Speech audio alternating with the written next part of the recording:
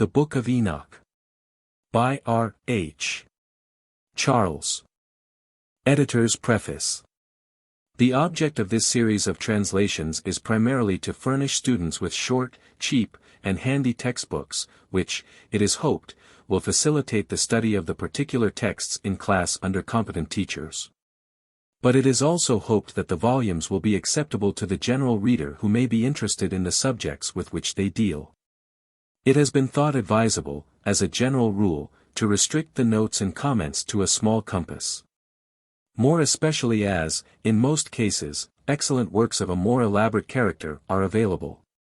Indeed, it is much to be desired that these translations may have the effect of inducing readers to study the larger works.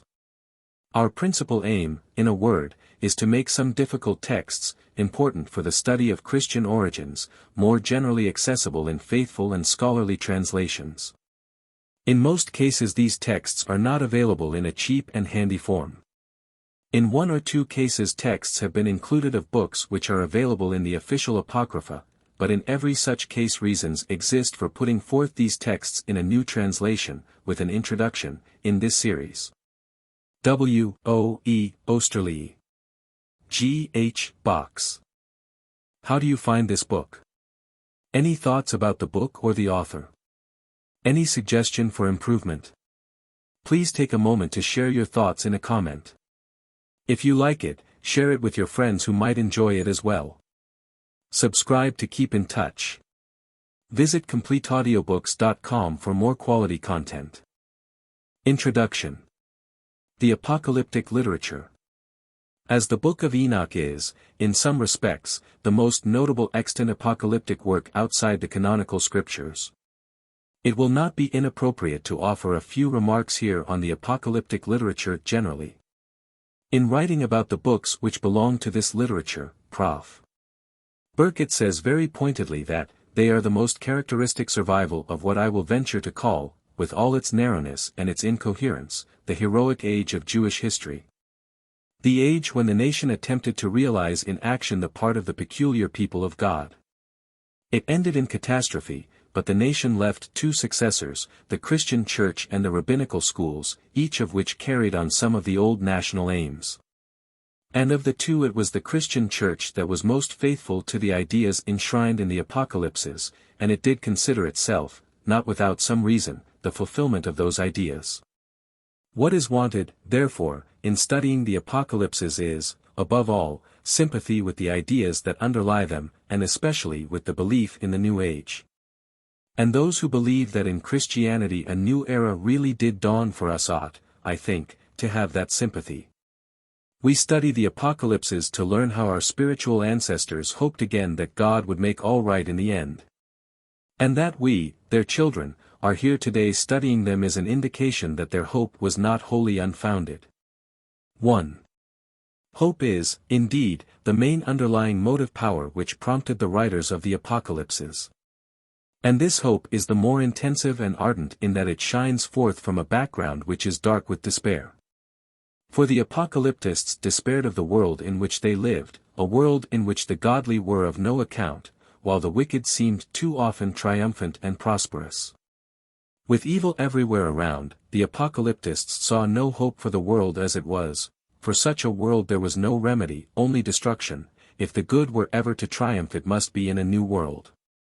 Despairing, therefore, of the world around them, the Apocalyptists centered their hope upon a world to come, where the righteous would come to their own and evil would find no place. It is this thought which underlies the opening words of the Book of Enoch, the words of the blessing of Enoch, wherewith he blessed the elect and righteous, who will be living in the day of tribulation, when all the wicked and godless are to be removed. Nowhere in this book is the essence of this hope more beautifully expressed than in a short metrical piece in the first chapter.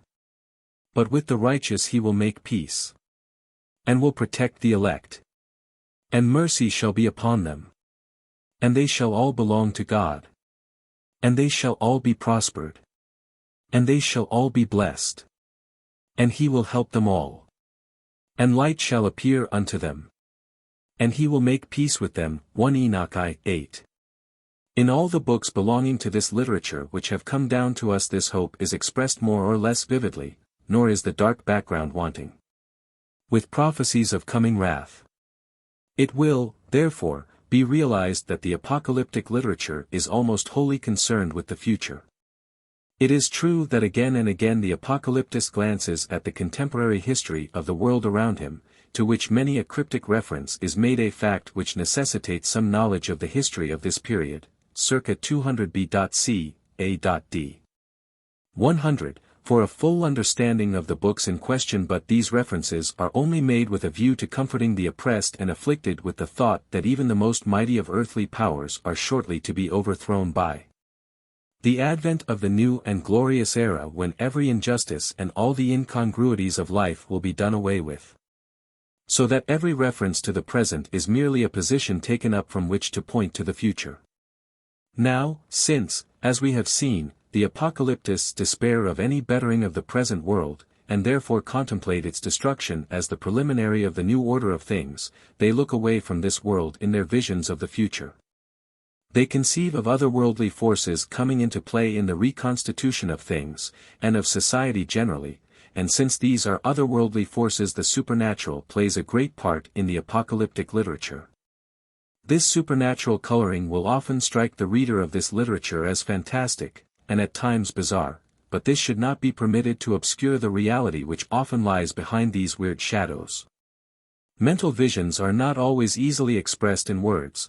The seer who in a vision has received a message in some fantastic guise necessarily has the impress upon his mind of what he has seen when giving his message. And when he describes his vision, the picture he presents is, in the nature of the case, more fantastic to the ear of the hearer than to the eye of him who saw it. Allowance should be made for this, especially by us Westerns who are so lacking in the rich imaginativeness of the Oriental. Our love of literalness hinders the play of the imagination because we are so apt to materialize a mental picture presented by another. The apocalypses were written by and for Orientals, and we cannot do justice to them unless we remember this, but it would be best if we could get into the Oriental mind and look at things from that point of view. Another thing which the reader of the apocalyptic literature must be prepared for is the frequent inconsistency of thought to be found there, together with variableness of teaching often involving contradiction. The reason of this is not to be sought simply in the fact that in the apocalypses the hand of more than one author is frequently to be discerned, a fact which would easily account for divergence of views in one and the same book. No. The chief reason is that, on the one hand, the minds of the apocalyptists were saturated with the traditional thoughts and ideas of the Old Testament, and, on the other, they were eagerly absorbing the newer conceptions which the spirit of the age had brought into being. This occasioned a continual conflict of thought in their minds. The endeavor to harmonize the old and the new would not always succeed, and in consequence there often resulted a compromise which was illogical and which presented contradictions. Inconsistency of teaching on certain points is, therefore, not surprising under the circumstances. Again, to realize the significance of much that is found in these apocalypses, one has to reckon with a rigid predestinarianism which was characteristic of the apocalyptists as a whole. They started with the absolute conviction that the whole course of the world, from beginning to end, both as regards its physical changes and also in all that concerns the history of nations, their growth and decline, and of every single individual, was in every respect predetermined by God Almighty before all time. This belief of the apocalyptists is well illustrated in one of the later apocalypses by these words. For he hath weighed the age in the balance, and by number hath he numbered the seasons. Neither will he move nor stir things, till the measure appointed be fulfilled. 2:4. Esdras 4. 36, 37. Thus, the times and periods of the course of the world's history have been predetermined by God. The numbers of the years have been exactly fixed. This was a fundamental postulate of the apocalyptists, who devoted much of their energy to calculations, based upon a close study of prophecy, as to the exact period when history should reach its consummation. The underlying idea is predestinarian. 2. But all these things, according to the apocalyptists, were divine secrets hidden from the beginning the world, but revealed to God-fearing men to whom was accorded the faculty of peering into the hidden things of God and of understanding them. Upon these men was laid the privilege and duty of revealing the divine secrets to others, hence their name of apocalyptists or revealers. It was because the apocalyptists believed so firmly in this power which they possessed of looking into the deep things of God that they claimed to be able to measure the significance of what had happened in the past and of what was happening in the present. And upon the basis of this knowledge they believed that they also had the power, given them by God, of foreseeing the march of future events. Above all, of knowing when the end of the world would come, a consummation towards which the whole history of the world had been tending from the beginning. In spite of all the mysticism, sometimes of a rather fantastic kind, and of the frequently supramundane vision with which the apocalyptic literature abounds, the apocalyptists fully realized the need of practical religion. They were upholders of the law, the loyal observance of which they regard as a necessity for all God-fearing men. In this the apocalyptists were at one, in principle, with Pharisaism. But their conception of what constituted loyal observance of the law differed from that of the Pharisees, for, unlike these, the apocalyptists laid all stress on the spirit of its observance rather than upon the letter.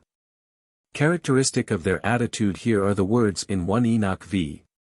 4. But ye have not been steadfast, nor done the commandments of the Lord. But ye have turned away, and have spoken proud and hard words. With your impure mouths against his greatness. O ye hard-hearted, ye shall find no peace. And again, in 99. 2. Woe to them that pervert the words of uprightness, and transgress the eternal law. We do not find in this literature that insistence on the literal carrying out of the minutest precepts of the law which was characteristic of Pharisaism. Veneration for the law is wholehearted, it is the real guide of life. Punishment awaits those who ignore its guidance, but the Pharisaic interpretation of the law and its requirements is alien to the spirit of the apocalyptists. As a whole, the apocalyptic literature presents an universalistic attitude very different from the nationalistic narrowness of the Pharisees. It is true, the apocalyptists are not always consistent in this, but normally they embrace the Gentiles equally with the men of their own nation in the divine scheme of salvation. And, in the same way, the wicked who are excluded are not restricted to the Gentiles, but the Jews equally with them shall suffer torment hereafter according to their deserts. 3. The apocalyptic literature, as distinct from the apocalyptic movement owing to which it took its rise, began to come into existence about the period 200 to 150 BC. At any rate, the earliest extant example of this literature, the earliest portions of the Book of Enoch, belongs to this period. Works of an apocalyptic character continued to be written for about 3 centuries. The second, fourth, Book of Esdras, one of the most remarkable apocalypses, belongs to the end of the first Christian century, approximately. There are apocalypses of later date, some of subordinate interest are of much later date. But the real period of the apocalyptic literature is from about 200 BC to about AD 100, its beginnings date, therefore, from a time prior to that great landmark in Jewish history, the Maccabean era. The Book of Enoch, its component parts and their dates. The Book of Enoch is now usually designated 1 Enoch, to distinguish it from the later apocalypse, the Secrets of Enoch, known as 2 Enoch.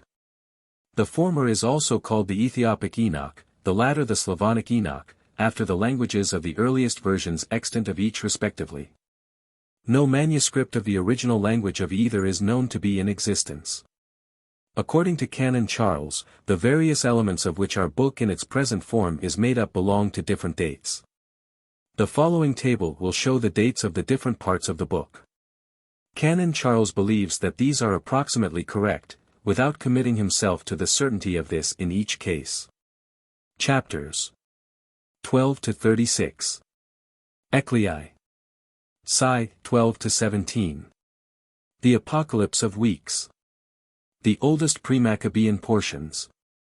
6 to 11. Liv, 7 LV, 2. LX. LXV-69, 25. CV, Kvi. Fragments of the Book of Noah.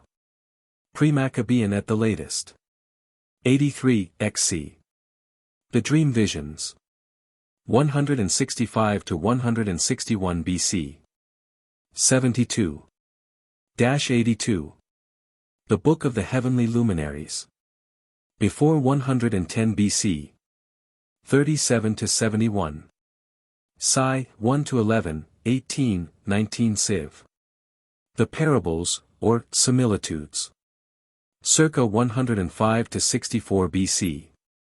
IV. The latest portion. But pre-Christian.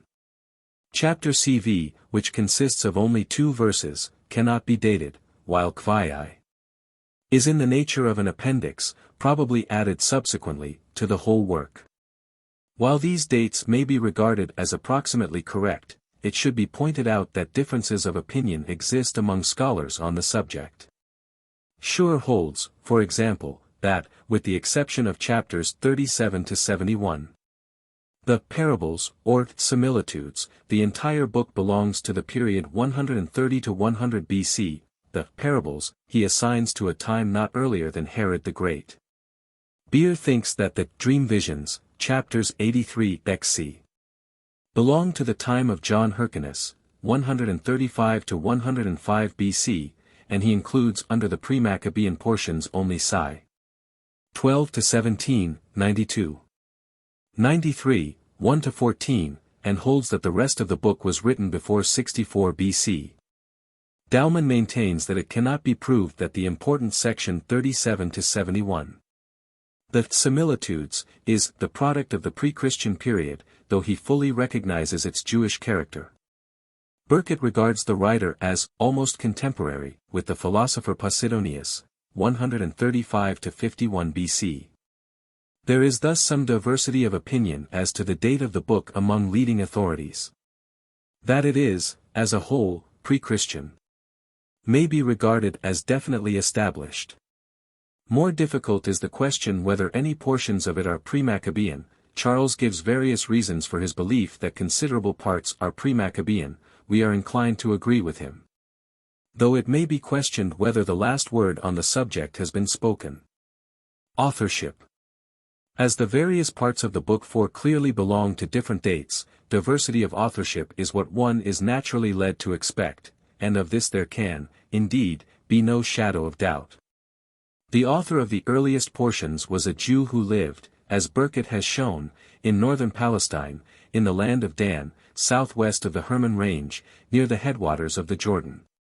This is important, as it tends to show that the book, or books, is really Palestinian, and one which, therefore, circulated among Jews in Palestine.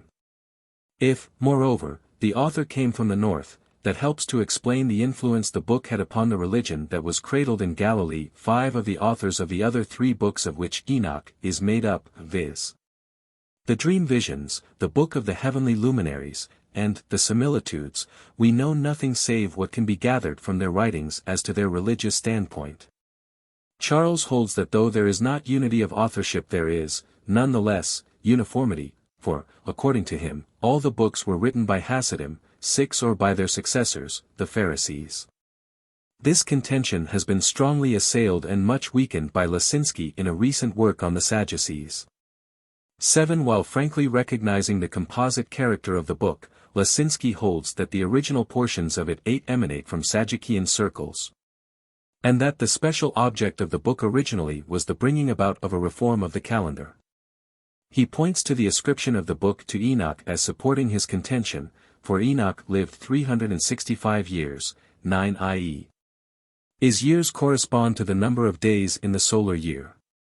The basis of reckoning time was one of the fundamental points of difference between the Pharisees and Sadducees, for whereas the former reckoned time by the lunar year, 360 days, the latter did so by the solar year. Here a significant remark of Burkitt's is worth recalling. In writing about the false titles given to all the apocalyptic books, he says, there is another aspect of pseudonymous authorship to which I venture to think sufficient attention has not been given.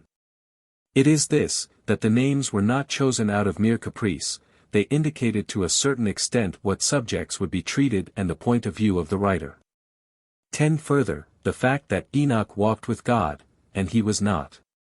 For God took him, 11 i.e. that he ascended into the heavens, is also significant, for he would thereby be just the one to know all about the heavenly luminaries. He was just the most appropriate author of a book which was to deal with astronomical questions. The Sadducean character of the original work, says Leszczynski, is seen most clearly in the discussion regarding the calendar, chapters 72 to 82. Are rightly called the Book of Astronomy, 12, the Book of the Courses of the Luminaries of the Heaven, the relations of each, according to their classes, their dominion and their seasons, according to their names and places of origin, and according to their months. With regard to all the years of the world and unto eternity, till the new creation is accomplished which endureth till all eternity, 72. 1. That sounds almost as though the author of the Book of Jubilees had written it. That it is not a merely scientific interest which impels the writer to give expression to his astronomical theories may be seen from the words at the conclusion of the section, "Blessed are all the righteous.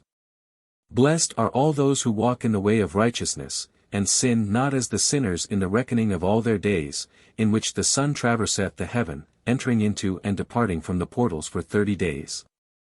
82, 4-7. Herein one can discern quite clearly the tendency of the writer.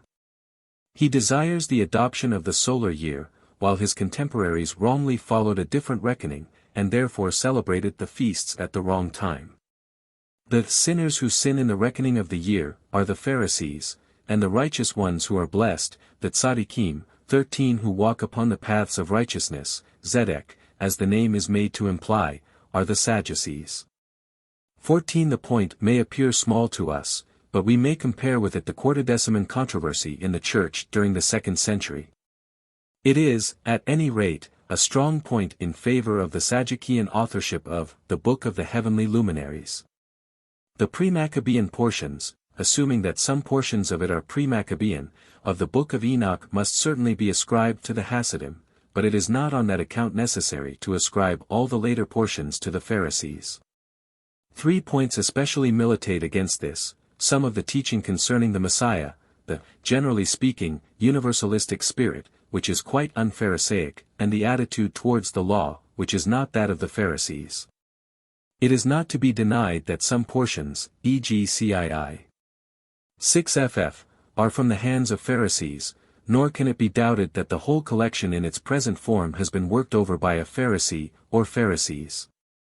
But that all the post-Maccabean portions in their original form emanated from Pharisaic circles does not appear to have been proved. It seems more likely that, with the exceptions already referred to, the various component parts of the book were written by apocalyptists who belonged neither to Pharisaic or yet to Sadducean circles. Language. The Book of Enoch exists only in the Ethiopic version. This was translated from the Greek version, of which only a few portions are extant. 15. The Latin version, which was also made from the Greek, is not extant, with the exception of I. 9, and CVI 1-18. The fragment containing these 2 passages was discovered by the Reverend Al R. James, of King's College, Cambridge, in the British Museum. The book was originally written either in Hebrew or Aramaic. Charles thinks that chapters 6-36, 83 XC were Aramaic, the rest Hebrew. It is, however, very difficult to say for certain which of these 2 languages was really the original, because, as Burkitt says, most of the most convincing proofs that the Greek text of Enoch is a translation from a Semitic language fit equally well with a Hebrew or an Aramaic original. His opinion is that Aramaic was the original language, but that a few passages do seem to suggest a Hebrew origin, yet not decisively. 16. General contents. The reader who comes to peruse the Book of Enoch for the first time will find much that appears to him strange and unattractive. He must not, however, be repelled by this. For in due time he will come to other arts of the book which he will soon see to be of real value from many points of view. But even regarding the less attractive parts, he will find that when these are carefully studied they contain more that is of interest than appears upon the surface. Unfortunately, the opening portion, 1-36, which is naturally read first, contains a good deal of the least important parts of the whole book. Some passages are even repellent.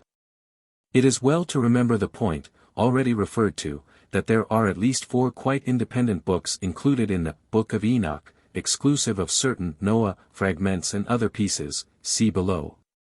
The student is, therefore, advised to treat these as separate works, and to read them as such.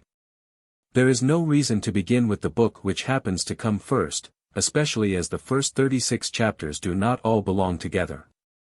17 But, in any case, it will be found most useful to have some general idea of the contents of each of the different books before beginning to read them. For this purpose a brief resume of each is given here.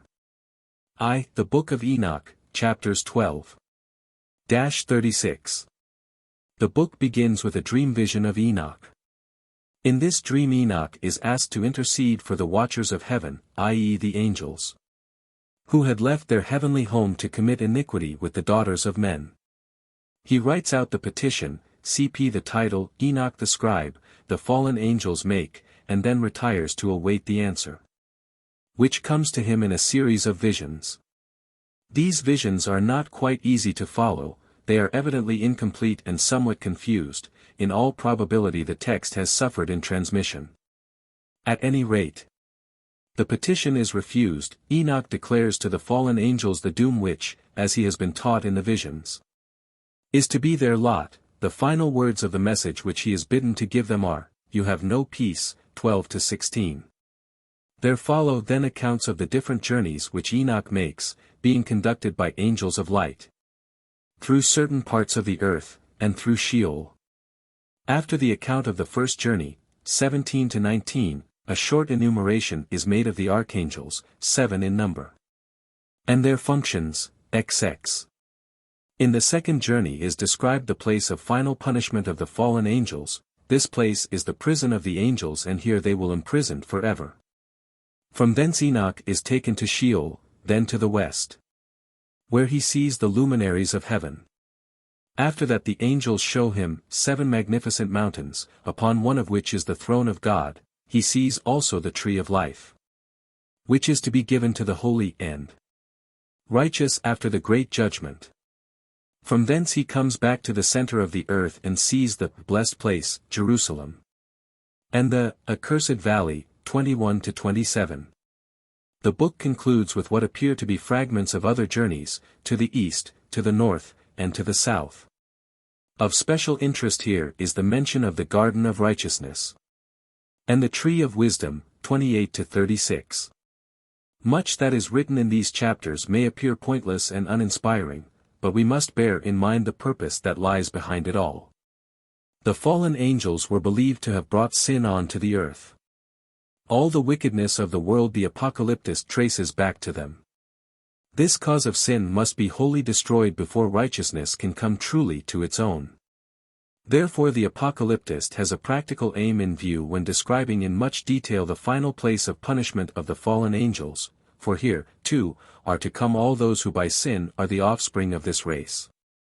No less does he delight in telling of the abode of joy prepared for the righteous. That all these descriptions were constructed out of the imagination of the apocalyptist, based largely, no doubt, upon popular tradition, did not detract from their practical value for the people of his day.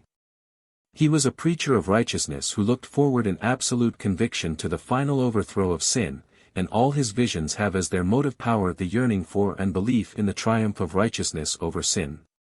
One of a like mind wrote later on, in a kind of preface to his book, these significant words, which sum up the essence of the teaching of this book. And destroy all the spirits of the reprobate, and the children of the watchers, because they have wronged mankind. Destroy all wrong from the face of the earth. And let every evil work come to an end, and let the plant of righteousness and truth appear, and it shall prove a blessing. The works of righteousness and truth shall be planted in truth and joy forevermore. 2. The Parables, chapters 37-71. There are 3 parables, or similitudes, and they all have as their underlying thought the destruction of evil and the triumph of righteousness, as in the preceding book. But here some new and important elements are introduced which give special value to this book. The first parable, 38-44, is a prophecy of coming judgment upon the wicked, and especially the kings and mighty ones on the earth. On the other hand, the apocalyptist sees in his vision the abode and resting places of the righteous who are continually praising the Lord of Spirits. This is the usual title given to God in this book.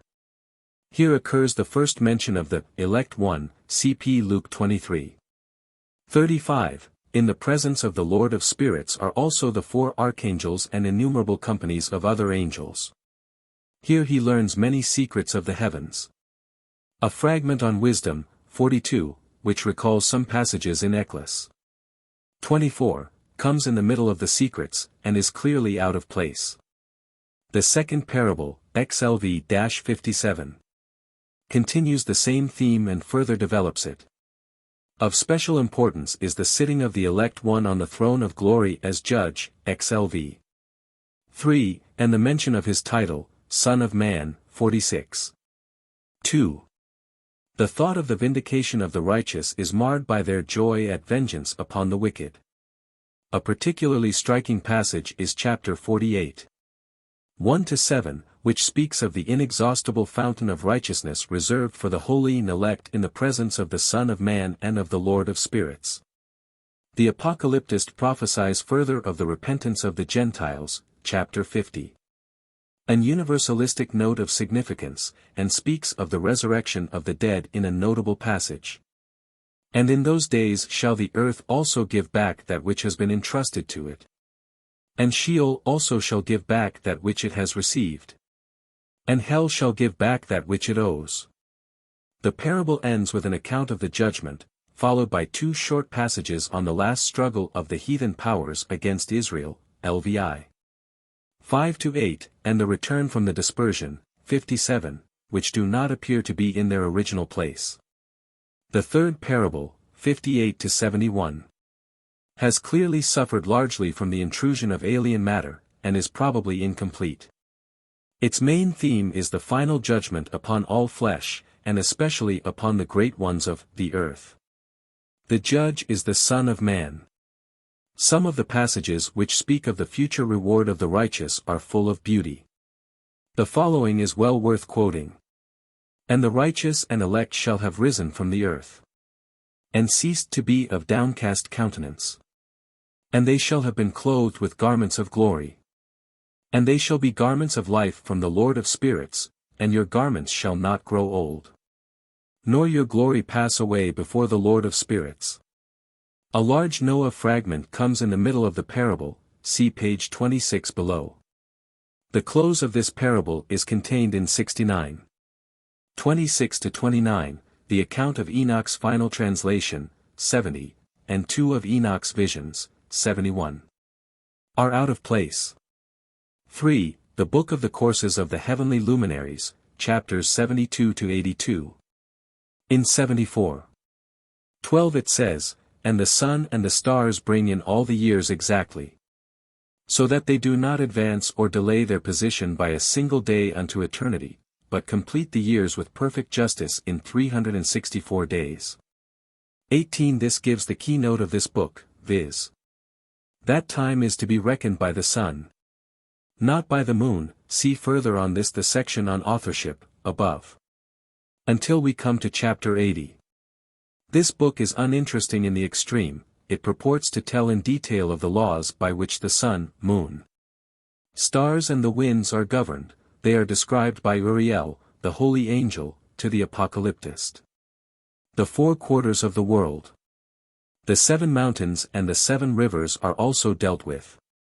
The author has no other interest save a scientific one colored by Jewish conceptions and beliefs. 19 It is, however, different when we come to chapter 80. 2-8, the whole tone alters in these verses, in which it is said that owing to the sin of men the moon and the sun will mislead them. An ethical thought is thus brought in which is wholly lacking in the previous chapters of this book. This is also true of chapter 81, it is probable that neither of these chapters stood here originally. Regarding the point of the 364 days to the year which the writer of this book makes, Charles says that he did this only through sheer incapacity for appreciating a thing better, for he must have been acquainted with the solar year of 365 1/4 days. His acquaintance with the Greek cycles shows this.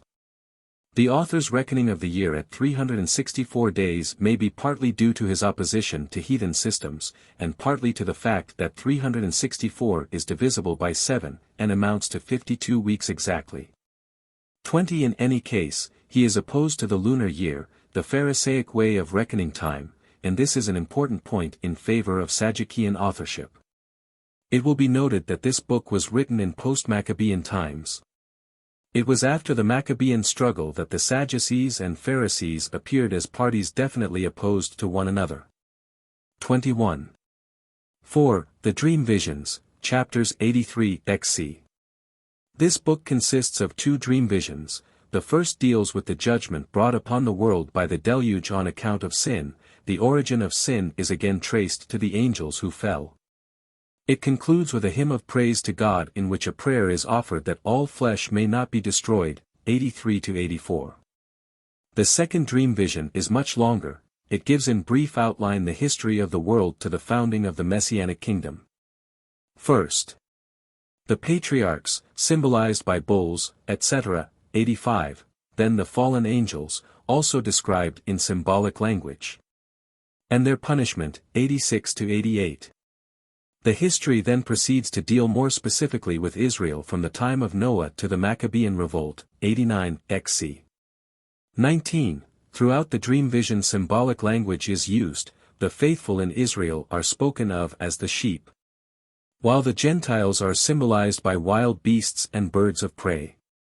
The dream vision concludes with some familiar eschatological notes: the judgment and condemnation of the wicked, the establishment of the New Jerusalem, the conversion of the Gentiles, who become subject to Israel, the gathering in of the dispersed Israelites, the resurrection of the righteous dead and the setting up of the Messianic kingdom on the appearance of the Messiah, XC. 20-38. V. The concluding section of the book, 92, CV, Sci. X. 10, 18, 19 also belong here, is a complete, though short, work, but there are some obvious interpolations, and it is quite possible that some parts of the text are dislocated. This makes the understanding of the book difficult. But if we follow Charles's guidance here, the difficulties will disappear. He says that this concluding piece has in some degree suffered at the hands of the final editor of the book, both in the way of direct interpolation and of severe dislocations of the text. The interpolations are, Sci. 11, 93. 11-14, 94. 7d, 96. 2. The dislocations of the text are a more important feature of the book. They are confined, with the exception of 93. 13-14, and of CVI. 17a, which should be read immediately after CVI. 14, to Sci-93. All critics are agreed as to the chief of these. Sci. 12-17 should undoubtedly be read directly after 93. Taken together 93. 1-10, Sci. 12-17 form an independent whole, the Apocalypse of Weeks, which has been incorporated in Sci. Civ. The remaining dislocations need only to be pointed out in order to be acknowledged. On other grounds we find that Sci. Civ is a book of different authorship from that of the rest of the sections. Now, this being so, this section obviously begins with 92, written by Enoch the scribe, etc. On 92. Follows Sci. 1-10, 18, 19 as a natural sequel, where Enoch summons his children to receive his parting words. Then comes the Apocalypse of Weeks, 93. 1-10, Sci. 12-17, the original order of the text, therefore, was 92. Sci. 1-10, 18, 19, 93. 1-10, Sci. 12-17, 94. These dislocations were the work of the editor, who put the different books of Enoch together, and added 80. And 81. 22. This book is concerned with the question of the final reward of the righteous and the final punishment of the wicked. But a new teaching of great importance is put forth here. Hitherto it had been taught that although much incongruity and apparent injustice were to be found on this earth owing to the suffering of the righteous and the prosperity of the wicked, nevertheless all things would be righted in the world to come, where the wicked would receive their deserts, and the righteous would come to their own. In this book it is taught that retribution will overtake the wicked, and the righteous will have peace and prosperity, even on this earth, with the setting up of the Messianic kingdom. And that at the last there will come, with the final judgment, the destruction of the former heaven and earth, and the creation of a new heaven. Then will follow the resurrection of the spirits of the righteous dead who will live forever in peace and joy, while the wicked will perish everlastingly. The important point, which is a development, is the idea of the punishment of the wicked taking place on this earth, the very scene of their unrighteous triumphs. 6. The Noah Fragments, 6-11, 57. 7 LV 2, 9. LXV-69, 25, CV, Kvi. These fragments are not of much importance. The main topics touched upon are the fall of the angels and sin among men in consequence, judgment on mankind, i.e. the deluge, and the preservation of Noah. The first 5 chapters are generally feel to be as late as any part of the whole collection. They deal with the punishment hereafter of the wicked and the blessedness of the righteous.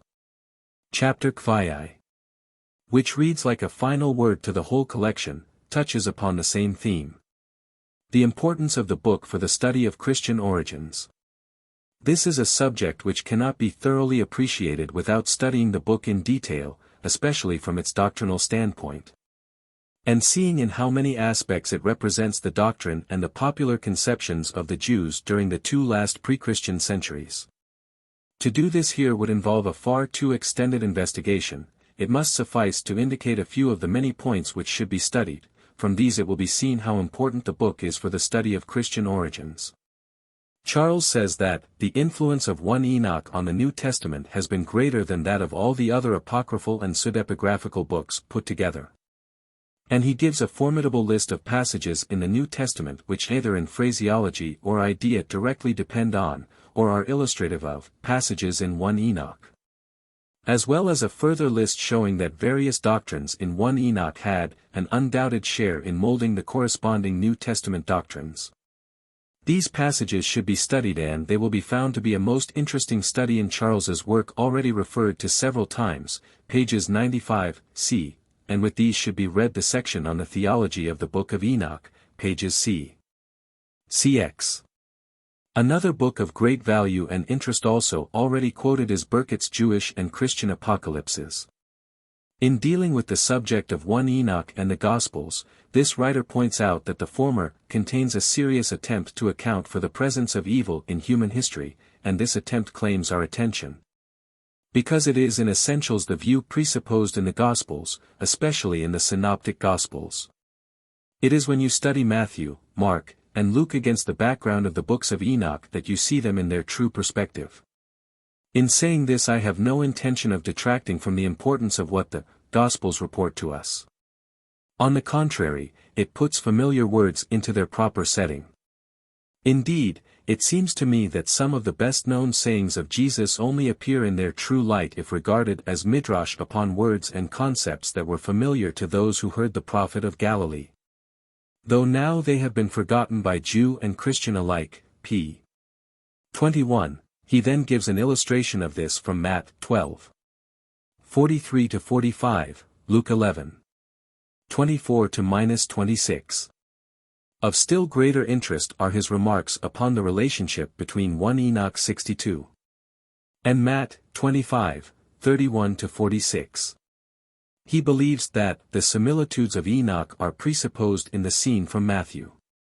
The whole of the discussion which follows should be read.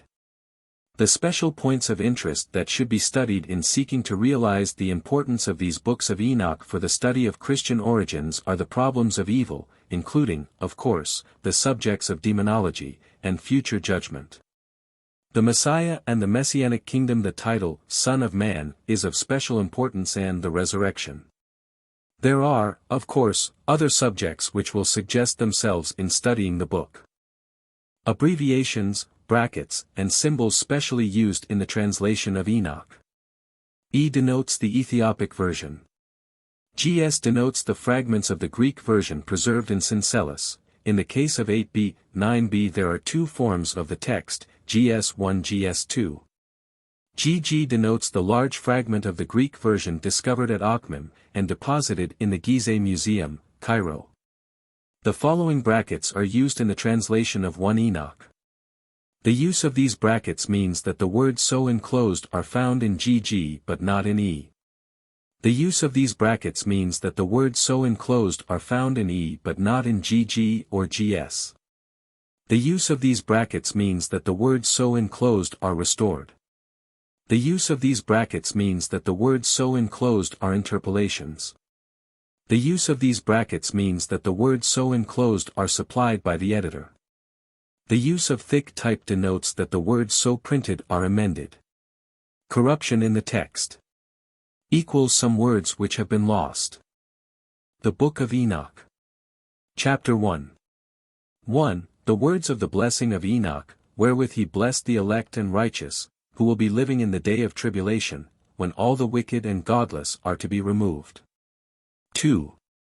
And he took up his parable and said, Enoch, a righteous man, whose eyes were opened by God, saw the vision of the Holy One in the heavens, which the angels showed me, and from them I heard everything, and from them I understood as I saw. But not for this generation, but for a remote one which is for to come. 3. Concerning the elect I said, and took up my parable concerning them, the Holy Great One will come forth from his dwelling. 4. And the eternal God will tread upon the earth, even, on Mount Sinai. And appear from his camp. And appear in the strength of his might from the heaven of heavens. 5. And all shall be smitten with fear. And the watchers shall quake. And great fear and trembling shall seize them unto the ends of the earth. 6. And the high mountains shall be shaken. And the high hills shall be made low. And shall melt like wax before the flame. 7. And the earth shall be wholly rent in sunder. And all that is upon the earth shall perish.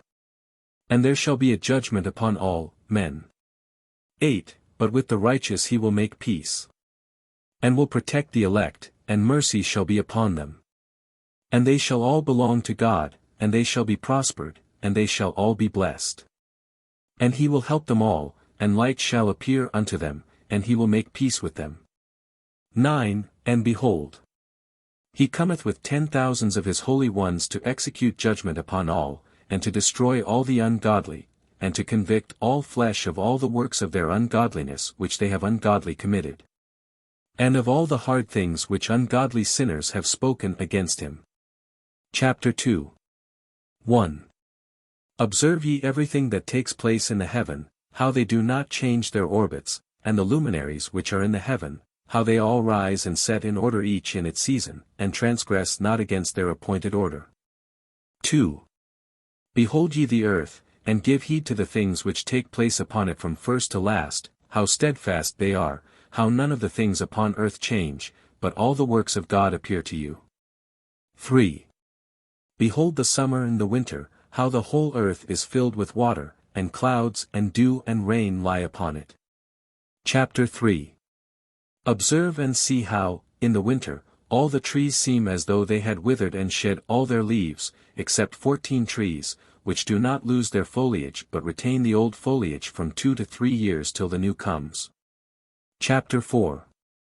And again, observe ye the days of summer, how the sun is above the earth over against it. And you seek shade and shelter by reason of the heat of the sun, and the earth also burns with growing heat, and so you cannot tread on the earth, or on a rock by reason of its heat. Chapter 5. 1. Observe ye how the trees cover themselves with green leaves and bear fruit, wherefore give ye heed and know with regard to all his works, and recognize how he that liveth for ever hath made them so. 2. And all his works go on thus from year to year for ever, and all the tasks which they accomplish for him, and their tasks change not, but according as God hath ordained so is it done. 3. And behold how the sea and the rivers in like manner accomplish and change not their tasks from his commandments.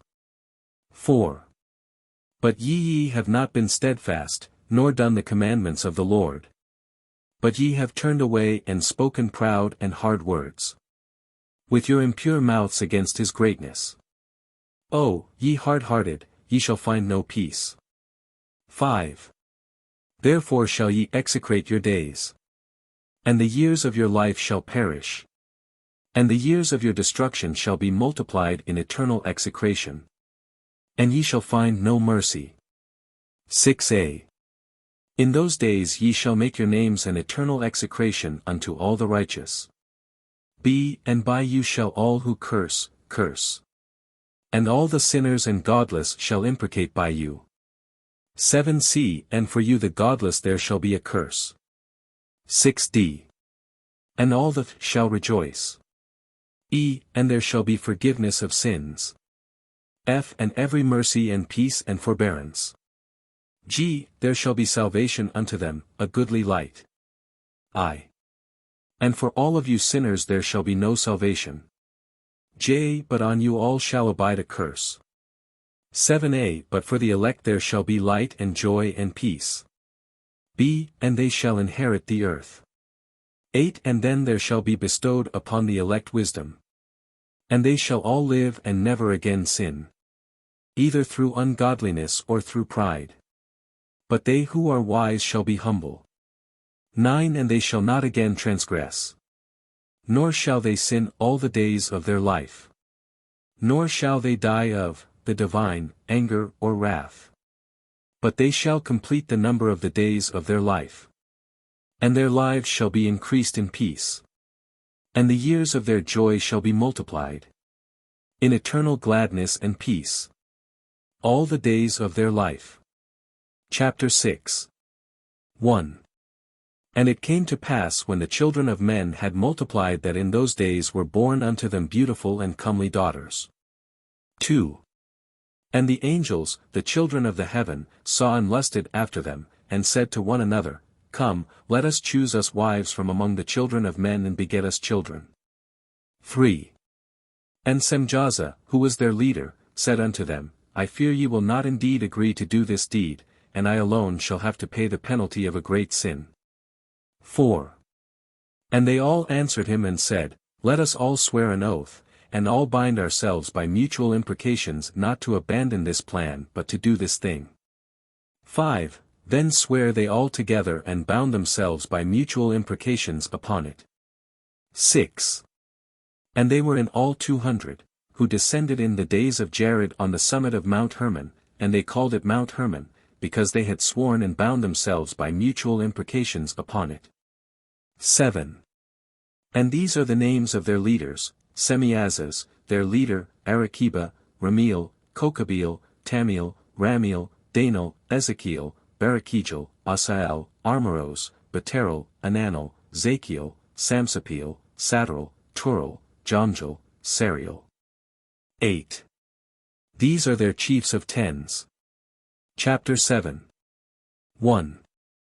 And all the others together with them took unto themselves wives, and each chose for himself one, and they began to go in unto them and to defile themselves with them, and they taught them charms and enchantments, and the cutting of roots, and made them acquainted with plants. 2. And they became pregnant, and they bare great giants, whose height was 3,000 ells. 3. Who consumed all the acquisitions of men. And when men could no longer sustain them, 4. The giants turned against them and devoured mankind. 5. And they began to sin against birds, and beasts, and reptiles, and fish, and to devour one another's flesh, and drink the blood. 6. Then the earth laid accusation against the lawless ones. Chapter 8. 1. And Azazel taught men to make swords, and knives, and shields, and breastplates, and made known to them the metals of the earth and the art of working them, and bracelets, and ornaments, and the use of antimony, and the beautifying of the eyelids. And all kinds of costly stones, and all coloring tinctures. 2. And there arose much godlessness, and they committed fornication, and they were led astray, and became corrupt in all their ways.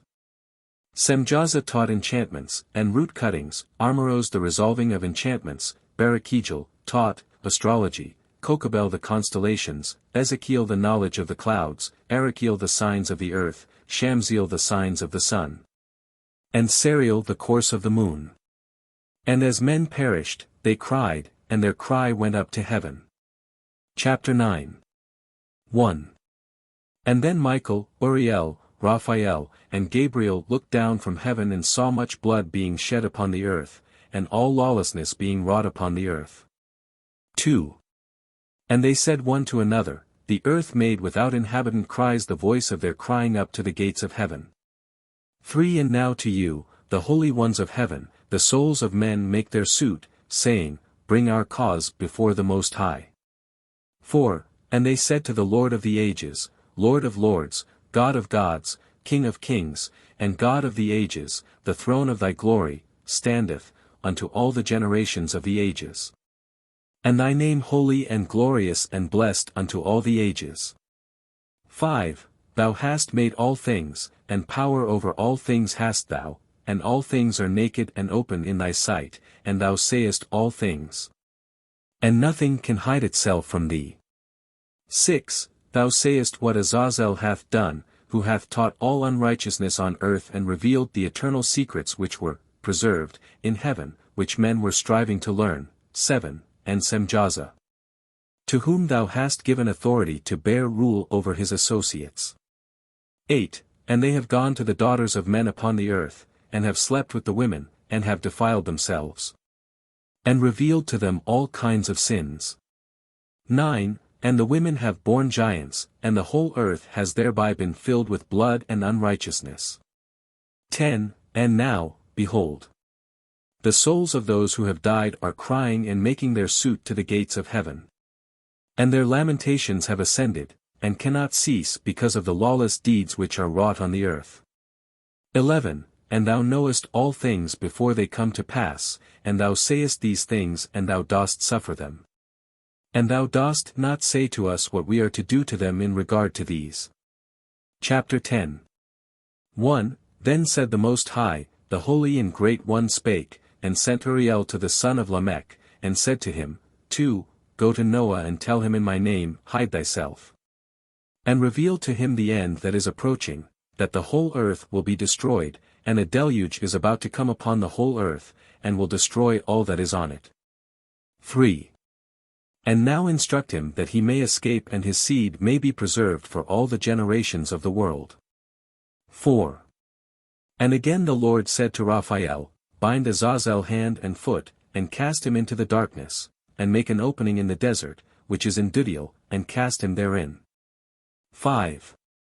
And place upon him rough and jagged rocks, and cover him with darkness, and let him abide there for ever, and cover his face that he may not see light. 6. And on the day of the great judgment he shall be cast into the fire. And heal the earth which the angels have corrupted, and proclaim the healing of the earth, that they may heal the plague. And that all the children of men may not perish through all the secret things that the watchers have disclosed and have taught their sons. 8. And the whole earth has been corrupted through the works that were taught by Azazel, to him ascribe all sin. 9. And to Gabriel said the Lord, proceed against the bastards and the reprobates, and against the children of fornication, and destroy the children of fornication and the children of the watchers from amongst men, and cause them to go forth, send them one against the other that they may destroy each other in battle, for length of days shall they not have. 10. And no request that they, i.e. their fathers, make of thee shall be granted unto their fathers on their behalf, for they hope to live an eternal life, and that each one of them will live 500 years. 11. And the Lord said unto Michael, Go, bind Semjaza and his associates who have united themselves with women so as to have defiled themselves with them in all their uncleanness. 12. And when their sons have slain one another, and they have seen the destruction of their beloved ones, bind them fast for 70 generations in the valleys of the earth, till the day of their judgment and of their consummation. Till the judgment that is for ever and ever is consummated. 13. In those days they shall be led off to the abyss of fire, and to the torment and the prison in which they shall be confined forever. And whosoever shall be condemned and destroyed will from thenceforth be bound together with them to the end of all generations. 15. And destroy all the spirits of the reprobate and the children of the watchers, because they have wronged mankind. Destroy all wrong from the face of the earth, and let every evil work come to an end, and let the plant of righteousness and truth appear, and it shall prove a blessing. The works of righteousness and truth shall be planted in truth and joy for evermore. 17. And then shall all the righteous escape, and shall live till they beget thousands of children. And all the days of their youth and their old age shall they complete in peace. 18. And then shall the whole earth be tilled in righteousness, and shall all be planted with trees and be full of blessing. 19. And all desirable trees shall be planted on it, and they shall plant vines on it, and the vine which they plant thereon shall yield wine in abundance, and as for all the seed which is sown thereon, each measure of it shall bear 1,000. And each measure of olives shall yield 10 presses of oil. 20. And cleanse thou the earth from all oppression, and from all unrighteousness, and from all sin, and from all godlessness, and all the uncleanness that is wrought upon the earth destroy from off the earth. 21. And all the children of men shall become righteous, and all nations shall offer adoration and shall praise me, and all shall worship me. And the earth shall be cleansed from all defilement, and from all sin, and from all punishment, and from all torment, and I will never again send them upon it from generation to generation and forever. Chapter 11. 1. And in those days I will open the store chambers of blessing which are in the heaven, so as to send them down upon the earth over the work and labor of the children of men. 2. And truth and peace shall be associated together throughout all the days of the world and throughout all the generations of men. Chapter 12. 1. Before these things Enoch was hidden, and no one of the children of men knew where he was hidden, and where he abode, and what had become of him. 2. And his activities had to do with the watchers, and his days were with the holy ones. 3. And I, Enoch, was blessing the Lord of majesty and the King of the ages, and lo! The watchers called me Enoch the scribe and said to me, 4. Enoch, thou scribe of righteousness, go, declare to the watchers of the heaven who have left the high heaven, the holy eternal place, and have defiled themselves with women, and have done as the children of earth do. And have taken unto themselves wives, ye have wrought great destruction on the earth. 5. And ye shall have no peace nor forgiveness of sin, and inasmuch as they delight themselves in their children. 6. The murder of their beloved ones shall they see, and over the destruction of their children shall they lament, and shall make supplication unto eternity, but mercy and peace shall ye not attain. Chapter 13. 1. And Enoch went and said, Azazel, thou shalt have no peace, a severe sentence has gone forth against thee to put thee in bonds. 2. And thou shalt not have toleration nor request granted to thee, because of the unrighteousness which thou hast taught, and because of all the works of godlessness and unrighteousness and sin which thou hast shown to men. 3. Then I went and spoke to them all together, and they were all afraid, and fear and trembling seized them. 4. And they besought me to draw up a petition for them that they might find forgiveness, and to read their petition in the presence of the Lord of heaven. 5. For from thenceforward they could not speak with him, nor lift up their eyes to heaven for shame of their sins for which they had been condemned. 6. Then I wrote out their petition, and the prayer in regard to their spirits and their deeds individually, and in regard to their requests that they should have forgiveness and length of days. 7. And I went off and sat down at the waters of Dan, in the land of Dan, to the south of the west of Hermon. I read their petition till I fell asleep. 8. And behold, a dream came to me, and visions fell down upon me, and I saw visions of chastisement, and a voice came bidding me, I to tell it to the sons of heaven, and reprimand them. 9. And when I awaked, I came unto them, and they were all sitting gathered together, weeping in Abel's jail, which is between Lebanon and Sinezer, with their faces covered. 10. And I recounted before them all the visions which I had seen in sleep, and I began to speak the words of righteousness, and to reprimand the heavenly watchers. Chapter 14. 1. The book of the words of righteousness, and of the reprimand of the eternal watchers in accordance with the command of the Holy Great One in that vision. 2. I saw in my sleep what I will now say with a tongue of flesh and with the breath of my mouth, which the Great One has given to men to converse therewith and understand with the heart. 3. As he has created and given to man the power of understanding the word of wisdom, so hath he created me also and given me the power of reprimanding the watchers, the children of heaven. 4. I wrote out your petition, and in my vision it appeared thus, that your petition will not be granted unto you throughout all the days of eternity. And that judgment has been finally passed upon you, yea, your petition will not be granted unto you. 5. And from henceforth you shall not ascend into heaven unto all eternity, and in bonds of the earth the decree has gone forth to bind you for all the days of the world. 6.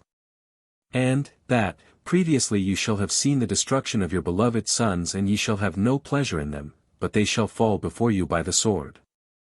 7.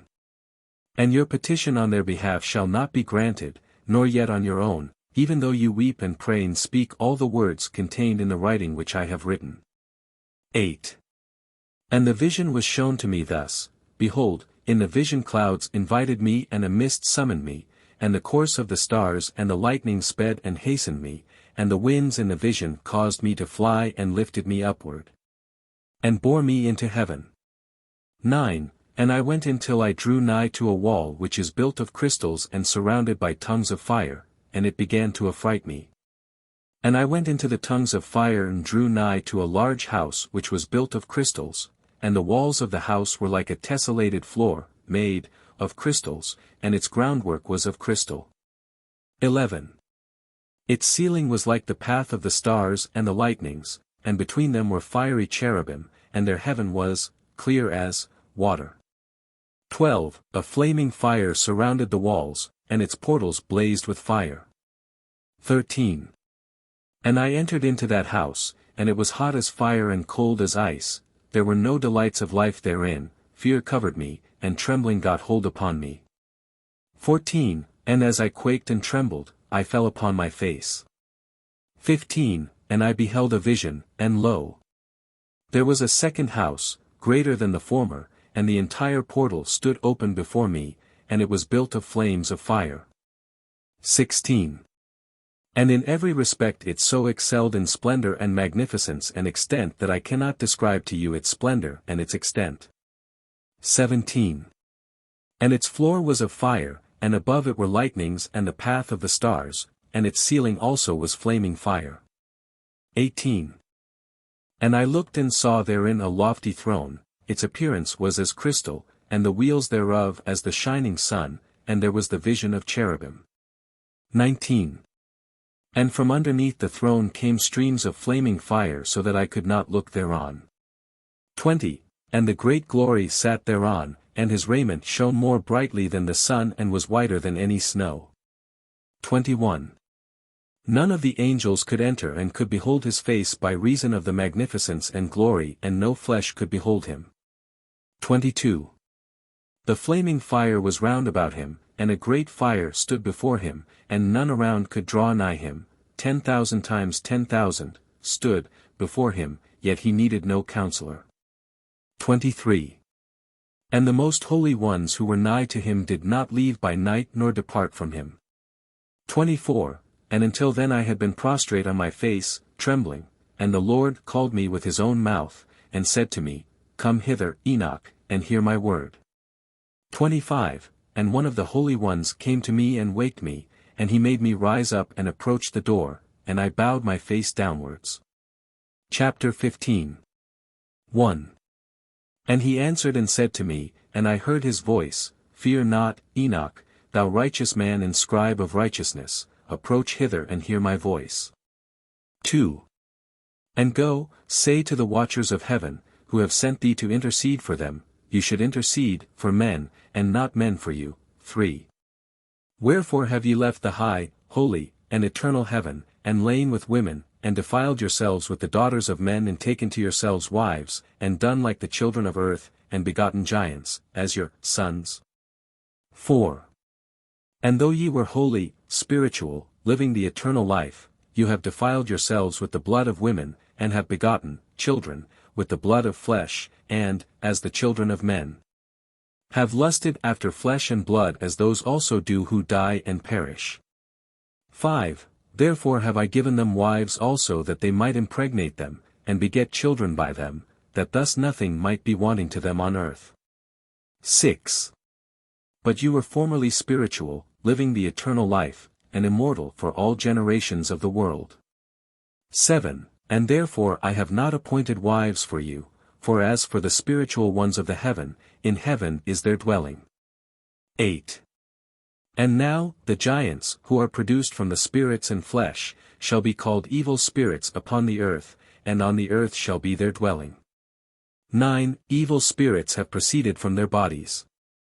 Because they are born from men, and from the holy watchers is their beginning and primal origin, they shall be evil spirits on earth, and evil spirits shall they be called. 10. As for the spirits of heaven, in heaven shall be their dwelling, but as for the spirits of the earth which were born upon the earth shall be their dwelling. 11. And the spirits of the giants afflict, oppress, destroy, attack, do battle, and work destruction on the earth, and cause trouble, they take no food, but nevertheless hunger and thirst, and cause offenses. And these spirits shall rise up against the children of men and against the women, because they have proceeded from them. Chapter 16. 1. From the days of the slaughter and destruction and death of the giants, from the souls of whose flesh the spirits, having gone forth, shall destroy without incurring judgment, thus shall they destroy until the day of the consummation. The great judgment in which the age shall be consummated, over the watchers and the godless, shall be wholly consummated. 2. And now as to the watchers who have sent thee to intercede for them, who had been aforetime in heaven, say to them, you have been in heaven, but all the mysteries had not yet been revealed to you, and you knew worthless ones. And these in the hardness of your hearts you have made known to the women, and through these mysteries women and men work much evil on earth. For, say to them therefore, you have no peace. Enoch's journeys through the earth and Sheol. Chapter 17. 1. And they took and brought me to a place in which those who were there were like flaming fire, and, when they wished, they appeared as men. 2. And they brought me to the place of darkness, and to a mountain the point of whose summit reached to heaven. 3. And I saw the places of the luminaries and the treasuries of the stars and of the thunder, and in the uttermost depths, where were a fiery bow and arrows and their quiver, and a fiery sword and all the lightnings. 4. And they took me to the living waters, and to the fire of the west, which receives every setting of the sun. 5. And I came to a river of fire in which the fire flows like water and discharges itself into the great sea towards the west. 6. I saw the great rivers and came to the great river and to the great darkness, and went to the place where no flesh walks. 7. I saw the mountains of the darkness of winter and the place whence all the waters of the deep flow. 8. I saw the mouths of all the rivers of the earth and the mouth of the deep. Chapter 18. 1. I saw the treasuries of all the winds, I saw how he had furnished with them the whole creation and the firm foundations of the earth. 2. And I saw the cornerstone of the earth, I saw the four winds which bear, the earth and, the firmament of the heaven. 3. And I saw how the winds stretch out the vaults of heaven, and have their station between heaven and earth, these are the pillars of the heaven. 4. I saw the winds of heaven which turn and bring the circumference of the sun and all the stars to their setting.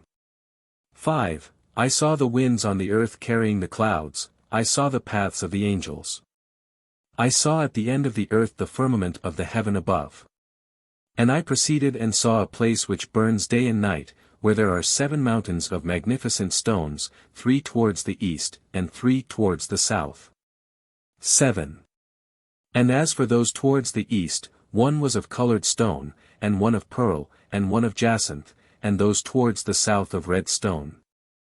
8. But the middle one reached to heaven like the throne of God, of alabaster, and the summit of the throne was of sapphire. 9. And I saw a flaming fire. And beyond these mountains 10.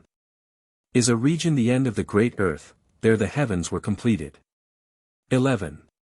And I saw a deep abyss, with columns of heavenly fire, and among them I saw columns of fire fall, which were beyond measure alike towards the height and towards the depth. 12. And beyond that abyss I saw a place which had no firmament of the heaven above, and no firmly founded earth beneath it, there was no water upon it, and no birds, but it was a waste and horrible place. 13. I saw there 7 stars like great burning mountains, and to me, when I inquired regarding them, 14. The angel said, This place is the end of heaven and earth, this has become a prison for the stars and the host of heaven. 15. And the stars which roll over the fire are they which have transgressed the commandment of the Lord in the beginning of their rising, because they did not come forth at their appointed times. 16. And he was wroth with them, and bound them till the time when their guilt should be consummated, even, for 10,000 years. Chapter 19. 1. And Uriel said to me, Here shall stand the angels who have connected themselves with women, and their spirits assuming many different forms are defiling mankind and shall lead them astray into sacrificing to demons as gods. Here shall they stand, till the day of the great judgment in which they shall be judged till they are made an end of. 2. And the women also of the angels who went astray shall become sirens. 3. And I, Enoch, alone saw the vision, the ends of all things, and no man shall see as I have seen. Chapter 20. 1. And these are the names of the holy angels who watch. 2. Uriel, one of the holy angels, who is over the world and over Tartarus. 3. Raphael, one of the holy angels, who is over the spirits of men. 4. Raguel, one of the holy angels who takes vengeance on the world of the luminaries. 5. Michael, one of the holy angels, to wit, he that is set over the best part of mankind and over chaos. 6. Sarakiel, one of the holy angels, who is set over the spirits, who sin in the spirit. 7. Gabriel, one of the holy angels, who is over paradise and the serpents and the cherubim. 8. Ramiel, one of the holy angels, whom God set over those who rise. Chapter 21. 1. And I proceeded to where things were chaotic. 2. And I saw there something horrible, I saw neither a heaven above nor a firmly founded earth, but a place chaotic and horrible. 3. And there I saw 7 stars of the heaven bound together in it, like great mountains and burning with fire. 4. Then I said, For what sin are they bound, and on what account have they been cast in hither? 5. Then said Uriel, one of the holy angels, who was with me, and was chief over them, and said, Enoch, why dost thou ask, and why art thou eager for the truth? 6. These are of the number of the stars of heaven, which have transgressed the commandment of the Lord, and are bound here till 10,000 years, the time entailed by their sins, are consummated. 7. And from thence I went to another place, which was still more horrible than the former, and I saw a horrible thing, a great fire there which burnt and blazed, and the place was cleft as far as the abyss. Being full of great descending columns of fire, neither its extent or magnitude could I see, nor could I conjecture. 8. Then I said, How fearful is the place and how terrible to look upon. 9. Then Uriel answered me, one of the holy angels who was with me, and said unto me, Enoch, why hast thou such fear and affright? And I answered, Because of this fearful place, and because of the spectacle of the pain. 10. And he said unto me, This place is the prison of the angels, and here they will be imprisoned forever. Chapter 22. 1. And thence I went to another place, and he showed me in the west another great and high mountain, and, of hard rock. 2. And there was in it 4 hollow places, deep and wide and very smooth. How smooth are the hollow places and deep and dark to look at. 2. And there were 4 hollow places in it, deep and very smooth, 3 of them were dark and 1 bright, and there was a fountain of water in its midst. And I said, How smooth are these hollow places, and deep and dark to view. 3. Then Raphael answered, one of the holy angels who was with me, and said unto me, These hollow places have been created for this very purpose, that the spirits of the souls of the dead should assemble therein. Yea, that all the souls of the children of men should assemble here. And these places have been made to receive them till the day of their judgment and till their appointed period, till the period appointed, till the great judgment, comes, upon them. E5. I saw the spirits of the children of men who were dead, and their voice went forth to heaven and made suit. 6. Then I asked Raphael the angel who was with me, and I said unto him, This spirit whose is it whose voice goeth forth and mocketh suit? GG 5. I saw, the spirit of, a dead man making suit, and his voice went forth to heaven and made suit. 6. And I asked Raphael the angel who was with me, and I said unto him, This spirit which mocketh suit, whose is it, whose voice goeth forth and mocketh suit to heaven? 7. And he answered me saying, This is the spirit which went forth from Abel, whom his brother Cain slew, and he makes his suit against him till his seed is destroyed from the face of the earth. And his seed is annihilated from amongst the seed of men. E8. Then I asked regarding it, and regarding all the hollow places, why is one separated from the other? 9. And he answered me and said unto me, These 3 have been made that the spirits of the dead might be separated. And such a division has been made for the spirits of the righteous, in which there is the bright spring of water. 10. And such has. GG 8. Then I asked regarding all the hollow places, why is one separated from the other? 9. And he answered me saying, These 3 have been made that the spirits of the dead might be separated. And this division has been made for the spirits of the righteous, in which there is the bright spring of water. 10. And this has been made for sinners. Been made for sinners when they die and are buried in the earth, and judgment has not been executed on them in their lifetime. 11. Here their spirits shall be set apart in this great pain till the great day of judgment and punishment and torment of those who curse forever, and retribution for their spirits. There he shall bind them forever. 12. And such a division has been made for the spirits of those who make their suit, who make disclosures concerning their destruction, when they were slain in the days of the sinners. 13. Such has been made for the spirits of men who were not righteous but sinners, who were complete in transgression, and of the transgressors. They shall be companions, but their spirits shall not be slain in the day of judgment, nor shall they be raised from thence. 14. Then I blessed the Lord of glory and said, Blessed be my Lord, the Lord of righteousness, who ruleth forever. GG when they die and are buried in the earth, and judgment has not been executed upon them in their lifetime. 11. Here their spirits shall be set apart in this great pain, till the great day of judgment, scourgings, and torments of the accursed forever, so that, there may be, retribution for their spirits. There he shall bind them forever. 12. And this division has been made for the spirits of those who make their suit, who make disclosures concerning their destruction, when they were slain in the days of the sinners. 13. And this has been made for the spirits of men who shall not be righteous but sinners, who are godless, and of the lawless they shall be companions, but their spirits shall not be punished in the day of judgment, nor shall they be raised from thence. 14. Then I blessed the Lord of glory and said, Blessed art thou, Lord of righteousness, who rulest over the world. Chapter 23. 1. From thence I went to another place to the west of the ends of the earth. 2. And I saw a burning fire which ran without resting, and paused not from its course day or night, but ran regularly. 3. And I asked, saying, What is this which rests not? 4. Then Raguel, one of the holy angels who was with me, answered me and said unto me, This course of fire which thou hast seen is the fire in the west which persecutes all the luminaries of heaven. Chapter 24. 1.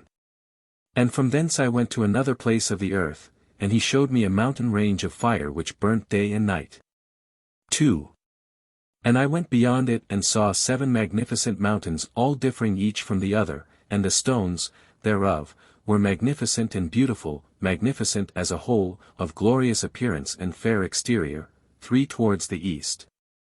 1 founded on the other, and 3 towards the south, one upon the other, and deep rough ravines, no one of which joined with any other.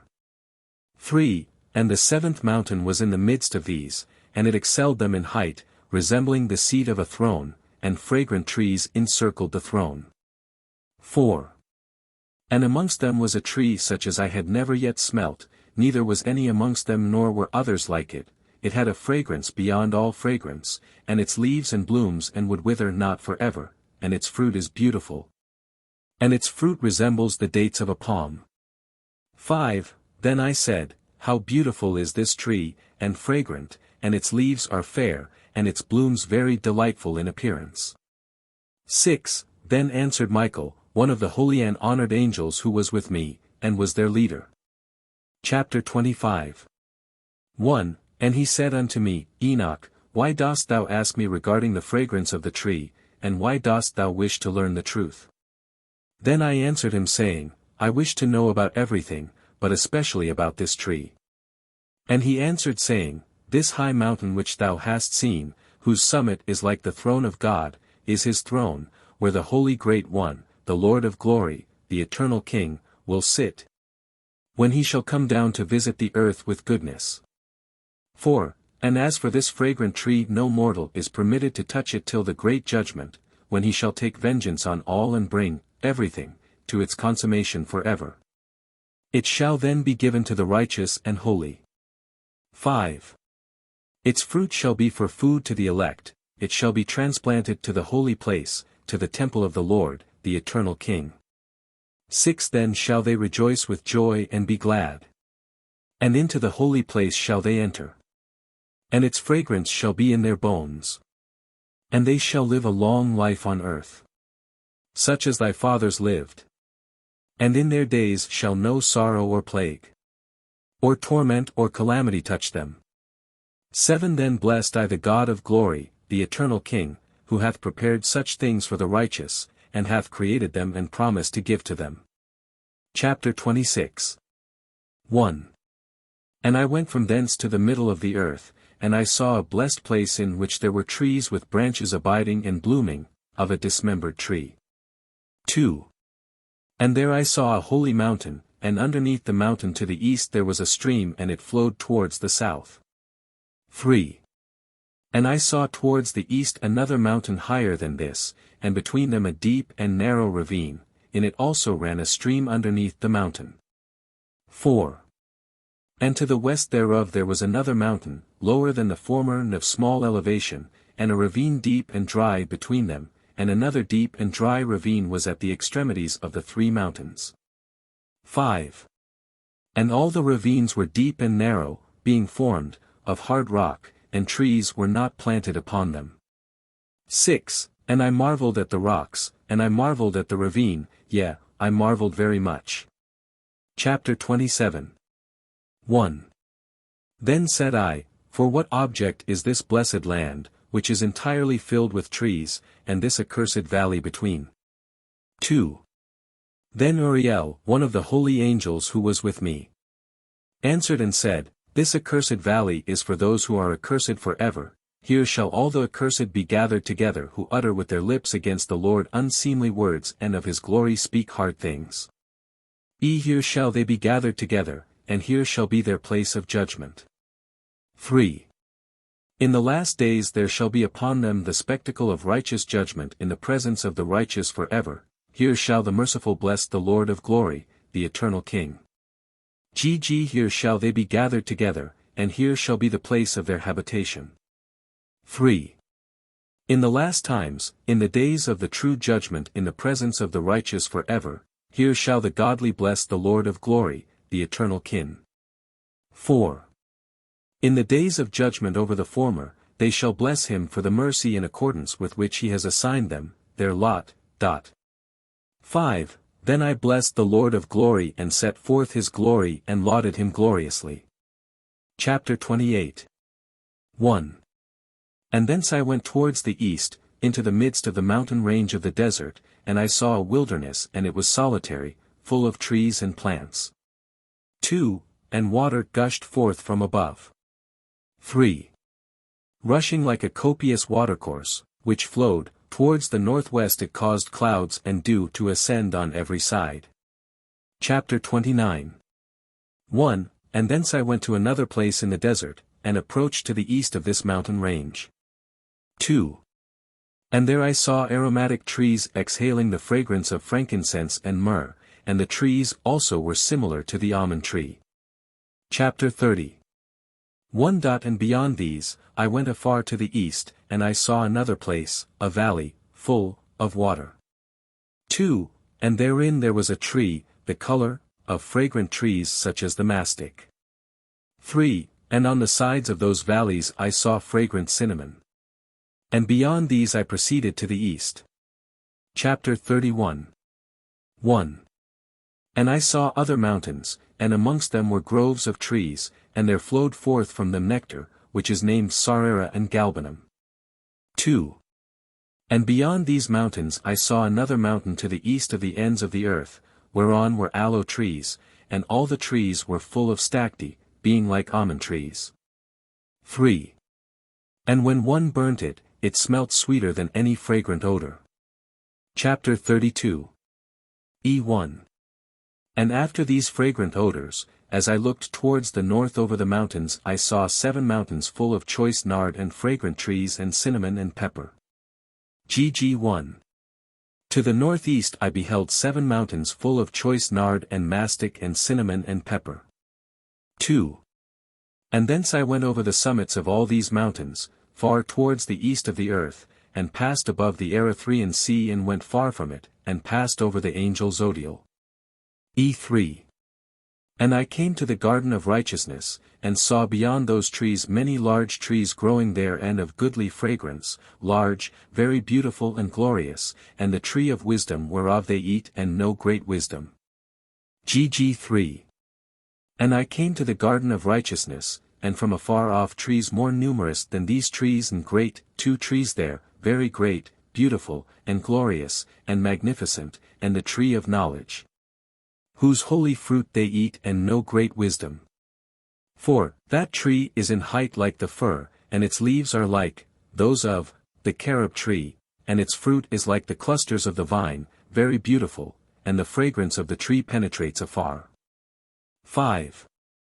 Then I said, how beautiful is the tree, and how attractive is its look. 6. Then Raphael the holy angel, who was with me, answered me and said, this is the tree of wisdom, of which thy father old, in years, and thy aged mother, who were before thee, have eaten, and they learnt wisdom and their eyes were opened. And they knew that they were naked and they were driven out of the garden. Chapter 33. 1. And from thence I went to the ends of the earth and saw there great beasts, and each differed from the other, and, I saw, birds also differing in appearance and beauty and voice, the one differing from the other. 2.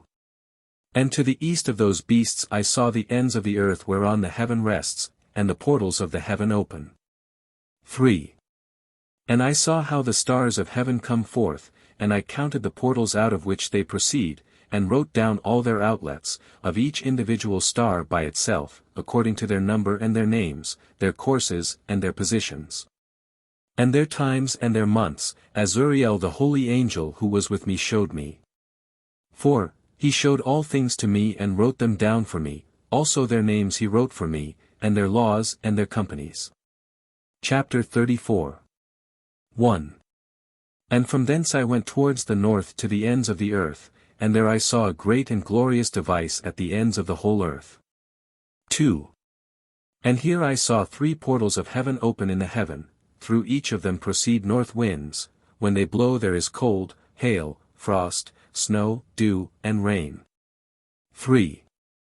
And out of one portal they blow for good, but when they blow through the other 2 portals, it is with violence and affliction on the earth, and they blow with violence. Chapter 35. 1. And from thence I went towards the west to the ends of the earth, and saw there 3 portals of the heaven open such as I had seen in the east, the same number of portals, and the same number of outlets. Chapter 36. 1. And from thence I went to the south to the ends of the earth, and saw there 3 open portals of the heaven, and thence there come dew, rain, and wind. 2. And from thence I went to the east to the ends of the heaven, and saw here the 3 eastern portals of heaven open and small portals above them. 3. Through each of these small portals pass the stars of heaven and run their course to the west on the path which is shown to them. 4. And as often as I saw I blessed always the Lord of glory, and I continue to bless the Lord of glory who has wrought great and glorious wonders, to show the greatness of his work to the angels and to spirits and to men. That they might praise his work and all his creation, that they might see the work of his might and praise the great work of his hands and bless him forever. The Parables. Chapter 37.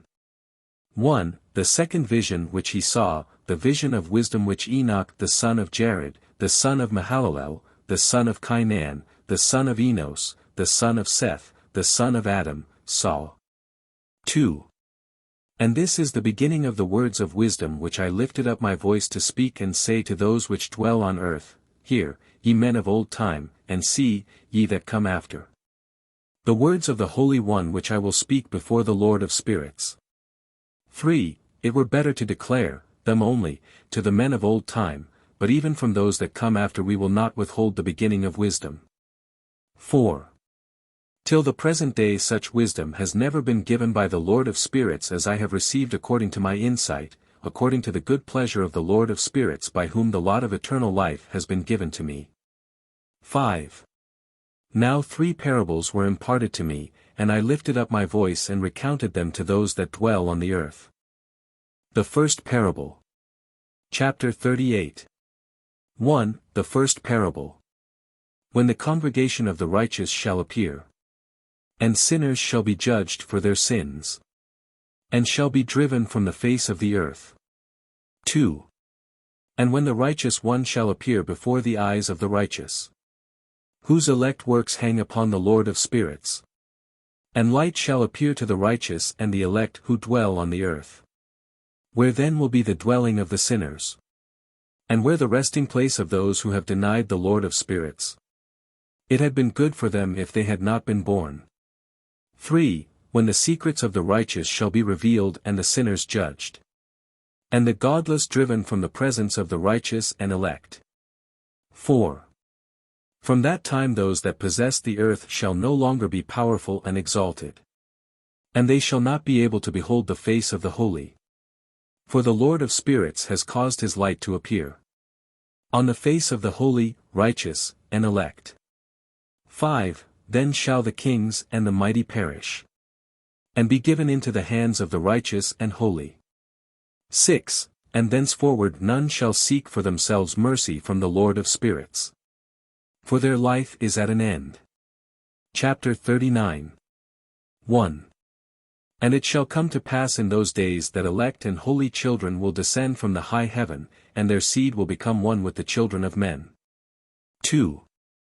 And in those days Enoch received books of zeal and wrath, and books of disquiet and expulsion. And mercy shall not be accorded to them, saith the Lord of spirits. 3. And in those days a whirlwind carried me off from the earth, and set me down at the end of the heavens. 4. And there I saw another vision, the dwelling places of the holy, and the resting places of the righteous. 5. Here mine eyes saw their dwellings with his righteous angels, and their resting places with the holy. And they petitioned and interceded and prayed for the children of men. And righteousness flowed before them as water, and mercy like dew upon the earth. Thus it is amongst them for ever and ever. 6a. And in that place mine eyes saw the elect one of righteousness and of faith. 7a. And I saw his dwelling place under the wings of the Lord of spirits. 6b. And righteousness shall prevail in his days. And the righteous and elect shall be without number before him for ever and ever. 7b. And all the righteous and elect before him shall be strong as fiery lights. And their mouth shall be full of blessing. And their lips extol the name of the Lord of spirits. And righteousness before him shall never fail. And uprightness shall never fail before him. 8. There I wished to dwell. And my spirit longed for that dwelling place. And there heretofore hath been my portion. For so has it been established concerning me before the Lord of spirits. 9. In those days I praised and extolled the name of the Lord of spirits with blessings and praises, because he hath destined me for blessing and glory according to the good pleasure of the Lord of spirits. 10. For a long time my eyes regarded that place, and I blessed him and praised him, saying, Blessed is he, and may he be blessed from the beginning and forevermore. 11. And before him there is no ceasing. He knows before the world was created what is forever and what will be from generation unto generation. 12.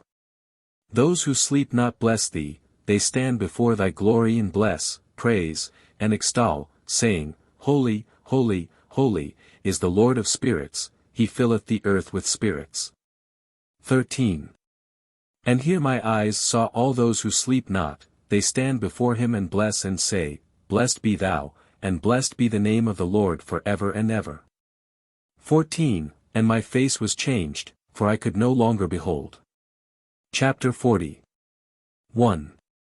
And after that I saw thousands of thousands and 10,000 times 10,000, I saw a multitude beyond number and reckoning, who stood before the Lord of spirits. 2. And on the four sides of the Lord of spirits I saw four presences, different from those that sleep not, and I learnt their names, for the angel that went with me made known to me their names, and showed me all the hidden things. 3. And I heard the voices of those four presences as they uttered praises before the Lord of glory. 4. The first voice blesses the Lord of spirits for ever and ever. 5. And the second voice I heard blessing the elect one and the elect ones who hang upon the Lord of spirits. 6. And the third voice I heard pray and intercede for those who dwell on the earth and supplicate in the name of the Lord of spirits. 7. And I heard the fourth voice fending off the Satans and forbidding them to come before the Lord of spirits to accuse them who dwell on the earth. 8. After that I asked the angel of peace who went with me, who showed me everything that is hidden, Who are these four presences which I have seen and whose words I have heard and written down? 9. And he said to me, This first is Michael, the merciful and long-suffering, and the second, who is set over all the diseases and all the wounds of the children of men, is Raphael, and the third, who is set over all the powers, is Gabriel, and the fourth, who is set over the repentance unto hope of those who inherit eternal life, is named Phanuel. And these are the four angels of the Lord of spirits and the four voices I heard in those days. Chapter 41. 1. And after that I saw all the secrets of the heavens, and how the kingdom is divided, and how the actions of men are weighed in the balance. 2. And there I saw the mansions of the elect and the mansions of the holy, and mine eyes saw there all the sinners being driven from thence which deny the name of the Lord of spirits, and being dragged off, and they could not abide because of the punishment which proceeds from the Lord of spirits. 3. And there mine eyes saw the secrets of the lightning and of the thunder, and the secrets of the winds, how they are divided to blow over the earth, and the secrets of the clouds and dew. And there I saw from whence they proceed in that place and from whence they saturate the dusty earth. 4. And there I saw closed chambers out of which the winds are divided, the chamber of the hail and winds, the chamber of the mist, and of the clouds, and the cloud thereof hovers over the earth from the beginning of the world. 5. And I saw the chambers of the sun and moon, whence they proceed and whither they come again, and their glorious return, and how one is superior to the other, and their stately orbit, and how they do not leave their orbit. And they add nothing to their orbit and they take nothing from it, and they keep faith with each other, in accordance with the oath by which they are bound together. 6. And first the sun goes forth and traverses his path according to the commandment of the Lord of spirits, and mighty is his name for ever and ever. 7. And after that I saw the hidden and the visible path of the moon, and she accomplishes the course of her path in that place by day and by night, the one holding a position opposite to the other before the Lord of Spirits. And they give thanks and praise and rest not. For unto them is their thanksgiving rest. 8. For the sun changes oft for a blessing or a curse. And the course of the path of the moon is light to the righteous. And darkness to the sinners in the name of the Lord. Who made a separation between the light and the darkness. And divided the spirits of men. And strengthened the spirits of the righteous. In the name of his righteousness. 9. For no angel hinders and no power is able to hinder, for he appoints a judge for them all and he judges them all before him. Chapter 42. 1. Wisdom found no place where she might dwell. Then a dwelling place was assigned her in the heavens. 2. Wisdom went forth to make her dwelling among the children of men. And found no dwelling place. Wisdom returned to her place. And took her seat among the angels. 3. And unrighteousness went forth from her chambers. Whom she sought not she found. And dwelt with them. As rain in a desert. And dew on a thirsty land. Chapter 43. 1. And I saw other lightnings and the stars of heaven, and I saw how he called them all by their names and they hearkened unto him. 2. And I saw how they are weighed in a righteous balance according to their proportions of light, I saw, the width of their spaces and the day of their appearing. And how their revolution produces lightning, and, I saw, their revolution according to the number of the angels, and, how, they keep faith with each other. 3. And I asked the angel who went with me who showed me what was hidden, what are these? 4. And he said to me, The Lord of Spirits hath showed thee their parabolic meaning, lit. Their parable, these are the names of the holy who dwell on the earth and believe in the name of the Lord of Spirits for ever and ever. Chapter 44. Also another phenomenon I saw in regard to the lightnings, how some of the stars arise and become lightnings and cannot part with their new form. The second parable. Chapter 45. 1. And this is the second parable concerning those who deny the name of the dwelling of the holy ones and the Lord of Spirits. 2. And into the heaven they shall not ascend. And on the earth they shall not come. Such shall be the lot of the sinners. Who have denied the name of the Lord of Spirits. Who are thus preserved for the day of suffering and tribulation. 3. On that day mine elect one shall sit on the throne of glory. And shall try their works. And their places of rest shall be innumerable. And their souls shall grow strong within them when they see mine elect ones. And those who have called upon my glorious name.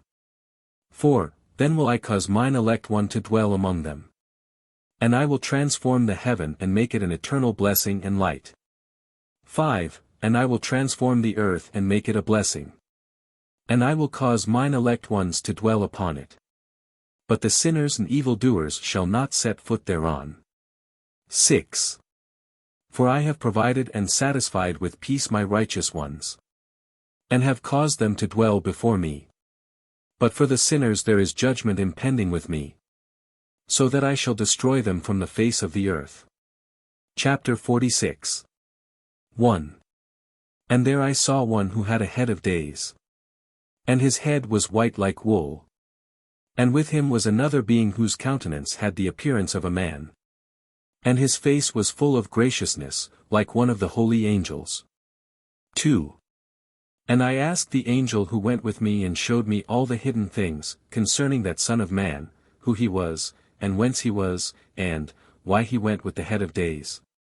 And he answered and said unto me, This is the Son of Man who hath righteousness. With whom dwelleth righteousness. And who revealeth all the treasures of that which is hidden. Because the Lord of Spirits hath chosen him.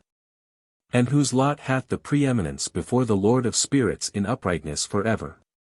4. And this Son of Man whom thou hast seen. Shall raise up the kings and the mighty from their seats. And the strong from their thrones. And shall loosen the reins of the strong. And break the teeth of the sinners. 5. And he shall put down the kings from their thrones and kingdoms. Because they do not extol and praise him, nor humbly acknowledge whence the kingdom was bestowed upon them. 6. And he shall put down the countenance of the strong, and shall fill them with shame. And darkness shall be their dwelling, and worms shall be their bed. And they shall have no hope of rising from their beds, because they do not extol the name of the Lord of spirits. 7. And these are they who judged the stars of heaven, and raise their hands against the Most High, and tread upon the earth and dwell upon it. And all their deeds manifest unrighteousness, and their power rests upon their riches, and their faith is in the gods which they have made with their hands. And they deny the name of the Lord of spirits. 8. And they persecute the houses of his congregations, and the faithful who hang upon the name of the Lord of spirits.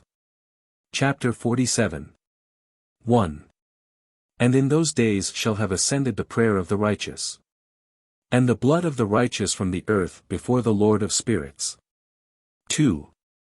In those days the holy ones who dwell above in the heavens shall unite with one voice, and supplicate and pray, and praise, and give thanks and bless the name of the Lord of spirits, on behalf of the blood of the righteous which has been shed, and that the prayer of the righteous may not be in vain before the Lord of spirits, that judgment may be done unto them, and that they may not have to suffer forever.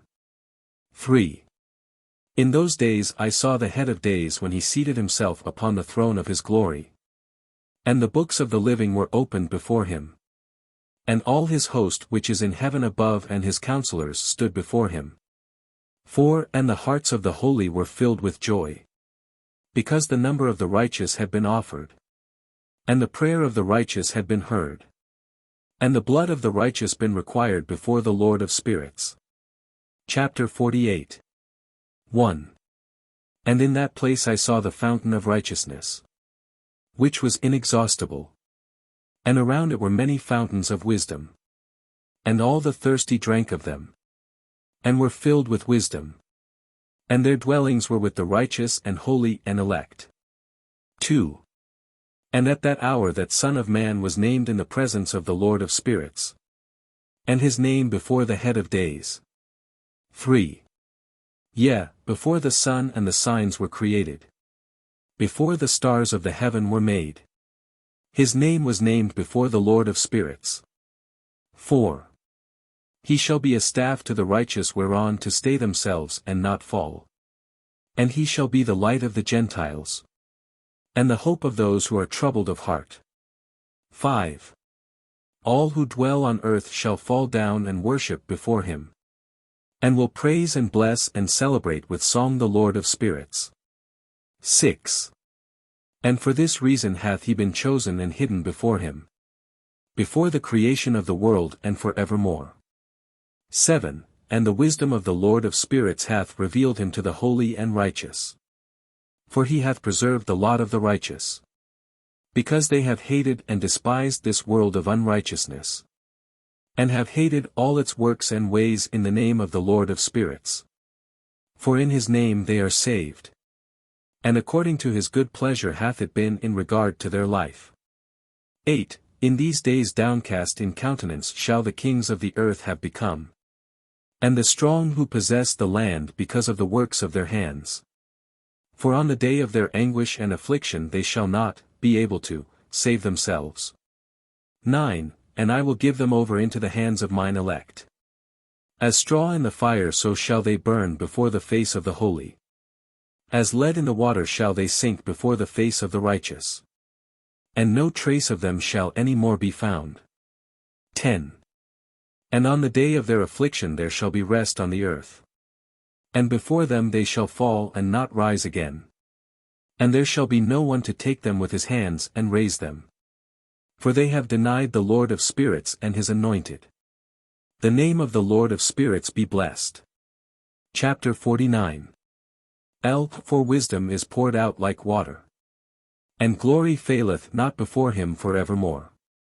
2. For he is mighty in all the secrets of righteousness. And unrighteousness shall disappear as a shadow, and have no continuance. Because the elect one standeth before the Lord of spirits. And his glory is for ever and ever. And his might unto all generations. 3. And in him dwells the spirit of wisdom. And the spirit which gives insight. And the spirit of understanding and of might. And the spirit of those who have fallen asleep in righteousness. 4. And he shall judge the secret things. And none shall be able to utter a lying word before him. For he is the elect one before the Lord of spirits according to his good pleasure. Chapter 50. 1. And in those days a change shall take place for the holy and elect. And the light of days shall abide upon them. And glory and honor shall turn to the holy. 2. On the day of affliction on which evil shall have been treasured up against the sinners. And the righteous shall be victorious in the name of the Lord of spirits. And he will cause the others to witness this, that they may repent, and forego the works of their hands. 3. They shall have no honor through the name of the Lord of spirits. Yet through his name shall they be saved. And the Lord of spirits will have compassion on them. For his compassion is great. 4. And he is righteous also in his judgment. And in the presence of his glory unrighteousness also shall not maintain itself. At his judgment the unrepentant shall perish before him. 5. And from henceforth I will have no mercy on them, saith the Lord of spirits. Chapter 51. 1. And in those days shall the earth also give back that which has been entrusted to it. And Sheol also shall give back that which it has received. And hell shall give back that which it owes. 5a. For in those days the elect one shall arise. 2. And he shall choose the righteous and holy from among them. For the day has drawn nigh that they should be saved. 3. And the elect one shall in those days sit on my throne. And his mouth shall pour forth all the secrets of wisdom and counsel. For the Lord of spirits hath given them to him and hath glorified him. 4. And in those days shall the mountains leap like rams. And the hills also shall skip like lambs satisfied with milk. And the faces of all the angels in heaven shall be lighted up with joy. 5b. And the earth shall rejoice. C. And the righteous shall dwell upon it. D. And the elect shall walk thereon. Chapter 52. L. And after those days in that place where I had seen all the visions of that which is hidden, for I had been carried off in a whirlwind and they had borne me towards the west. 2. There mine eyes saw all the secret things of heaven that shall be, a mountain of iron, and a mountain of copper, and a mountain of silver, and a mountain of gold, and a mountain of soft metal, and a mountain of lead. 3. And I asked the angel who went with me, saying, What things are these which I have seen in secret? 4. And he said unto me, All these things which thou hast seen shall serve the dominion of his anointed, that he may be potent and mighty on the earth. 5. And that angel of peace answered, saying unto me, Wait a little, and there shall be revealed unto thee all the secret things which surround the Lord of spirits. 6. And these mountains which thine eyes have seen, the mountain of iron, and the mountain of copper, and the mountain of silver, and the mountain of gold, and the mountain of soft metal, and the mountain of lead. All these shall be in the presence of the elect one, as wax, before the fire. And like the water which streams down from above, upon those mountains. And they shall become powerless before his feet. 7. And it shall come to pass in those days that none shall be saved, either by gold or by silver, and none be able to escape. 8. And there shall be no iron for war, nor shall one clothe oneself with a breastplate. Bronze shall be of no service, and tin shall be of no service, and shall not be esteemed, and lead shall not be desired. 9. And all these things shall be denied and destroyed from the surface of the earth. When the elect one shall appear before the face of the Lord of Spirits. Chapter 53. 1. There mine eyes saw a deep valley with open mouths, and all who dwell on the earth and sea and islands shall bring to him gifts and presents and tokens of homage, but that deep valley shall not become full. 2. And their hands commit lawless deeds. And the sinners devour all whom they lawlessly oppress. Yet the sinners shall be destroyed before the face of the Lord of Spirits. And they shall be banished from off the face of his earth. And they shall perish for ever and ever. 3. For I saw all the angels of punishment abiding there, and preparing all the instruments of Satan.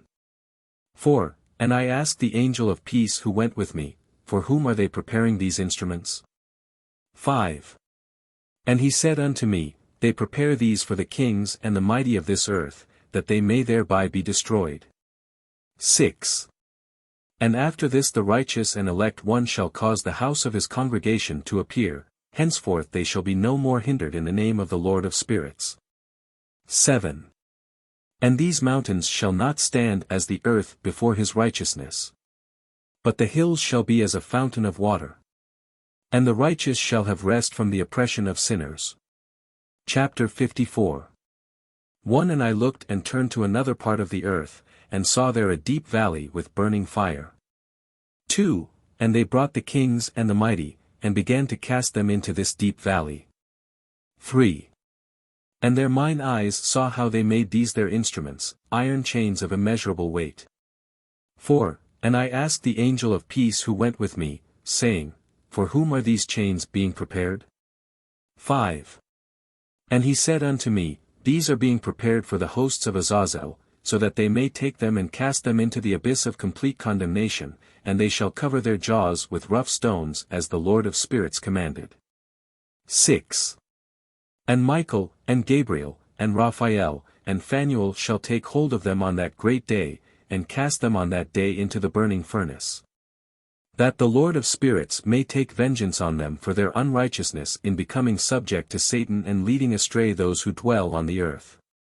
7. And in those days shall punishment come from the Lord of Spirits, and he will open all the chambers of waters which are above the heavens, and of the fountains which are beneath the earth. 8. And all the waters shall be joined with the waters, that which is above the heavens is the masculine, and the water which is beneath the earth is the feminine. 9. And they shall destroy all who dwell on the earth and those who dwell under the ends of the heaven. 10. And when they have recognized their unrighteousness which they have wrought on the earth, then by these shall they perish. Chapter 55. 1. And after that the head of days repented and said, In vain have I destroyed all who dwell on the earth. 2. And he sware by his great name, Henceforth I will not do so to all who dwell on the earth, and I will set a sign in the heaven, and this shall be a pledge of good faith between me and them forever, so long as heaven is above the earth. And this is in accordance with my command. 3. When I have desired to take hold of them by the hand of the angels on the day of tribulation and pain because of this, I will cause my chastisement and my wrath to abide upon them, saith God, the Lord of Spirits. 4. Ye mighty kings who dwell on the earth, ye shall have to behold mine elect one, how he sits on the throne of glory and judges Azazel, and all his associates, and all his hosts in the name of the Lord of Spirits. Chapter 56. 1. And I saw there the hosts of the angels of punishment going, and they held scourges and chains of iron and bronze. 2. And I asked the angel of peace who went with me, saying, To whom are these who hold the scourges going? 3. And he said unto me, To their elect and beloved ones, that they may be cast into the chasm of the abyss of the valley. 4. And then that valley shall be filled with their elect and beloved. And the days of their lives shall be at an end. And the days of their leading astray shall not thenceforward be reckoned. 5. And in those days the angels shall return, and hurl themselves to the east upon the Parthians and Medes. They shall stir up the kings, so that a spirit of unrest shall come upon them. And they shall rouse them from their thrones, that they may break forth as lions from their lairs. and as hungry wolves among their flocks. 6. And they shall go up and tread under foot the land of his elect ones. And the land of his elect ones shall be before them a threshing floor and a highway. 7. But the city of my righteous shall be a hindrance to their horses. And they shall begin to fight among themselves. And their right hand shall be strong against themselves. And a man shall not know his brother, nor a son his father or his mother, till there be no number of the corpses through their slaughter. And their punishment be not in vain. 8. In those days Sheol shall open its jaws. And they shall be swallowed up therein. And their destruction shall be at an end. Sheol shall devour the sinners in the presence of the elect. Chapter 57. 1. And it came to pass after this that I saw another host of wagons, and men riding thereon, and coming on the winds from the east, and from the west to the south. 2. And the noise of their wagons was heard, and when this turmoil took place the holy ones from heaven remarked it, and the pillars of the earth were moved from their place, and the sound thereof was heard from the one end of heaven to the other. In one day.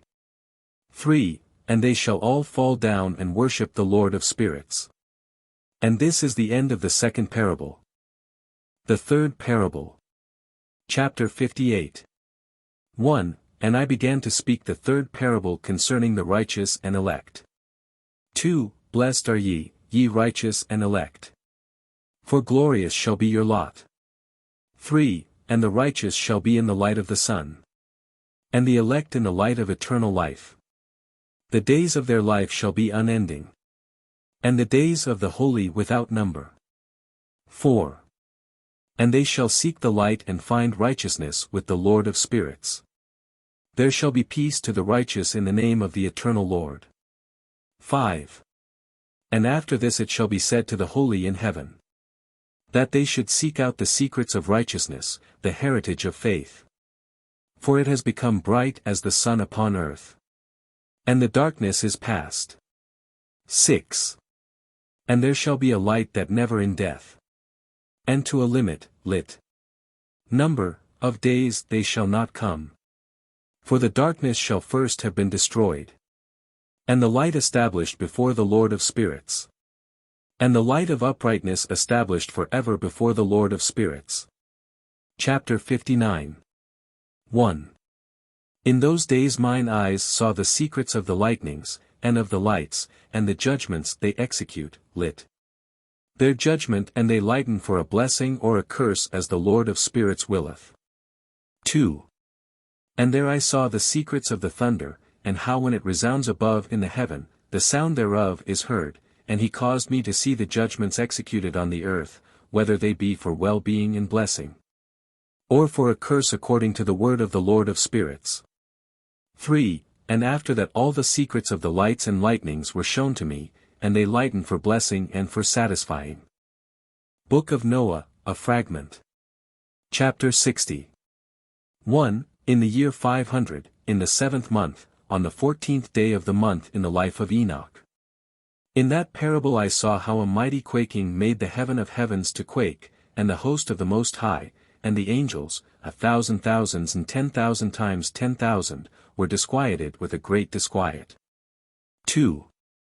And the head of days sat on the throne of his glory, and the angels and the righteous stood around him. 3. And a great trembling seized me. And fear took hold of me. And my loins gave way. And dissolved were my reins.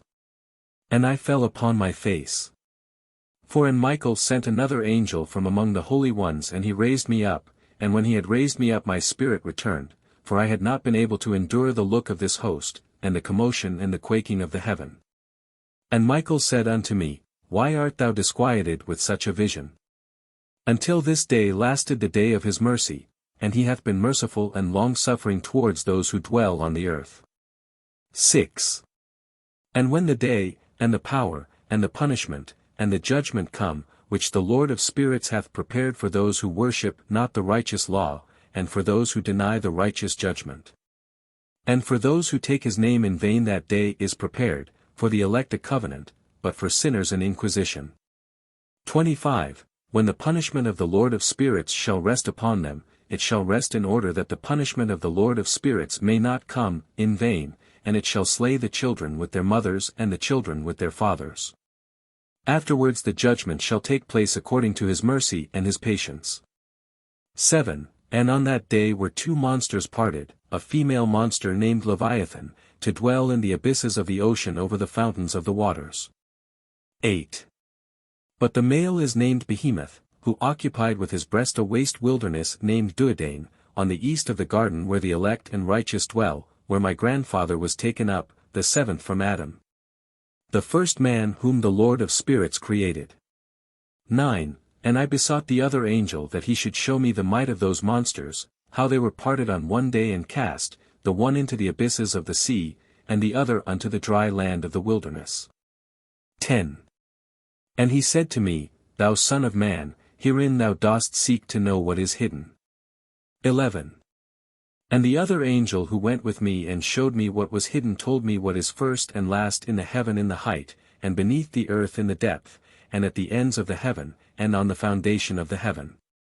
12. And the chambers of the winds, and how the winds are divided, and how they are weighed, and how the portals of the winds are reckoned, each according to the power of the wind, and the power of the lights of the moon. And according to the power that is fitting, and the divisions of the stars according to their names, and how all the divisions are divided. 13. And the thunders according to the places where they fall, and all the divisions that are made among the lightnings that it may lighten, and their host that they may at once obey. 14. For the thunder has places of rest, which are assigned to it, while it is waiting for its peal, and the thunder and lightning are inseparable, and although not one and undivided, they both go together through the Spirit and separate not. 15. For when the lightning lightens, the thunder utters its voice, and the Spirit enforces a pause during the peal, and divides equally between them. For the treasury of their peals is like the sand, and each one of them as it peals is held in with a bridle, and turned back by the power of the Spirit, and pushed forward according to the many quarters of the earth. And the spirit of the sea is masculine and strong, and according to the might of his strength he draws it back with a rein, and in like manner it is driven forward and disperses amid all the mountains of the earth. 17. And the spirit of the hoarfrost is his own angel, and the spirit of the hail is a good angel. 18. And the spirit of the snow has forsaken his chambers on account of his strength. There is a special spirit therein, and that which ascends from it is like smoke, and its name is frost. 19. And the spirit of the mist is not united with them in their chambers, but it has a special chamber, for its course is glorious both in light and in darkness, and in winter and in summer, and in its chamber is an angel. 20. And the spirit of the dew has its dwelling at the ends of the heaven, and is connected with the chambers of the rain, and its course is in winter and summer, and its clouds and the clouds of the mist are connected, and the one gives to the other. 21. And when the spirit of the rain goes forth from its chamber, the angels come and open the chamber and lead it out, and when it is diffused over the whole earth it unites with the water on the earth. And whensoever it unites with the water on the earth. 22. For the waters are for those who dwell on the earth. For they are nourishment for the earth from the Most High who is in heaven, therefore there is a measure for the rain, and the angels take it in charge. 23. And these things I saw towards the garden of the righteous. 24. And the angel of peace who was with me said to me, These two monsters, prepared conformably to the greatness of God, shall feed. Chapter 61. 1. And I saw in those days how long cords were given to those angels, and they took to themselves wings and flew, and they went towards the north. 2. And I asked the angel, saying unto him, Why have those angels taken these cords and gone off? And he said unto me, They have gone to measure. 3. And the angel who went with me said unto me, These shall bring the measures of the righteous, and the ropes of the righteous to the righteous, that they may stay themselves on the name of the Lord of spirits for ever and ever. 4. The elect shall begin to dwell with the elect. And those are the measures which shall be given to faith, and which shall strengthen righteousness. 5. And these measures shall reveal all the secrets of the depths of the earth. And those who have been destroyed by the desert. And those who have been devoured by the beasts. And those who have been devoured by the fish of the sea. That they may return and stay themselves. On the day of the elect one. For none shall be destroyed before the Lord of spirits. And none can be destroyed. 6. And all who dwell above in the heaven received a command and power and one voice and one light like unto fire. 7. And that one, with their first words they blessed. And extolled and lauded with wisdom. And they were wise in utterance and in the spirit of life. 8. And the Lord of spirits placed the elect one on the throne of glory. And he shall judge all the works of the holy above in the heaven. And in the balance shall their deeds be weighed. 9. And when he shall lift up his countenance, to judge their secret ways according to the word of the name of the Lord of spirits. And their path according to the way of the righteous judgment of the Lord of spirits. Then shall they all with one voice speak and bless. And glorify and extol and sanctify the name of the Lord of spirits. 10. And he will summon all the host of the heavens, and all the holy ones above, and the host of God, the cherubic, seraphim and ophanim, and all the angels of power, and all the angels of principalities, and the elect one. And the other powers on the earth, and over the water. 11. On that day shall raise one voice, and bless and glorify and exalt in the spirit of faith, and in the spirit of wisdom, and in the spirit of patience, and in the spirit of mercy, and in the spirit of judgment and of peace. And in the spirit of goodness, and shall all say with one voice, Blessed is he, and may the name of the Lord of spirits be blessed for ever and ever. 12. All who sleep not above in heaven shall bless him. All the holy ones who are in heaven shall bless him. And all the elect who dwell in the garden of life. And every spirit of light who is able to bless, and glorify, and extol. And hallow thy blessed name. And all flesh shall beyond measure glorify and bless thy name for ever and ever. 13. For great is the mercy of the Lord of spirits, and he is long-suffering. And all his works and all that he has created he has revealed to the righteous and elect. In the name of the Lord of spirits. Chapter 62. 1. And thus the Lord commanded the kings and the mighty and the exalted, and those who dwell on the earth, and said, Open your eyes and lift up your horns if ye are able to recognize the elect one. 2. And the Lord of spirits seated him on the throne of his glory. And the spirit of righteousness was poured out upon him. And the word of his mouth slays all the sinners. And all the unrighteous are destroyed from before his face. 3. And there shall stand up in that day all the kings and the mighty. And the exalted and those who hold the earth. And they shall see and recognize how he sits on the throne of his glory. And righteousness is judged before him. And no lying word is spoken before him. 4. Then shall pain come upon them as on a woman in travail. And she has pain in bringing forth. When her child enters the mouth of the womb.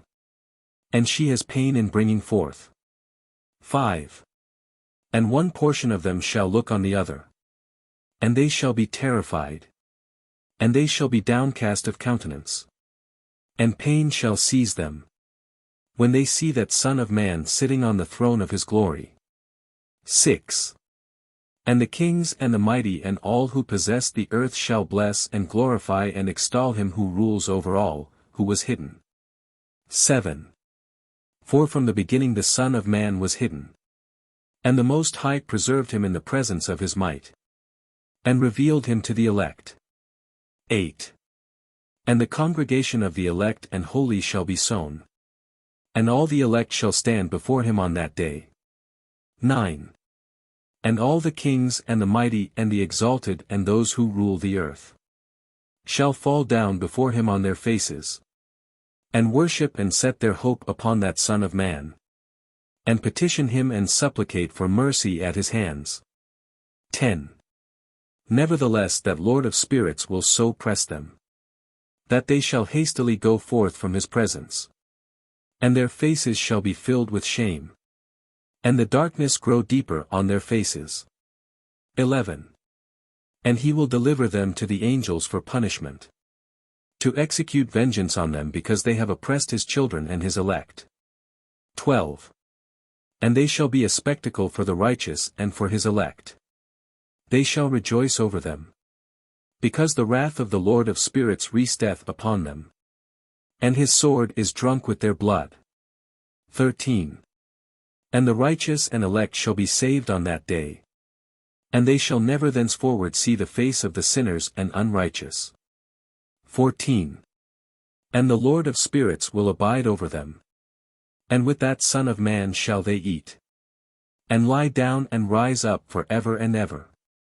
15. And the righteous and elect shall have risen from the earth, and ceased to be of downcast countenance, and they shall have been clothed with garments of glory. 16. And these shall be the garments of life from the Lord of spirits. And your garments shall not grow old, nor your glory pass away before the Lord of spirits. Chapter 63. 1. In those days shall the mighty and the kings who possess the earth implore him, to grant them a little respite from his angels of punishment to whom they were delivered, that they might fall down and worship before the Lord of spirits, and confess their sins before him. 2. And they shall bless and glorify the Lord of spirits, and say, Blessed is the Lord of spirits and the Lord of kings, and the Lord of the mighty and the Lord of the rich, and the Lord of glory and the Lord of wisdom. 3. And splendid in every secret thing is thy power from generation to generation, and thy glory for ever and ever. Deep are all thy secrets and innumerable, and thy righteousness is beyond reckoning. 4. We have now learnt that we should glorify and bless the Lord of kings and him who is king over all kings. 5. And they shall say, Would that we had rest to glorify and give thanks, and confess our faith before his glory. 6. And now we long for a little rest but find it not. We follow hard upon and obtain it not. And light has vanished from before us, and darkness is our dwelling place for ever and ever. 7. For we have not believed before him, nor glorified the name of the Lord of spirits, nor glorified our Lord. But our hope was in the scepter of our kingdom, and in our glory. 8. And in the day of our suffering and tribulation he saves us not, and we find no respite for confession, that our Lord is true in all his works, and in his judgments and his justice, and his judgments have no respect of persons. 9. And we pass away from before his face on account of our works, and all our sins are reckoned up in righteousness. 10. Now they shall say unto themselves, Our souls are full of unrighteous gain, but it does not prevent us from descending from the midst thereof into the burden of Sheol. 11. And after that their faces shall be filled with darkness, and shame before that Son of Man, and they shall be driven from his presence, and the sword shall abide before his face in their midst. 12.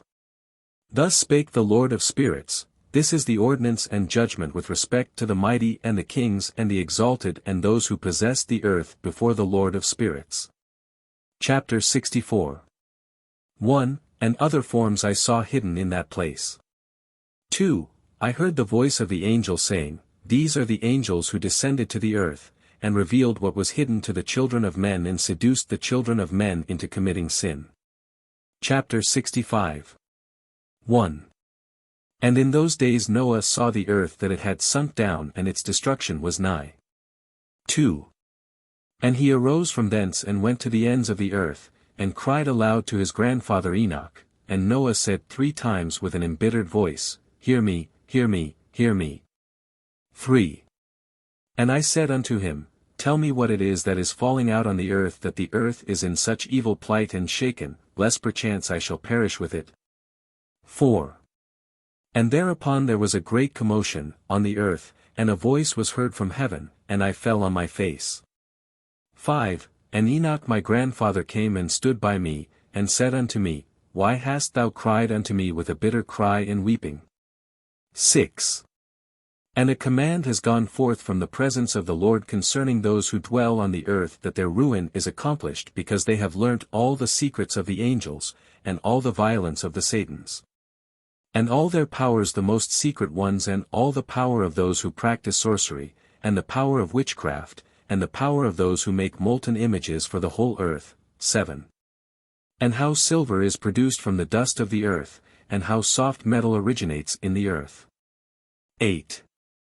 For lead and tin are not produced from the earth like the first, it is a fountain that produces them, and an angel stands therein, and that angel is preeminent. 9. And after that my grandfather Enoch took hold of me by my hand and raised me up, and said unto me, Go, for I have asked the Lord of spirits as touching this commotion on the earth. 10. And he said unto me, Because of their unrighteousness their judgment has been determined upon and shall not be withheld by me forever. Because of the sorceries which they have searched out and learnt, the earth and those who dwell upon it shall be destroyed. 11. And these they have no place of repentance forever, because they have shown them what was hidden, and they are the damned. But as for thee, my son, the Lord of spirits knows that thou art pure and guiltless of this reproach concerning the secrets. 12. And he has destined thy name to be among the holy, and will preserve thee amongst those who dwell on the earth, and has destined thy righteous seed both for kingship and for great honors. And from thy seed shall proceed a fountain of the righteous and holy without number forever. Chapter 66. 1. And after that he showed me the angels of punishment who are prepared to come and let loose all the powers of the waters which are beneath in the earth in order to bring judgment and destruction on all who abide and dwell on the earth. 2. And the Lord of spirits gave commandment to the angels who were going forth, that they should not cause the waters to rise but should hold them in check, for those angels were over the powers of the waters. 3. And I went away from the presence of Enoch. Chapter 67. 1. And in those days the word of God came unto me, and he said unto me, Noah, thy lot has come up before me, a lot without blame, a lot of love and uprightness. 2. And now the angels are making a wooden building, and when they have completed that task I will place my hand upon it and preserve it, and there shall come forth from it the seed of life. And a change shall set in so that the earth will not remain without inhabitant. 3. And I will make fast thy seed before me for ever and ever, and I will spread abroad those who dwell with thee. It shall not be unfruitful on the face of the earth, but it shall be blessed and multiply on the earth in the name of the Lord. 4. And he will imprison those angels, who have shown unrighteousness, in that burning valley which my grandfather Enoch had formerly shown to me in the west among the mountains of gold and silver and iron and soft metal and tin. 5. And I saw that valley in which there was a great convulsion and a convulsion of the waters. 6. And when all this took place, from that fiery molten metal and from the convulsion thereof in that place, there was produced a smell of sulfur, and it was connected with those waters. And that valley of the angels who had led astray mankind, burned beneath that land. 7. And through its valleys proceed streams of fire, where these angels are punished who had led astray those who dwell upon the earth. 8. But those waters shall in those days serve for the kings and the mighty in the exalted, and those who dwell on the earth, for the healing of the body, but for the punishment of the spirit. Now their spirit is full of lust, that they may be punished in their body, for they have denied the Lord of spirits and see their punishment daily, and yet believe not in his name. 9. And in proportion as the burning of their bodies becomes severe, a corresponding change shall take place in their spirit for ever and ever, for before the Lord of spirits none shall utter an idle word. 10. For the judgment shall come upon them, because they believe in the lust of their body and deny the Spirit of the Lord. 11. And those same waters will undergo a change in those days. For when those angels are punished in these water springs shall change their temperature, and when the angels ascend, this water of the springs shall change and become cold. 12. And I heard Michael answering and saying, This judgment wherewith the angels are judged is a testimony for the kings and the mighty who possess the earth. 13. Because these waters of judgment minister to the healing of the body of the kings and the lust of their body, therefore they will not see and will not believe that those waters will change and become a fire which burns forever. Chapter 68. 1. And after that my grandfather Enoch gave me the teaching of all the secrets in the book and the parables which had been given to him, and he put them together for me in the words of the book of the parables. 2. And on that day Michael answered Raphael and said, The power of the Spirit transports and makes me to tremble because of the severity of the judgment of the secrets. The judgment of the angels, who can endure the severe judgment which has been executed, and before which they melt away. 3. And Michael answered again, and said to Raphael, Who is he whose heart is not softened concerning it, and whose reins are not troubled by this word of judgment, that has gone forth upon them because of those who have thus led them out? 4. And it came to pass when he stood before the Lord of spirits, Michael said thus to Raphael, I will not take their part under the eye of the Lord, for the Lord of spirits has been angry with them because they do as if they were the Lord. Therefore all that is hidden shall come upon them for ever and ever, for neither angel nor man shall have his portion in it, but alone they have received their judgment for ever and ever. Chapter 69. 1. And after this judgment they shall terrify and make them to tremble because they have shown this to those who dwell on the earth. 2. And behold the names of those angels, and these are their names, the first of them is Samjaza, the second Artakapha, and the third Arman, the fourth Kokabel, the fifth Turiel, the sixth Rumjel, the seventh Danjel, the eighth Nikel, the ninth Barakel, the 10th Azazel, the 11th Armoros, the 12th Batarjel, the 13th Busagel, the 14th Hananel, the 15th Turel, and the 16th Simapesiel, the 17th Jetrel, the 18th Tumiel, the 19th Turel, the 20th Rumiel, the 21st Azazel. 3. And these are the chiefs of their angels and their names, and their chief ones over hundreds and over fifties and over tens. 4. The name of the first Jechan, that is, the one who led astray all the sons of God, and brought them down to the earth, and led them astray through the daughters of men. 5. And the second was named Asbeel, he imparted to the holy sons of God evil counsel, and led them astray so that they defiled their bodies with the daughters of men. 6. And the third was named Gadriel, he it is who showed the children of men all the blows of death, and he led astray Eve, and showed the weapons of death to the sons of men, the shield and the coat of mail, and the sword for battle. And all the weapons of death to the children of men. 7. And from his hand they have proceeded against those who dwell on the earth from that day and forevermore. 8. And the fourth was named Penemu, he taught the children of men the bitter and the sweet, and he taught them all the secrets of their wisdom. 9.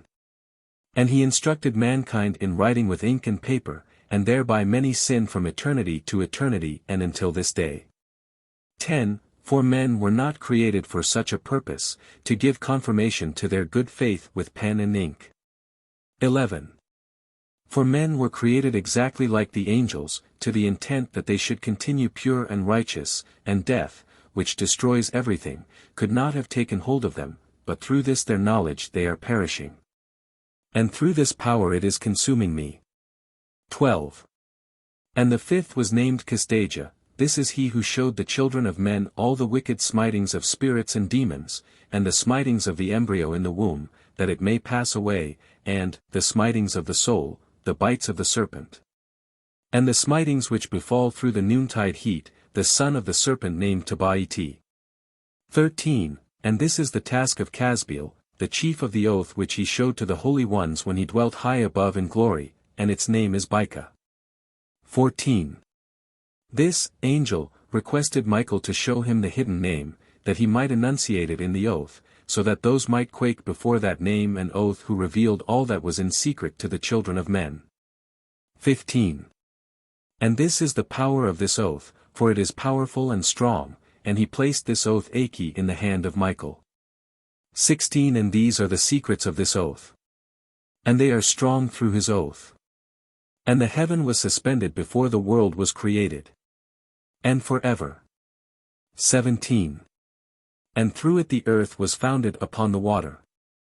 And from the secret recesses of the mountains come beautiful waters. From the creation of the world and unto eternity. 18. And through that oath the sea was created. And as its foundation he set for it the sand against the time of its anger.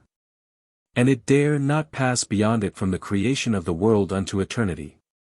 19. And through that oath are the depths made fast. And abide and stir not from their place from eternity to eternity. 20. And through that oath the sun and moon complete their course. And deviate not from their ordinance from eternity to eternity. 21. And through that oath the stars complete their course. And he calls them by their names. And they answer him from eternity to eternity. 2:2. And in like manner the spirits of the water, and of the winds, and of all zephyrs, and, their, paths from all the quarters of the winds. 23. And there are preserved the voices of the thunder and the light of the lightnings, and there are preserved the chambers of the hail and the chambers of the hoarfrost, and the chambers of the mist, and the chambers of the rain and the dew. 24. And all these believe and give thanks before the Lord of spirits, and glorify him with all their power, and their food is in every act of thanksgiving. They thank and glorify and extol the name of the Lord of spirits for ever and ever. 25. And this oath is mighty over them. And through it they are preserved and their paths are preserved. And their course is not destroyed. Close of the third parable. 26. And there was great joy amongst them. And they blessed and glorified and extolled. Because the name of that Son of Man had been revealed unto them. 27. And he sat on the throne of his glory. And the sum of judgment was given unto the Son of Man. And he caused the sinners to pass away and be destroyed from off the face of the earth. And those who have led the world astray. 28. With chains shall they be bound. And in their assemblage place of destruction shall they be imprisoned. And all their works vanish from the face of the earth. 29. And from henceforth there shall be nothing corruptible. For that Son of Man has appeared. And has seated himself on the throne of his glory. And all evil shall pass away before his face. And the word of that Son of Man shall go forth. And be strong before the Lord of spirits. Chapter 70. 1. And it came to pass after this that his name during his lifetime was raised aloft to that Son of Man and to the Lord of spirits from amongst those who dwell on the earth. 2. And he was raised aloft on the chariots of the Spirit and his name vanished among them. 3. And from that day I was no longer numbered amongst them, and he set me between the two winds, between the north and the west, where the angels took the cords to measure for me the place for the elect and righteous.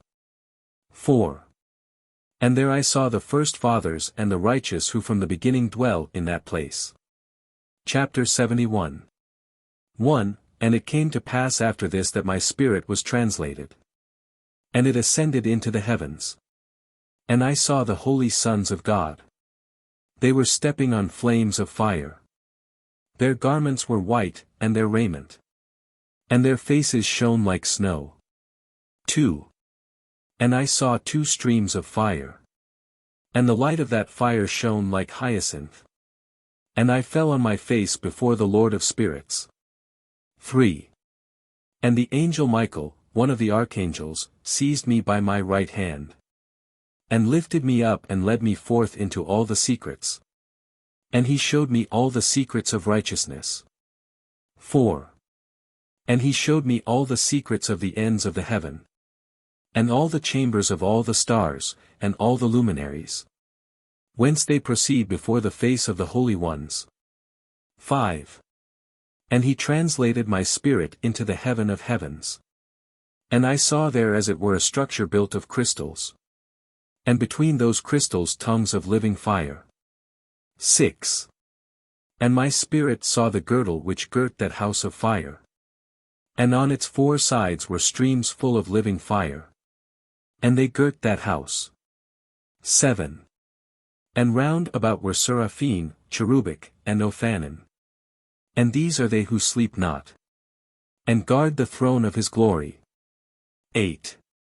And I saw angels who could not be counted, 1,000 thousands, and 10,000 times 10,000, encircling that house. And Michael, and Raphael, and Gabriel, and Phanuel, and the holy angels who are above the heavens, go in and out of that house. 9. And they came forth from that house. And Michael and Gabriel, Raphael and Phanuel, and many holy angels without number. 10. And with them the head of days, his head white and pure as wool, and his raiment indescribable. 11. And I fell on my face, and my whole body became relaxed, and my spirit was transfigured. And I cried with a loud voice, with the spirit of power, and blessed and glorified and extolled. 12. And these blessings which went forth out of my mouth were well-pleasing before that head of days. 13. And that head of days came with Michael and Gabriel, Raphael and Phanuel, thousands and 10,000s of angels without number. Lost passage wherein the Son of Man was described as accompanying the head of days, and Enoch asked one of the angels, as in 46, concerning the Son of Man as to who he was. 14. And he, i.e., the angel, came to me and greeted me with his voice, and said unto me, This is the Son of Man who is born unto righteousness. And righteousness abides over him. And the righteousness of the head of days forsakes him not. 15. And he said unto me, He proclaims unto thee peace in the name of the world to come. For from hence has proceeded peace since the creation of the world. And so shall it be unto thee for ever and for ever and ever. 16. And all shall walk in his ways since righteousness never forsaketh him. With him will be their dwelling places, and with him their heritage. And they shall not be separated from him for ever and ever and ever. 17. And so there shall be length of days with that Son of Man. And the righteous shall have peace and an upright way. In the name of the Lord of spirits for ever and ever.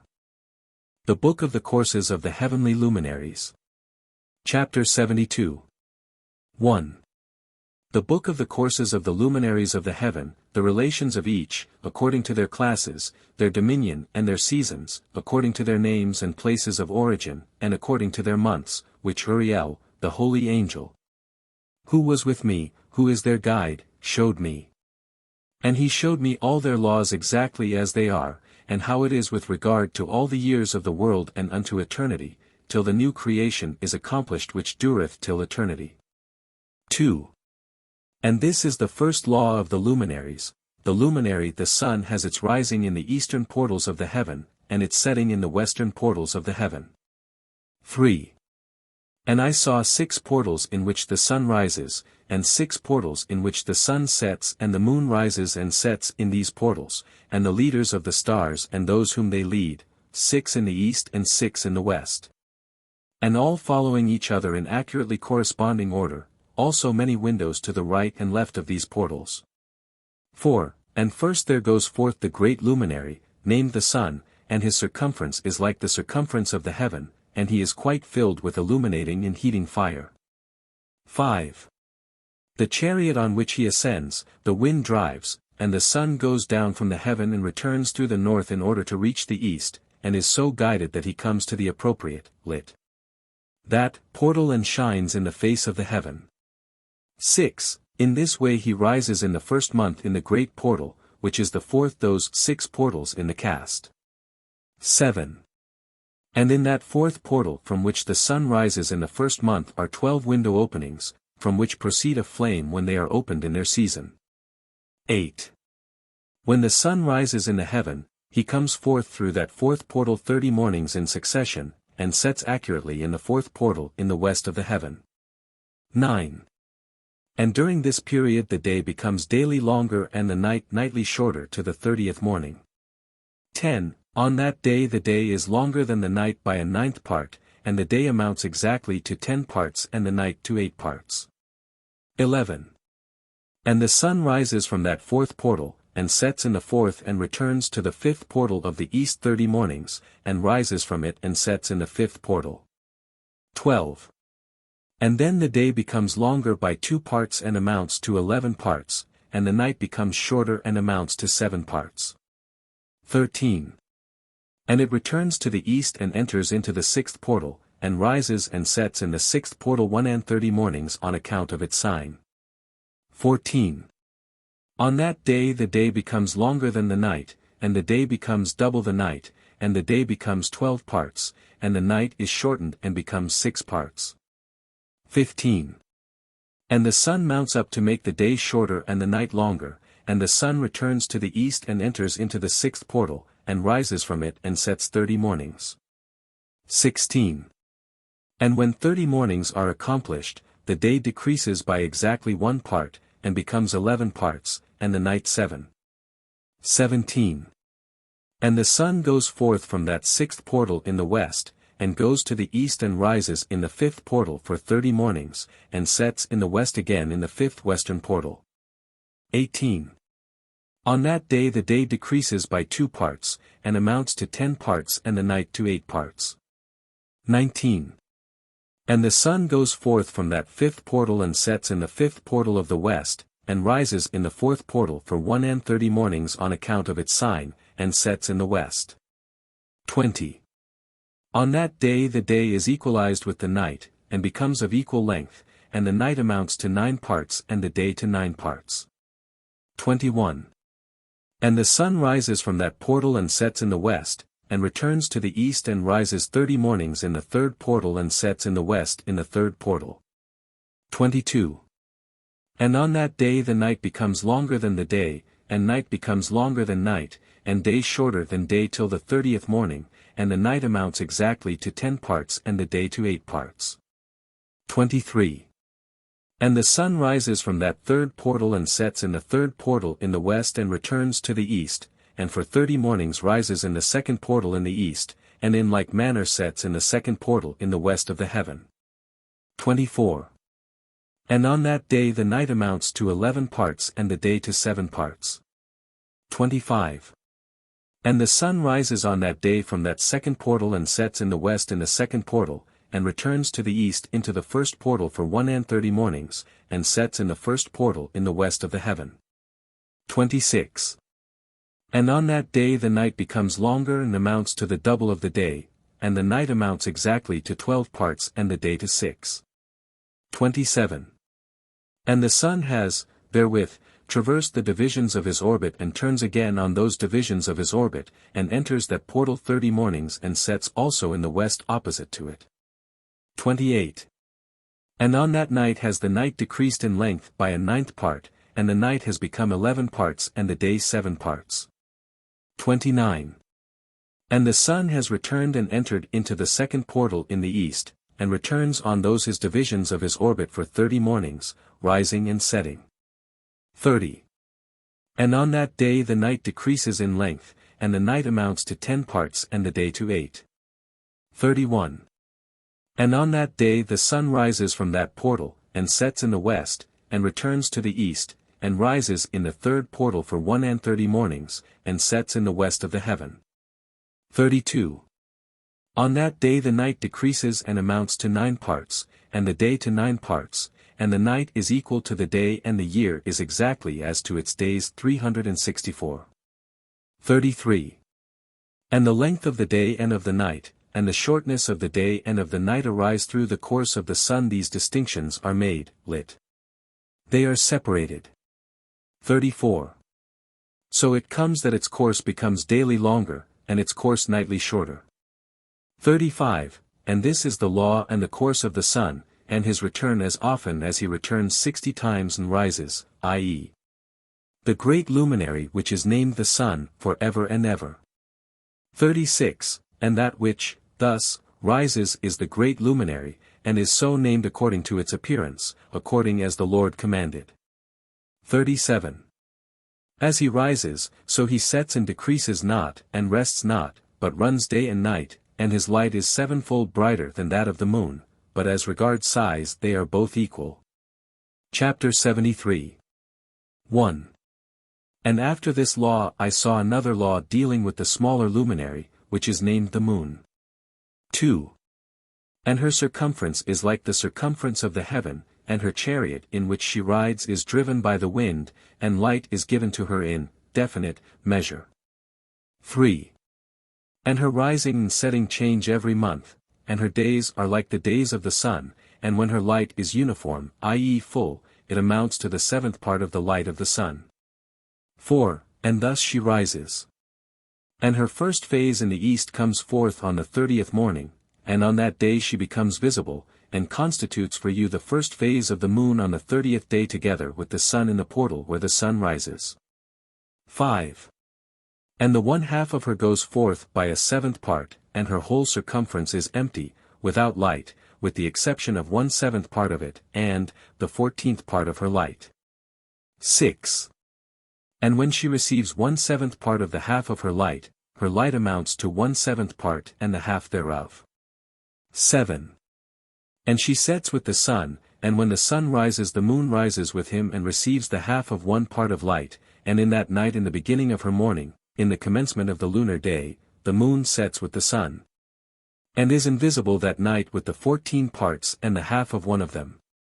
8. And she rises on that day with exactly a 7th part, and comes forth and recedes from the rising of the sun, and in her remaining days she becomes bright in the remaining 13 parts. Chapter 74. 1. And I saw another course, a law for her, and how according to that law she performs her monthly revolution. 2. And all these Uriel, the holy angel who is the leader of them all, showed to me, and their positions, and I wrote down their positions as he showed them to me, and I wrote down their months as they were. And the appearance of their lights till 15 days were accomplished. 3. In single 7th parts she accomplishes all her light in the east, and in single 7th parts accomplishes all her darkness in the west. 4. And in certain months she alters her settings, and in certain months she pursues her own peculiar course. 5. In 2 months the moon sets with the sun, in those 2 middle portals the 3rd and the 4th.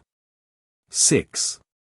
She goes forth for 7 days, and turns about and returns again through the portal where the sun rises, and accomplishes all her light, and she recedes from the sun, and in 8 days enters the 6th portal from which the sun goes forth. 7. And when the sun goes forth from the 4th portal she goes forth 7 days. Until she goes forth from the 5th and turns back again in 7 days into the 4th portal and accomplishes all her light, and she recedes and enters into the 1st portal in 8 days.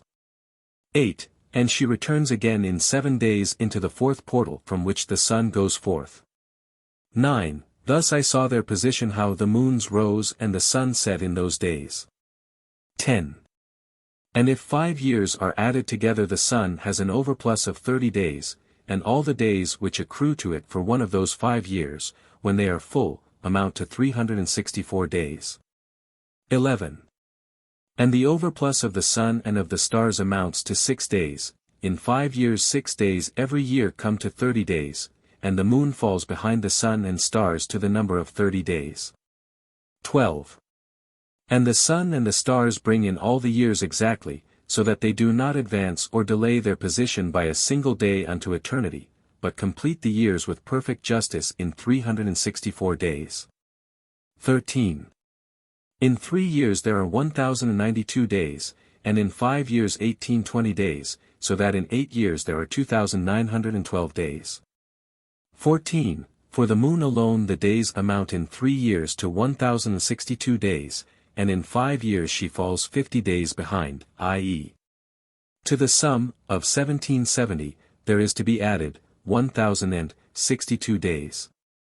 15. And in 5 years there are 1770 days, so that for the moon the days in 8 years amount to 2832 days. 16.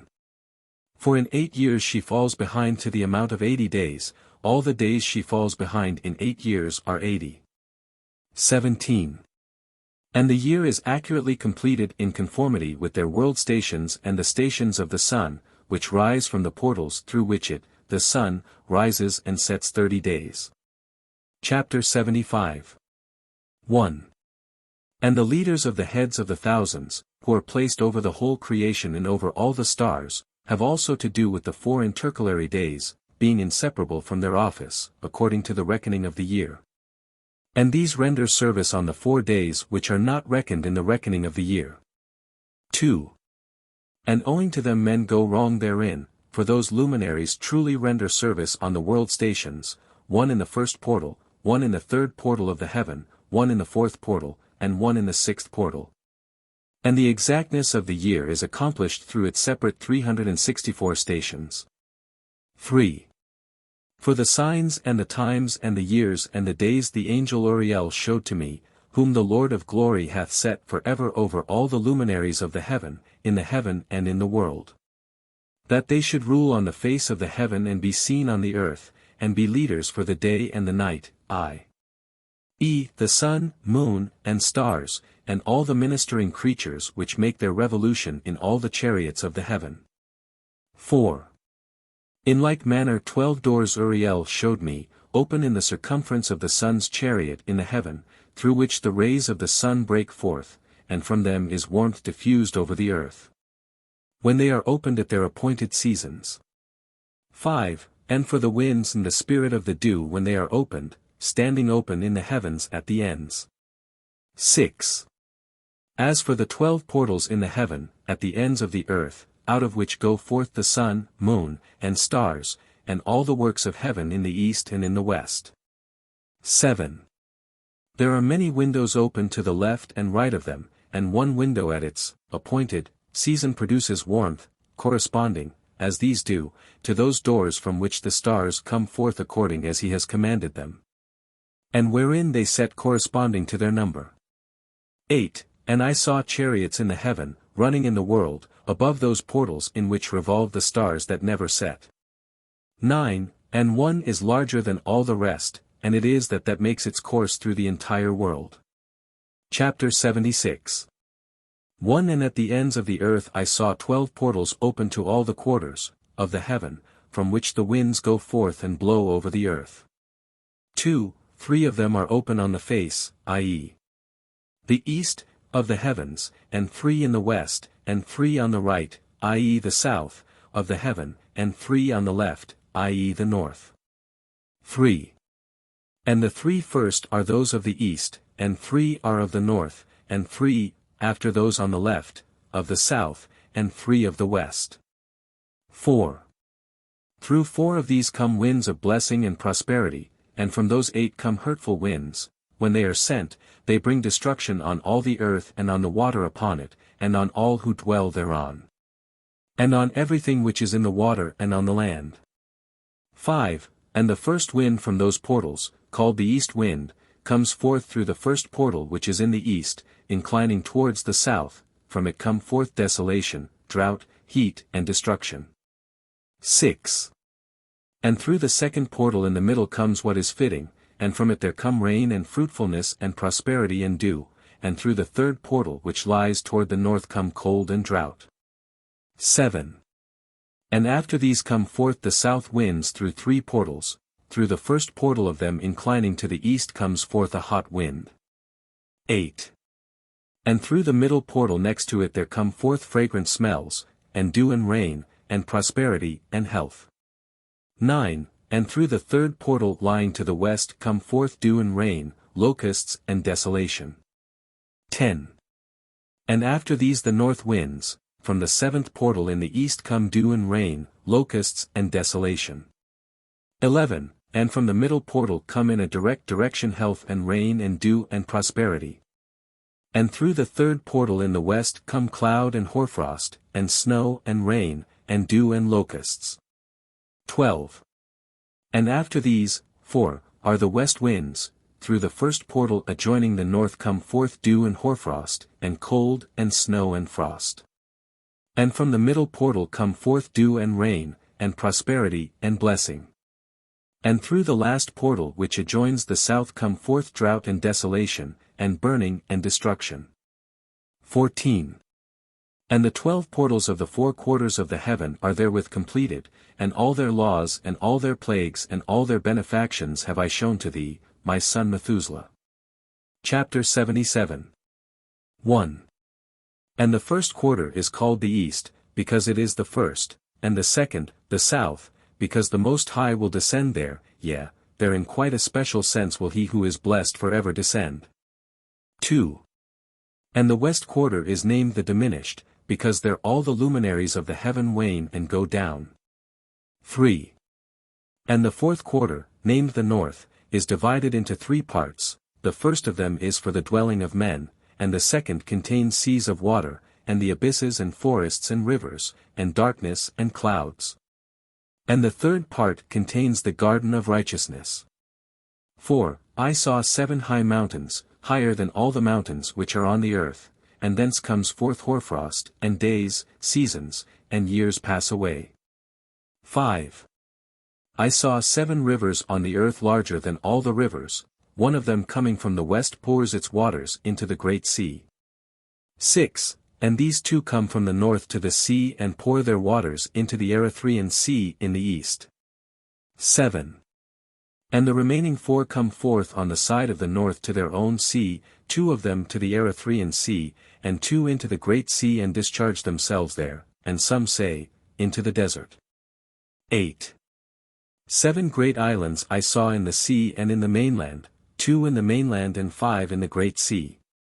Chapter 77. 1. And the names of the sun are the following, the first Orgeres, and the second Tomas. 2. And the moon has 4 names, the first name is Asanja, the second Ebla, the third Benace, and the fourth Eri. 3. These are the 2 great luminaries, their circumference is like the circumference of the heaven, and the size of the circumference of both is alike. 4. In the circumference of the sun there are 7 portions of light which are added to it more than to the moon, and in definite measures it is transferred till the 7th portion of the sun is exhausted. 5. And they set and enter the portals of the west, and make their revolution by the north, and come forth through the eastern portals on the face of the heaven. 6. And when the moon rises 1/14th part appears in the heaven, the light becomes full in her, on the 14th day she accomplishes her light. 7. And 15 parts of light are transferred to her till the 15th day, when, her light is accomplished, according to the sign of the year, and she becomes 15 parts, and the moon grows by, the addition of, 14th parts. 8. And in her waning, the moon, decreases on the first day to 14 parts of her light, on the second to 13 parts of light, on the third to 12, on the fourth to 11, on the 5th to 10, on the 6th to 9, on the 7th to 8. On the 8th to 7, on the 9th to 6, on the 10th to 5, on the 11th to 4, on the 12th to 3, on the 13th to 2, on the 14th to the half of a 7th. And all her remaining light disappears wholly on the 15th. 9. And in certain months the month has 29 days and once 28. 10. And Uriel showed me another law, when light is transferred to the moon, and on which side it is transferred to her by the sun. 11. During all the period during which the moon is growing in her light, she is transferring it to herself when opposite to the sun during 14 days, her light is accomplished in the heaven, and when she is illumined throughout. Her light is accomplished full in the heaven. 12. And on the first day she is called the new moon, for on that day the light rises upon her. 13. She becomes full moon exactly on the day when the sun sets in the west, and from the east she rises at night, and the moon shines the whole night through till the sun rises over against her and the moon is seen over against the sun. 14. On the side whence the light of the moon comes forth, there again she wanes till all the light vanishes and all the days of the month are at an end, and her circumference is empty, void of light. 15. And 3 months she makes of 30 days, and at her time she makes 3 months of 29 days each, in which she accomplishes her waning in the first period of time, and in the first portal for 177 days. 16. And in the time of her going out she appears for 3 months, of 30 days each, and for 3 months she appears, of 29 each. 17. At night she appears like a man for 20 days each time, and by day she appears like the heaven, and there is nothing else in her save her light. Chapter 79. 1. And now, my son, I have shown thee everything, and the law of all the stars of the heaven is completed. 2. And he showed me all the laws of these for every day, and for every season of bearing rule, and for every year, and for its going forth, and for the order prescribed to it every month and every week. 3. And the waning of the moon which takes place in the 6th portal, for in this 6th portal her light is accomplished, and after that there is the beginning of the waning. 4. And the waning which takes place in the 1st portal in its season, till 177 days are accomplished, reckoned according to weeks, 25 weeks, and 2 days. 5. She falls behind the sun and the order of the stars exactly 5 days in the course of one period, and when this place which thou sayest has been traversed. 6. Such is the picture and sketch of every luminary which Uriel the archangel, who is their leader, showed unto me. Chapter 80. 1. And in those days the angel Uriel answered and said to me, Behold, I have shown thee everything, Enoch, and I have revealed everything to thee that thou shouldst see this sun and this moon. And the leaders of the stars of the heaven and all those who turn them, their tasks and times and departures. 2. And in the days of the sinners the years shall be shortened. And their seed shall be tardy on their lands and fields. And all things on the earth shall alter. And shall not appear in their time. And the rain shall be kept back. And the heavens shall withhold it. 3. And in those times the fruits of the earth shall be backward. And shall not grow in their time. And the fruits of the trees shall be withheld in their time. 4. And the moon shall alter her order. And not appear at her time. 5. And in those days the sun shall be seen and he shall journey in the evening on the extremity of the great chariot in the west. And shall shine more brightly than accords with the order of light. 6. And many chiefs of the stars shall transgress the order prescribed. And these shall alter their orbits and tasks. And not appear at the seasons prescribed to them. 7. And the whole order of the stars shall be concealed from the sinners. And the thoughts of those on the earth shall err concerning them. And they shall be altered from all their ways. Yea, they shall err and take them to be gods. 8. And evil shall be multiplied upon them. And punishment shall come upon them so as to destroy all. Chapter 81. 1. And he said unto me, Observe, Enoch, these heavenly tablets. And read what is written thereon. And mark every individual fact. 2. And I observed the heavenly tablets, and read everything which was written thereon, and understood everything, and read the book of all the deeds of mankind. And of all the children of flesh that shall be upon the earth to the remotest generations. 3. And forthwith I blessed the great Lord the King of glory for ever, in that he has made all the works of the world. And I extolled the Lord because of his patience. And blessed him because of the children of men. 4. And after that I said, Blessed is the man who dies in righteousness and goodness.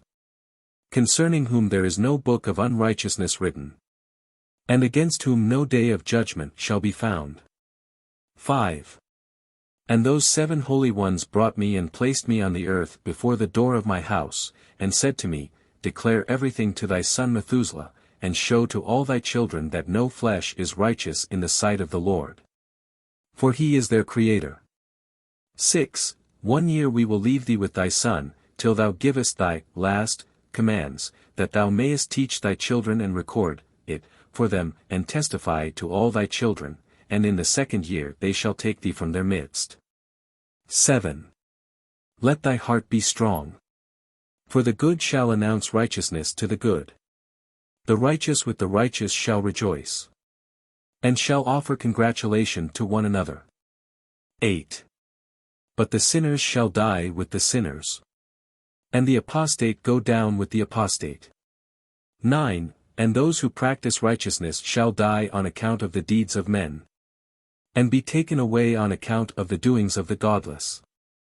10. And in those days they ceased to speak to me, and I came to my people, blessing the Lord of the world. Chapter 82. 1. And now, my son Methuselah, all these things I am recounting to thee and writing down for thee, and I have revealed to thee everything, and given thee books concerning all these, so preserve, my son Methuselah, the books from thy father's hand. And, see, that thou deliver them to the generations of the world. 2. I have given wisdom to thee and to thy children, and thy children that shall be to thee, that they may give it to their children for generations. This wisdom, namely, that passeth their thought. 3. And those who understand it shall not sleep, but shall listen with the ear that they may learn this wisdom. And it shall please those that eat thereof better than good food. 4. Blessed are all the righteous, blessed are all those who walk in the way of righteousness and sin not as the sinners, in the reckoning of all their days in which the sun traverses the heaven, entering into and departing from the portals for 30 days with the heads of thousands of the order of the stars, together with the 4 which are intercalated which divide the 4 portions of the year, which lead them and enter with them 4 days. 5. Owing to them men shall be at fault and not reckon them in the whole reckoning of the year, yea, men shall be at fault, and not recognize them accurately. 6. For they belong to the reckoning of the year and are truly recorded, thereon, forever, one in the first portal and one in the third, and one in the fourth and one in the sixth, and the year is completed in 364 days. 7. And the account thereof is accurate and the recorded reckoning thereof exact.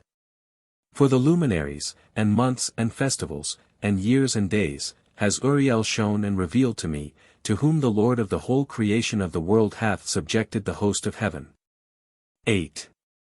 And he has power over night and day in the heaven to cause the light to give light to men, sun, moon, and stars, and all the powers of the heaven which revolve in their circular chariots. 9. And these are the orders of the stars, which set in their places, and in their seasons and festivals and months. 10. And these are the names of those who lead them, who watch that they enter at their times, in their orders, in their seasons, in their months, in their periods of dominion, and in their positions. 11. Their 4 leaders who divide the 4 parts of the year enter first, and after them the 12 leaders of the orders who divide the months, and for the 360 days, there are heads over thousands who divide the days. And for the 4 intercalary days there are the leaders which sunder the 4 parts of the year. 12. And these heads over thousands are intercalated between leader and leader, each behind a station, but their leaders make the division. And these are the names of the leaders who divide the 4 parts of the year which are ordained, Milkiel, Helemelech, and Meligal, and Neril. 13. And the names of those who lead them, Adnarel, and Ijesusael, and Elomel. These 3 follow the leaders of the orders. And there is one that follows the 3 leaders of the orders which follow those leaders of stations that divide the 4 parts of the year. 15. In the beginning of the year Melchijal rises first and rules, who is named Tamani and son, and all the days of his dominion whilst he bears rule are 91 days. 16. And these are the signs of the days which are to be seen on earth in the days of his dominion, sweat, and heat, and calms. And all the trees bear fruit, and leaves are produced on all the trees, and the harvest of wheat, and the rose flowers, and all the flowers which come forth in the field, but the trees of the winter season become withered. 17. And these are the names of the leaders which are under them, Berkael, Zelebzel, and another who is added ahead of 1,000, called Helujeseth, and the days of the dominion of this leader are at an end. 18. The next leader after him is Helemelech, whom one names the shining sun, and all the days of his light are 91 days. 19. And these are the signs of his days on the earth, glowing heat and dryness, and the trees ripen their fruits and produce all their fruits ripe and ready, and the sheep pair and become pregnant, and all the fruits of the earth are gathered in. And everything that is in the fields, and the winepress, these things take place in the days of his dominion. 20. These are the names, and the orders, and the leaders of those heads of thousands, Geda-igel, Koel, and Hiel, and the name of the head of 1,000 which is added to them, Asphael, and the days of his dominion are at an end. The Dream Visions. Chapter 83.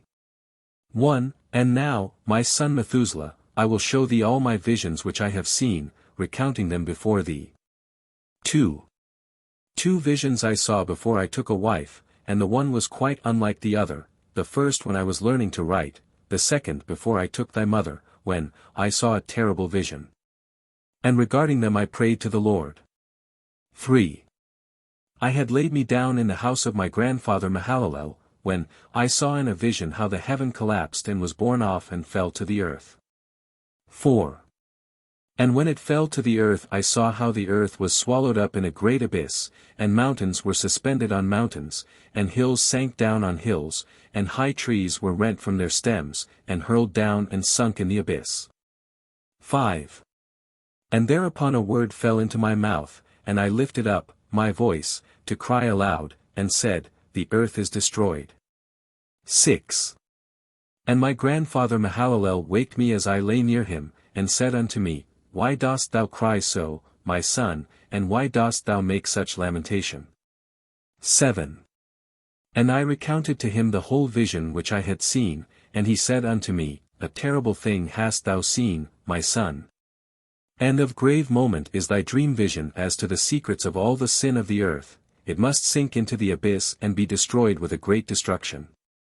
8. And now, my son, arise and make petition to the Lord of glory, since thou art a believer, that a remnant may remain on the earth, and that he may not destroy the whole earth. 9. My son, from heaven all this will come upon the earth, and upon the earth there will be great destruction. 10.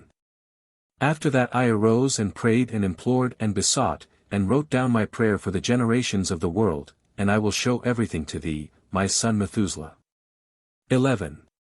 And when I had gone forth below and seen the heaven, and the sun rising in the east, and the moon setting in the west, and a few stars, and the whole earth, and everything as he had known it in the beginning. Then I blessed the Lord of judgment and extolled him because he had made the sun to go forth from the windows of the east, and he ascended and rose on the face of the heaven, and set out and kept traversing the path shown unto him. Chapter 84. 1. And I lifted up my hands in righteousness and blessed the Holy and Great One, and spake with the breath of my mouth, and with the tongue of flesh, which God has made for the children of the flesh of men, that they should speak therewith. And he gave them breath and a tongue and a mouth that they should speak therewith. 2. Blessed be thou, O Lord, King. Great and mighty in thy greatness. Lord of the whole creation of the heaven. King of kings and God of the whole world. And thy power and kingship and greatness abide for ever and ever. And throughout all generations thy dominion. And all the heavens are thy throne for ever. And the whole earth thy footstool for ever and ever. 3. For thou hast made and thou rulest all things. And nothing is too hard for thee. Wisdom departs not from the place of thy throne, nor turns away from thy presence. And thou knowest and sayest and hearest everything. And there is nothing hidden from thee, for thou sayest everything. 4. And now the angels of thy heavens are guilty of trespass. And upon the flesh of men abideth thy wrath until the great day of judgment. 5. And now, O God and Lord and great King, I implore and beseech thee to fulfill my prayer. To leave me a posterity on earth. And not destroy all the flesh of man. And make the earth without inhabitant. So that there should be an eternal destruction. 6.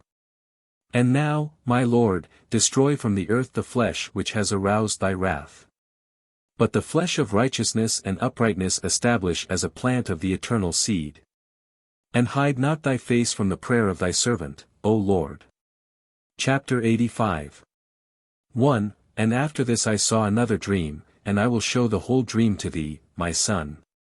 2. And Enoch lifted up his voice, and spake to his son Methuselah, to thee, my son, will I speak, hear my words, incline thine ear to the dream vision of thy father. 3. Before I took thy mother Edna, I saw in a vision on my bed, and behold a bull came forth from the earth, and that bull was white. And after it came forth a heifer, and along with this latter came forth 2 bulls, one of them black and the other red. 4. And that black bull gored the red one and pursued him over the earth, and thereupon I could no longer see that red bull. 5. But that black bull grew and that heifer went with him, and I saw that many oxen proceeded from him which resembled and followed him. 6. And that cow, that first one, went from the presence of that first bull in order to seek that red one, but found him not, and lamented with a great lamentation over him and sought him. 7. And I looked till that first bull came to her and quieted her, and from that time onward she cried no more. 8. And after that she bore another white bull, and after him she bore many bulls and black cows. 9. And I saw in my sleep that white bull likewise grow and become a great white bull, and from him proceeded many white bulls, and they resembled him. And they began to beget many white bulls, which resembled them, one following the other, even many. Chapter 86. 1. And again I saw with mine eyes as I slept, and I saw the heaven above, and behold a star fell from heaven, and it arose and eat and pastured amongst those oxen. 2. And after that I saw the large and the black oxen, and behold they all changed their stalls and pastures and their cattle, and began to live with each other. 3. And again I saw in the vision, and looked towards the heaven, and behold I saw many stars descend and cast themselves down from heaven to that first star, and they became bulls amongst those cattle and pastured with them amongst them. 4. And I looked at them and saw, and behold they all let out their privy members, like horses, and began to cover the cows of the oxen, and they all became pregnant and bare elephants, camels, and asses. 5. And all the oxen feared them and were affrighted at them, and began to bite with their teeth and to devour, and to gore with their horns. 6. And they began, moreover, to devour those oxen. And behold all the children of the earth began to tremble and quake before them and to flee from them. Chapter 87. 1. And again I saw how they began to gore each other and to devour each other, and the earth began to cry aloud. 2. And I raised mine eyes again to heaven, and I saw in the vision, and behold there came forth from heaven beings who were like white men, and 4 went forth from that place and 3 with them. 3. And those 3 that had last come forth grasped me by my hand and took me up, away from the generations of the earth, and raised me up to a lofty place, and showed me a tower raised high above the earth, and all the hills were lower. 4. And one said unto me, Remain here till thou sayest everything that befalls those elephants, camels, and asses, and the stars and the oxen, and all of them. Chapter 88. 1. And I saw one of those 4 who had come forth first, and he seized that first star which had fallen from the heaven, and bound it hand and foot and cast it into an abyss. Now that abyss was narrow and deep, and horrible and dark. 2. And one of them drew a sword, and gave it to those elephants and camels and asses, then they began to smite each other, and the whole earth quaked because of them. 3. And as I was beholding in the vision, lo, one of those 4 who had come forth stoned them from heaven, and gathered and took all the great stars whose privy members were like those of horses, and bound them all hand and foot, and cast them in an abyss of the earth. Chapter 89. 1. And one of those 4 went to that white bull and instructed him in a secret, without his being terrified. He was born a bull and became a man, and built for himself a great vessel and dwelt thereon. And 3 bulls dwelt with him in that vessel and they were covered in. 2. And again I raised mine eyes towards heaven and saw a lofty roof, with 7 water torrents thereon, and those torrents flowed with much water into an enclosure. 3. And I saw again, and behold fountains were opened on the surface of that great enclosure, and that water began to swell and rise upon the surface, and I saw that enclosure till all its surface was covered with water. 4. And the water, the darkness, and mist increased upon it, and as I looked at the height of that water had risen above the height of that enclosure, and was streaming over that enclosure, and it stood upon the earth. 5. And all the cattle of that enclosure were gathered together until I saw how they sank and were swallowed up and perished in that water. 6. But that vessel floated on the water, while all the oxen and elephants and camels and asses sank to the bottom with all the animals, so that I could no longer see them, and they were not able to escape, but perished and sank into the depths. 7. And again I saw in the vision till those water torrents were removed from that high roof, and the chasms of the earth were leveled up and other abysses were opened. 8. Then the water began to run down into these, till the earth became visible. But that vessel settled on the earth, and the darkness retired and light appeared. 9. But that white bull which had become a man came out of that vessel, and the 3 bulls with him, and one of those 3 was white like that bull, and one of them was red as blood, and one black, and that white bull departed from them. 10. And they began to bring forth beasts of the field and birds, so that there arose different genera, lions, tigers, wolves, dogs, hyenas, wild boars, foxes, squirrels, swine, falcons, vultures, kites, eagles, and ravens. And among them was born a white bull. 11. And they began to bite one another, but that white bull which was born amongst them begot a wild ass and a white bull with it, and the wild asses multiplied. 12. But that bull which was born from him begot a black wild boar and a white sheep, and the former begot many boars, but that sheep begot 12 sheep. 13. And when those 12 sheep had grown, they gave up one of them to the asses, and those asses again gave up that sheep to the wolves, and that sheep grew up among the wolves. 14.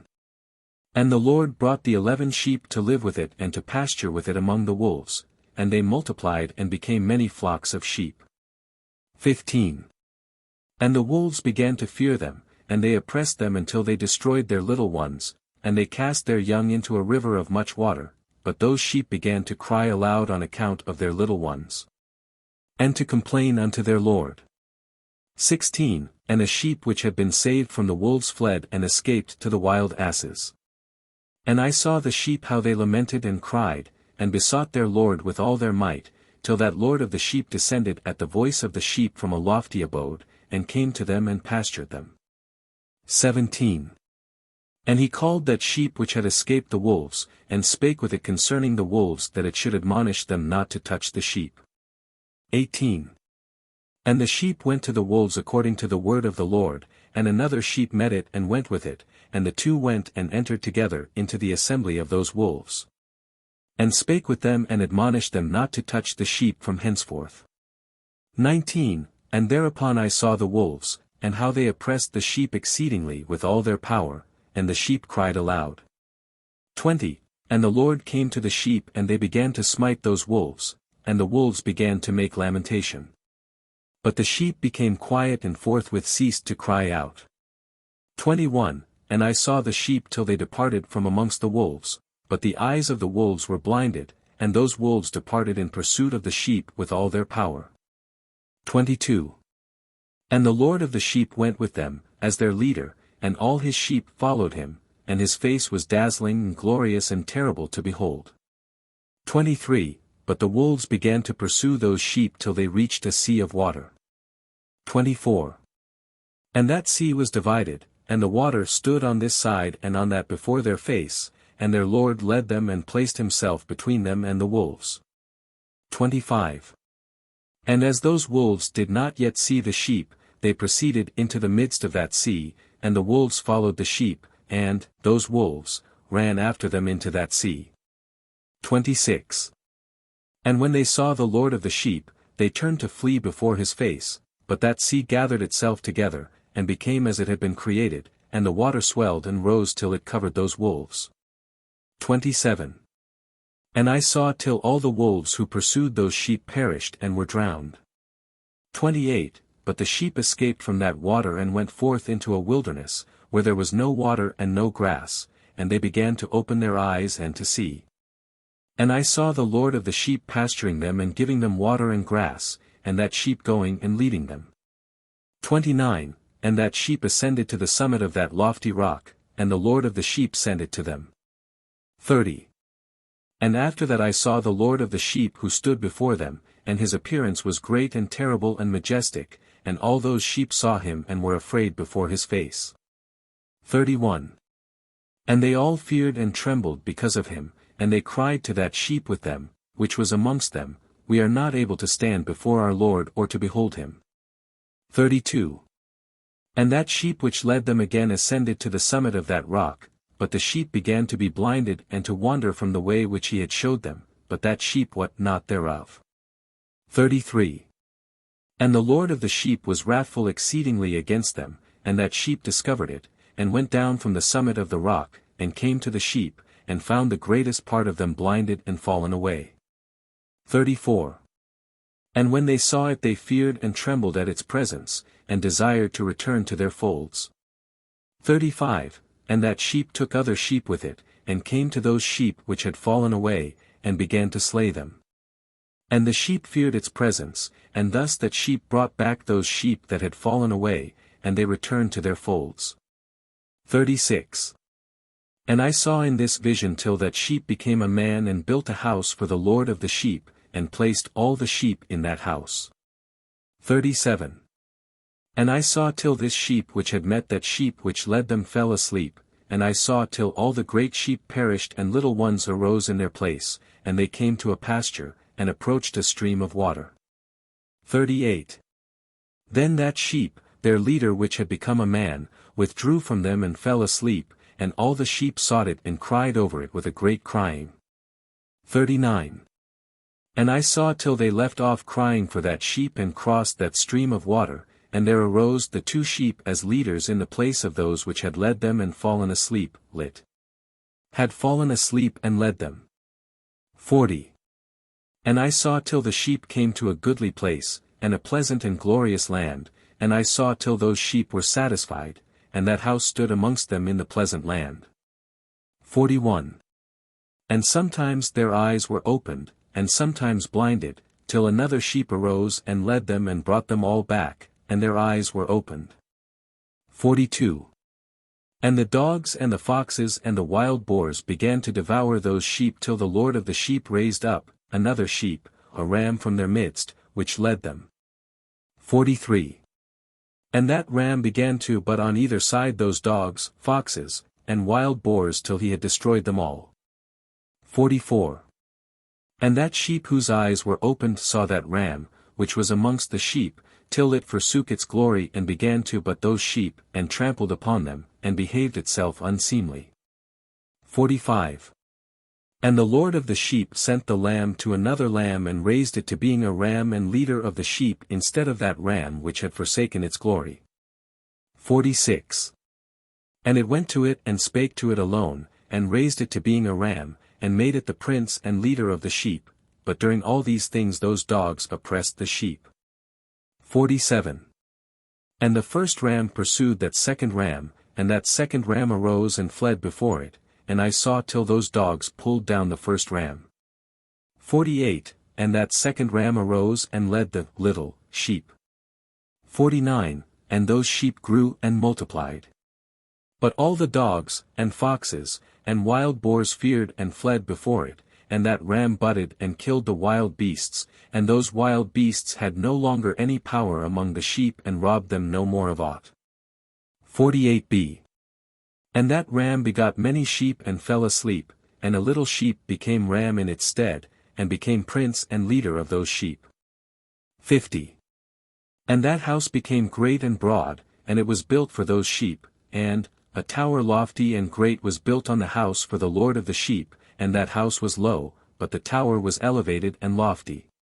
And the Lord of the sheep stood on that tower and they offered a full table before him.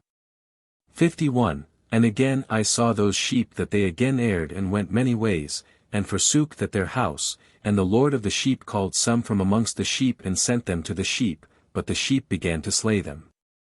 52. And one of them was saved and was not slain, and it sped away and cried aloud over the sheep, and they sought to slay it, but the Lord of the sheep saved it from the sheep, and brought it up to me, and caused it to dwell there. 53. And many other sheep he sent to those sheep to testify unto them and lament over them. 54. And after that I saw that when they forsook the house of the Lord and his tower they fell away entirely, and their eyes were blinded. And I saw the Lord of the sheep how he wrought much slaughter amongst them in their herds until those sheep invited that slaughter and betrayed his place. 55. And he gave them over into the hands of the lions and tigers, and wolves and hyenas, and into the hand of the foxes, and to all the wild beasts, and those wild beasts began to tear in pieces those sheep. 56. And I saw that he forsook that their house and their tower and gave them all into the hand of the lions, to tear and devour them, into the hand of all the wild beasts. 57.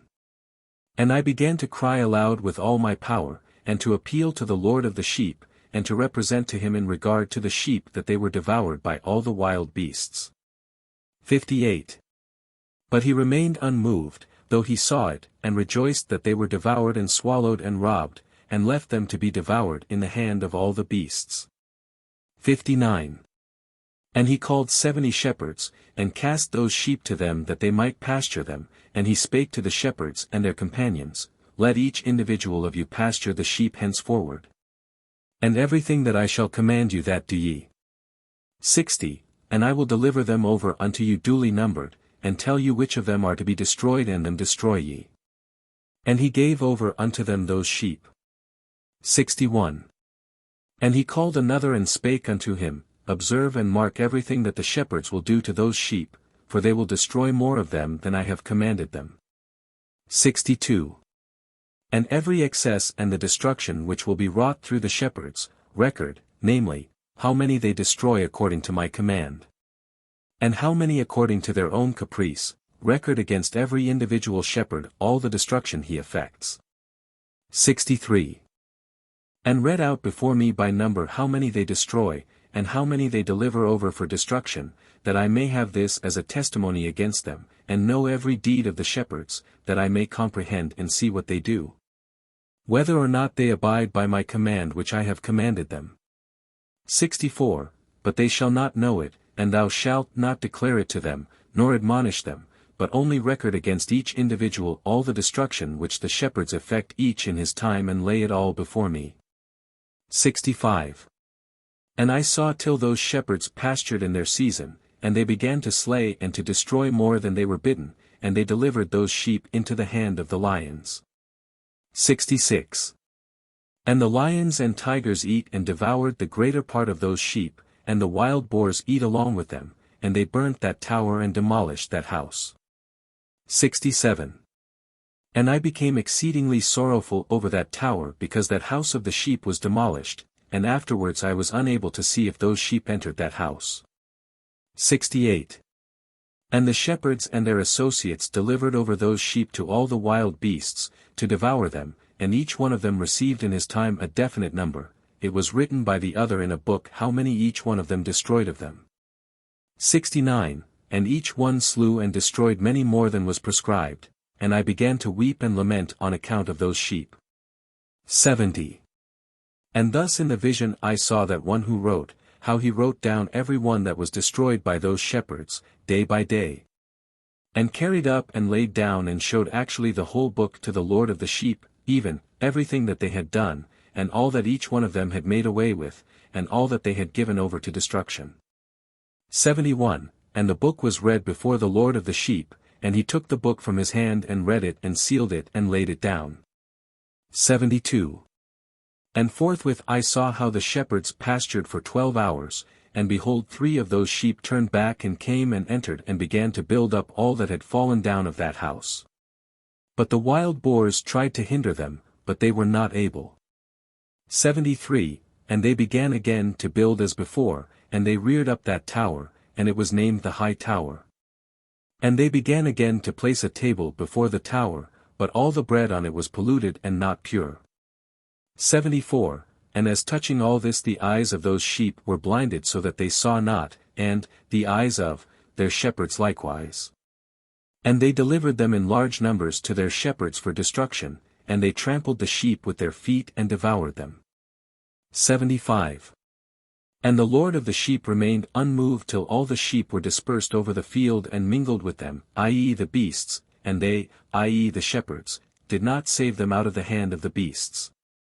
76. And this one who wrote the book carried it up, and showed it and read it before the Lord of the sheep, and implored him on their account, and besought him on their account as he showed him all the doings of the shepherds. And gave testimony before him against all the shepherds. And he took the actual book and laid it down beside him and departed. Chapter 90. 1. And I saw till that in this manner 35 shepherds undertook the pasturing of the sheep, and they severally completed their periods as did the first.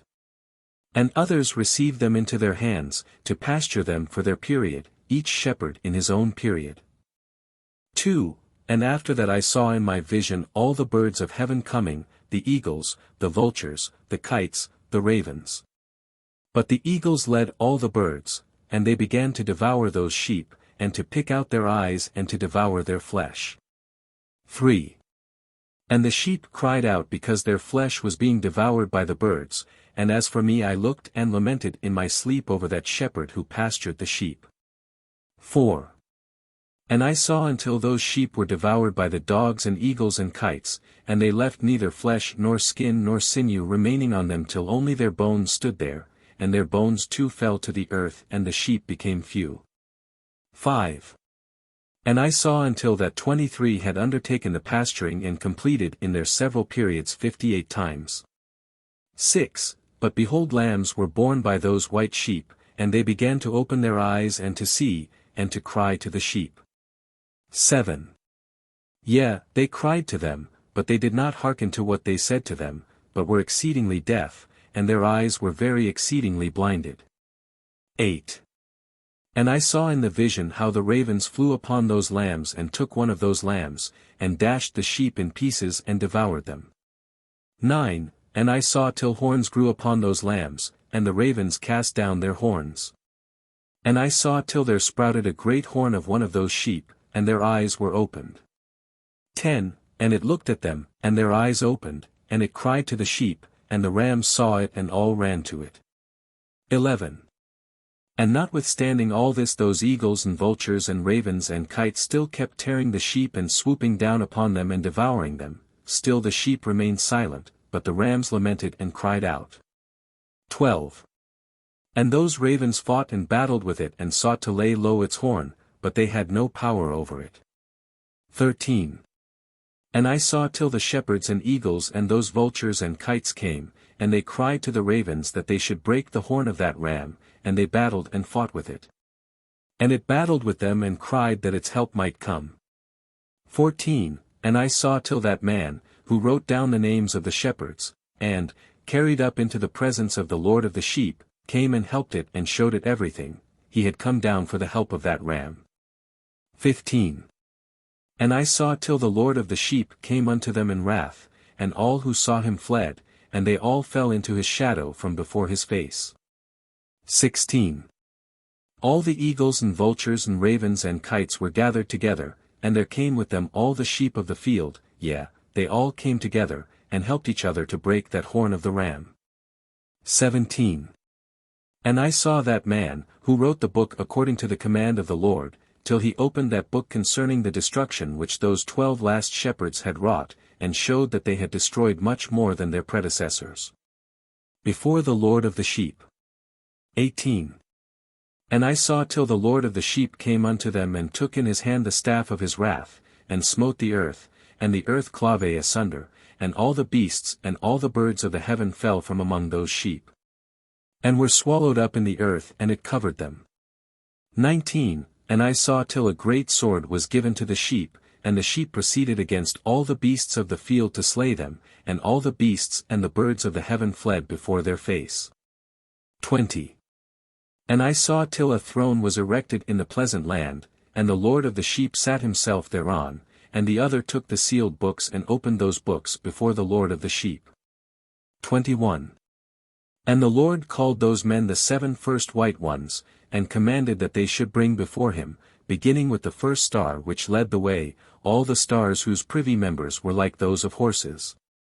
And they brought them all before him. 22. and he said to that man who wrote before him, being one of those 7 white ones, and said unto him, Take those 70 shepherds to whom I delivered the sheep, and who taking them on their own authority slew more than I commanded them. 23.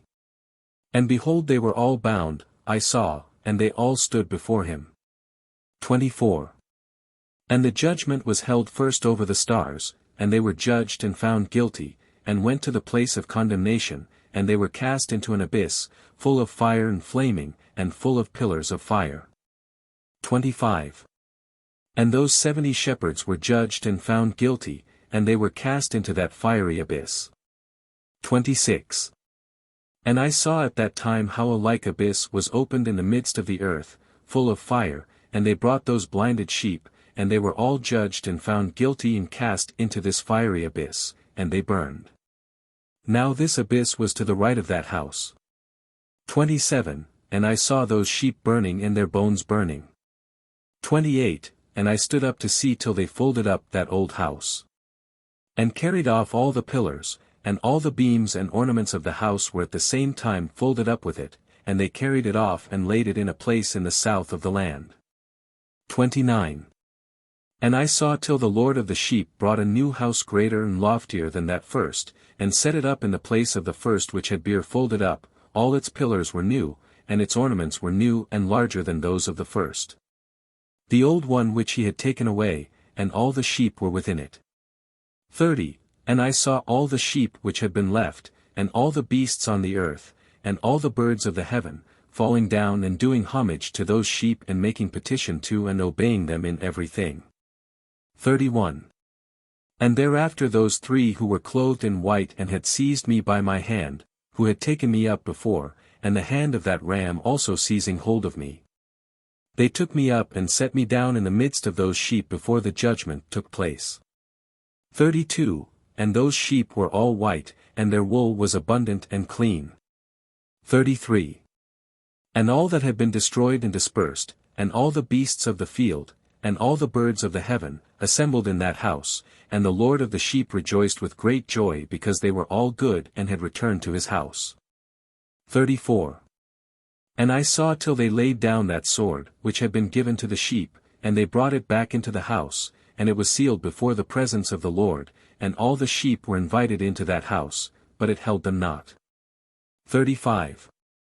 And the eyes of them all were opened, and they saw the good, and there was not one among them that did not see. 36. And I saw that that house was large and broad and very full. 37. And I saw that a white bull was born, with large horns, and all the beasts of the field and all the birds of the air feared him and made petition to him all the time. 38. And I saw till all their generations were transformed, and they all became white bulls, and the first among them became a lamb, and that lamb became a great animal and had great black horns on its head. And the Lord of the sheep rejoiced over it and over all the oxen. 39. And I slept in their midst, and I awoke and saw everything. 40. This is the vision which I saw while I slept, and I awoke and blessed the Lord of righteousness and gave him glory. 41. Then I wept with a great weeping, and my tears stayed not till I could no longer endure it. When I saw, they flowed on account of what I had seen. For everything shall come and be fulfilled, and all the deeds of men in their order were shown to me. 42. On that night I remembered the first dream, and because of it I wept and was troubled because I had seen that vision. The concluding section of the book. Chapter 91. 1. The book written by Enoch. Enoch indeed wrote this complete doctrine of wisdom, which is, praised of all men and a judge of all the earth, for all my children who shall dwell on the earth. And for the future generations who shall observe uprightness and peace. 2. Let not your spirit be troubled on account of the times. For the Holy and Great One has appointed days for all things. 3. And the righteous one shall arise from sleep. Shall arise, and walk in the paths of righteousness. And all his path and conversation shall be in eternal goodness and grace. 4. He will be gracious to the righteous and give him eternal uprightness. And he will give him power so that he shall be endowed with goodness and righteousness. And he shall walk in eternal light. 5. And sin shall perish in darkness forever. And shall no more be seen from that day forevermore. Chapter 92. 1. And now, my son Methuselah, call to me all thy brothers. And gather together to me all the sons of thy mother. For the word calls me. And the Spirit is poured out upon me. That I may show you everything. That shall befall you forever. 2. And thereupon Methuselah went and summoned to him all his brothers and assembled his relatives. 3. And he spake unto all the children of righteousness and said, Hear, ye sons of Enoch, all the words of your father. And hearken aright to the voice of my mouth. For I exhort you and say unto you, Beloved, love uprightness and walk therein. 4. And draw not nigh to uprightness with a double heart. And associate not with those of a double heart. But walk in righteousness, my sons. And it shall guide you on good paths. And righteousness shall be your companion. 5. For I know that violence must increase on the earth. And a great chastisement be executed on the earth. And all unrighteousness come to an end. Yea, it shall be cut off from its roots. And its whole structure be destroyed. 6. And unrighteousness shall again be consummated on the earth. And all the deeds of unrighteousness and of violence. And transgression shall prevail in a twofold degree. 7. And when sin and unrighteousness and blasphemy, and violence in all kinds of deeds increase, and apostasy and transgression and uncleanness increase, a great chastisement shall come from heaven upon all these. And the Holy Lord will come forth with wrath and chastisement, to execute judgment on earth. 8. In those days violence shall be cut off from its roots. And the roots of unrighteousness together with deceit. And they shall be destroyed from under heaven. 9. And all the idols of the heathen shall be abandoned. And the temples burned with fire. And they shall remove them from the whole earth. And they, i.e., the heathen, shall be cast into the judgment of fire. And shall perish in wrath and in grievous judgment forever. 10. And the righteous shall arise from their sleep. And wisdom shall arise and be given unto them. 11. And after that the roots of unrighteousness shall be cut off, and the sinners shall be destroyed by the sword. Shall be cut off from the blasphemers in every place, and those who plan violence and those who commit blasphemy shall perish by the sword. 18. And now I tell you, my sons, and show you the paths of righteousness and the paths of violence. Yea, I will show them to you again, that ye may know what will come to pass. 19. And now, hearken unto me, my sons. And walk in the paths of righteousness. And walk not in the paths of violence. For all who walk in the paths of unrighteousness shall perish forever. Chapter 93. 1. And after that Enoch both gave and began to recount from the books. And Enoch said, Concerning the children of righteousness and concerning the elect of the world, and concerning the plant of uprightness, I will speak these things.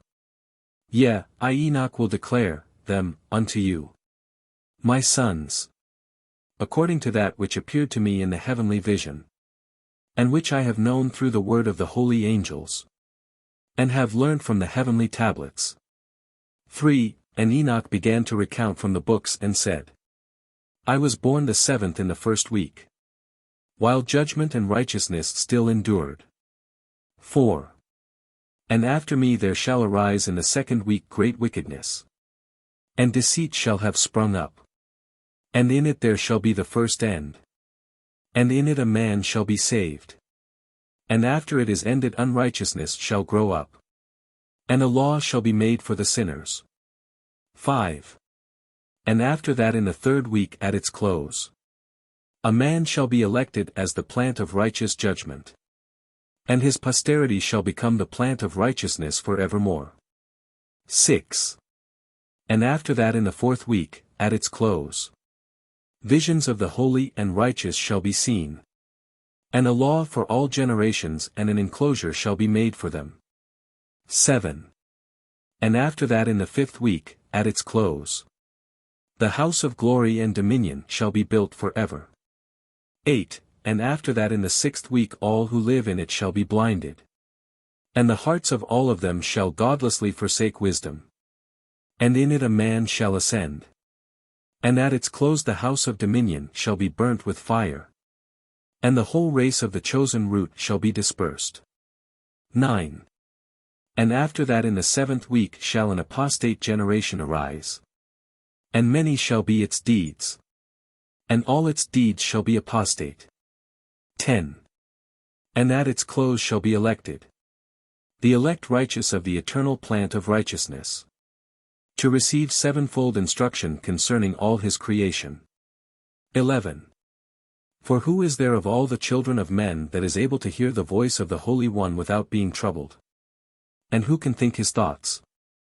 And who is there that can behold all the works of heaven? 12.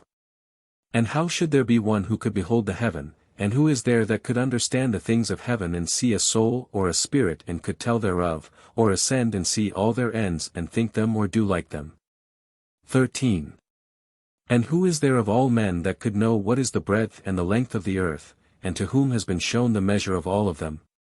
14.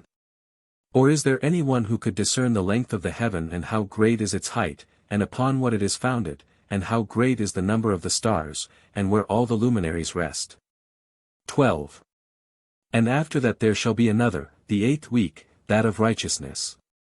And a sword shall be given to it that a righteous judgment may be executed on the oppressors. And sinners shall be delivered into the hands of the righteous. 13. And at its close they shall acquire houses through their righteousness. And a house shall be built for the great King in glory for evermore. 14d. And all mankind shall look to the path of uprightness. 14a.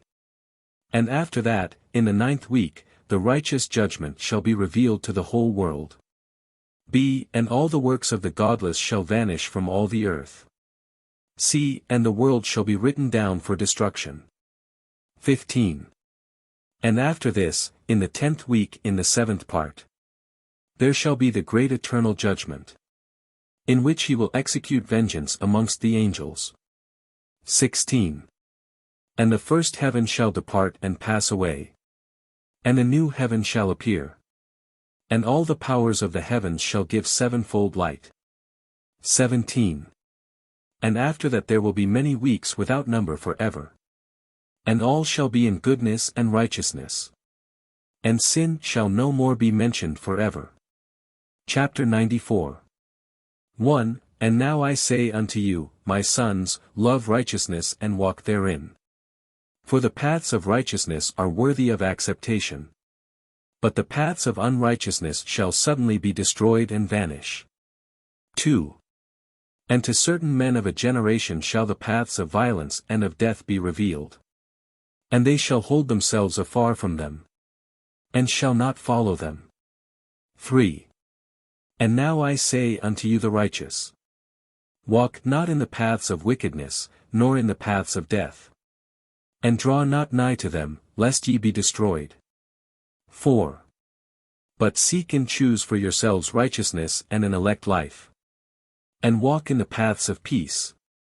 And ye shall live and prosper. 5. And hold fast my words in the thoughts of your hearts. And suffer them not to be effaced from your hearts.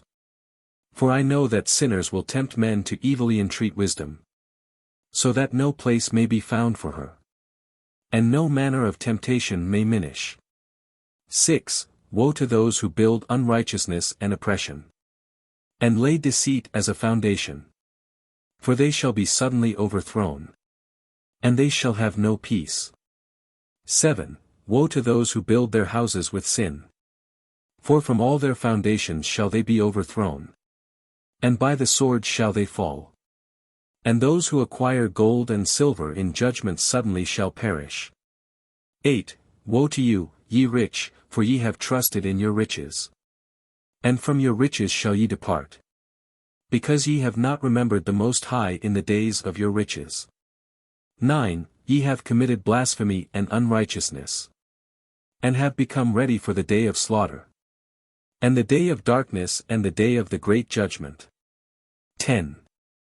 Thus I speak and declare unto you, he who hath created you will overthrow you, and for your fall there shall be no compassion, and your Creator will rejoice at your destruction. 11. And your righteous ones in those days shall be a reproach to the sinners and the godless. Chapter 95. 1. O that mine eyes were a cloud of waters, that I might weep over you, and pour down my tears as a cloud of waters, that so I might rest from my trouble of heart. 2. Who has permitted you to practice reproaches and wickedness? And so judgment shall overtake you, sinners.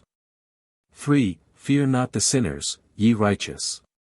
For again will the Lord deliver them into your hands, that ye may execute judgment upon them according to your desires. 4. Woe to you who fulminate anathemas which cannot be reversed. Healing shall therefore be far from you because of your sins. 5. Woe to you who requite your neighbor with evil, for ye shall be requited according to your works. 6. Woe to you, lying witnesses, and to those who weigh out injustice, for suddenly shall ye perish. 7. Woe to you, sinners, for ye persecute the righteous, for ye shall be delivered up and persecuted because of injustice, and heavy shall its yoke be upon you. Chapter 96. 1. Be hopeful, ye righteous, for suddenly shall the sinners perish before you, and ye shall have lordship over them according to your desires. 2. And in the day of the tribulation of the sinners, your children shall mount and rise as eagles, and higher than the vultures will be your nest. And ye shall ascend and enter the crevices of the earth, and the clefts of the rock for ever as conies before the unrighteous. And the sirens shall sigh because of you and weep. 3. Wherefore fear not, ye that have suffered, for healing shall be your portion, and a bright light shall enlighten you, and the voice of rest ye shall hear from heaven. 4. Woe unto you, ye sinners, for your riches make you appear like the righteous, but your hearts convict you of being sinners. And this fact shall be a testimony against you for a memorial of your evil deeds. 5. Woe to you who devour the finest of the wheat, and drink wine in large bowls, and tread under foot the lowly with your might. 6. Woe to you who drink water from every fountain, for suddenly shall ye be consumed and wither away, because ye have forsaken the fountain of life. 7. Woe to you who work unrighteousness, and deceit and blasphemy. It shall be a memorial against you for evil. 8. Woe to you, ye mighty, who with might oppress the righteous, for the day of your destruction is coming. In those days many and good days shall come to the righteous in the day of your judgment. Chapter 97. 1. Believe, ye righteous, that the sinners will become a shame, and perish in the day of unrighteousness. 2. Be it known unto you, ye sinners, that the Most High is mindful of your destruction, and the angels of heaven rejoice over your destruction. 3. What will ye do, ye sinners? And whither will ye flee on that day of judgment, when ye hear the voice of the prayer of the righteous? 4. Yea, ye shall fare like unto them, against whom this word shall be a testimony. Ye have been companions of sinners. 5. And in those days the prayer of the righteous shall reach unto the Lord, and for you the days of your judgment shall come. 6. And all the words of your unrighteousness shall be read out before the great Holy One, and your faces shall be covered with shame, and he will reject every work which is grounded on unrighteousness. 7.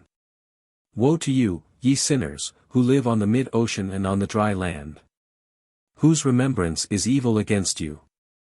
8. Woe to you who acquire silver and gold in unrighteousness and say, We have become rich with riches and have possessions. And have acquired everything we have desired. 9. And now let us do what we purposed. For we have gathered silver. 9d And many are the husbandmen in our houses. 9e And our granaries are, brim, full as with water. 10 Yea, and like water your lies shall flow away. For your riches shall not abide, but speedily ascend from you. For ye have acquired it all in unrighteousness. And ye shall be given over to a great curse. Chapter 98. 1. And now I swear unto you, to the wise and to the foolish. For ye shall have manifold experiences on the earth. 2. For ye men shall put on more adornments than a woman, and colored garments more than a virgin. In royalty and in grandeur and in power. And in silver and in gold and in purple. And in splendor and in food they shall be poured out as water. 3. Therefore they shall be wanting in doctrine and wisdom. And they shall perish thereby together with their possessions. And with all their glory and their splendor. And in shame and in slaughter and in great destitution. Their spirits shall be cast into the furnace of fire. 4. I have sworn unto you, ye sinners, as a mountain has not become a slave. And a hill does not become the handmaid of a woman. Even so sin has not been sent upon the earth. But man of himself has created it.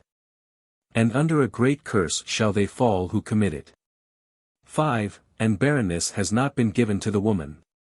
But on account of the deeds of her own hands she dies without children. 6. I have sworn unto you, ye sinners, by the Holy Great One, that all your evil deeds are revealed in the heavens. And that none of your deeds of oppression are covered and hidden. 7. And do not think in your spirit nor say in your heart that ye do not know and that ye do not see that every sin is every day recorded in heaven in the presence of the Most High. 8. From henceforth ye know that all your oppression wherewith ye oppress is written down every day till the day of your judgment. 9. Woe to you, ye fools, for through your folly shall ye perish, and ye transgress against the wise, and so good hap shall not be your portion. 10. And now, know ye that ye are prepared for the day of destruction, wherefore do not hope to live, ye sinners, but ye shall depart and die, for ye know no ransom. For ye are prepared for the day of the great judgment, for the day of tribulation and great shame for your spirits. 11. Woe to you, ye obstinate of heart, who work wickedness and eat blood. Whence have ye good things to eat and to drink and to be filled? From all the good things which the Lord the Most High has placed in abundance on the earth. Therefore ye shall have no peace. 12. Woe to you who love the deeds of unrighteousness, wherefore do ye hope for good hap unto yourselves? Know that ye shall be delivered into the hands of the righteous, and they shall cut off your necks and slay you, and have no mercy upon you.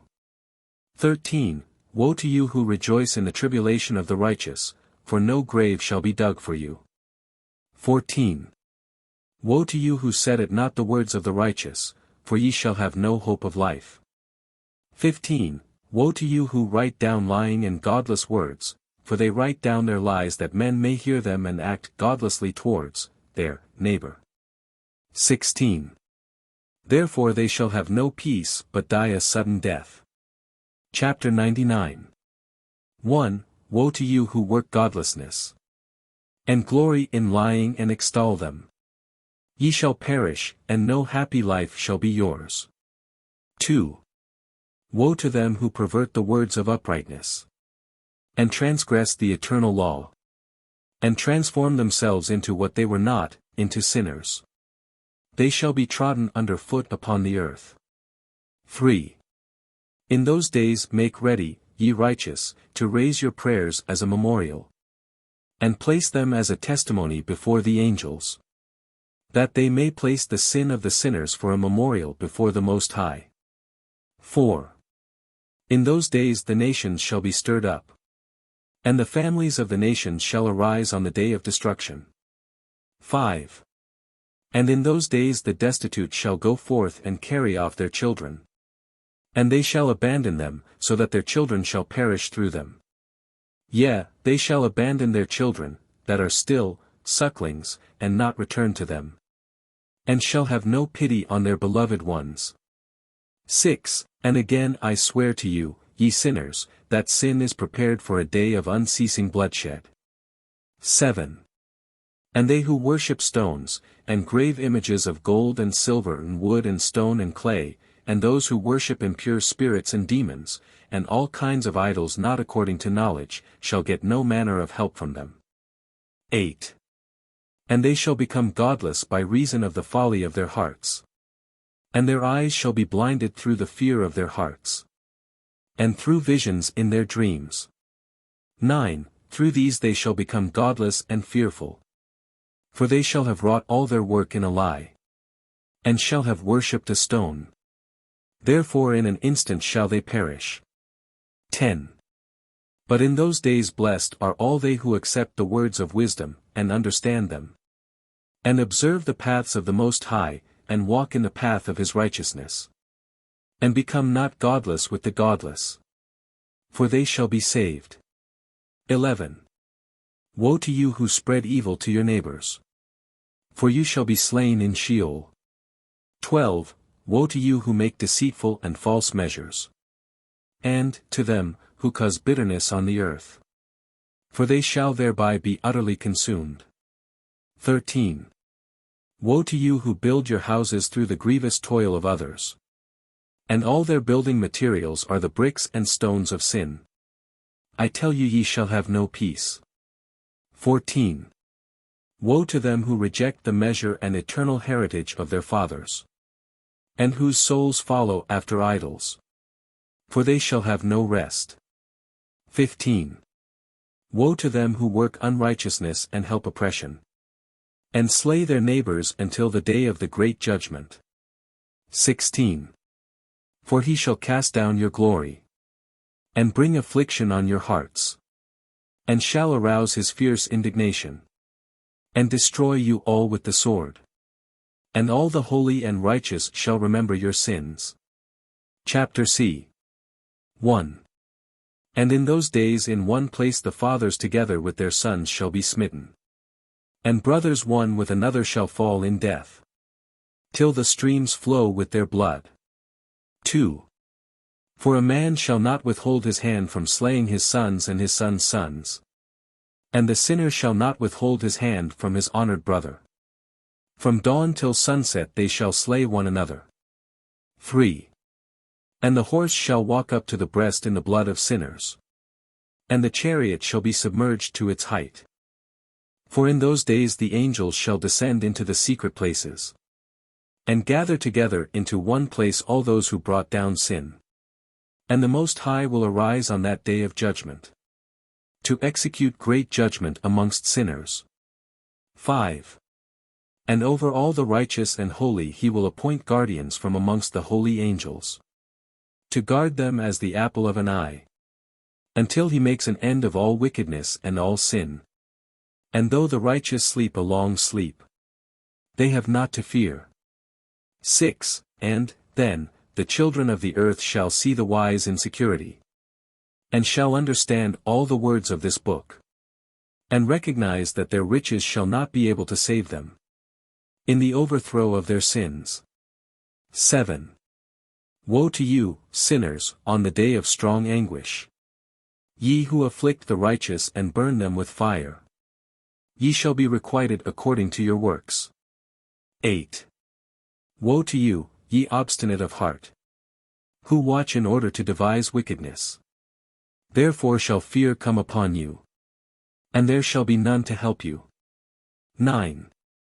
Woe to you, ye sinners, on account of the words of your mouth. And on account of the deeds of your hands which your godlessness has wrought. In blazing flames burning worse than fire shall ye burn. 10. And now, know ye that from the angels he will inquire as to your deeds in heaven, from the sun and from the moon and from the stars in reference to your sins, because upon the earth ye execute judgment on the righteous. 11. And he will summon to testify against you every cloud and mist and dew and rain, for they shall all be withheld because of you from descending upon you, and they shall be mindful of your sins. 12.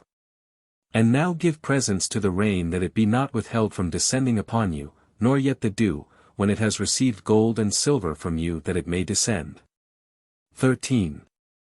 When the hoarfrost and snow with their chilliness, and all the snowstorms with all their plagues fall upon you, in those days ye shall not be able to stand before them. Chapter CI 1.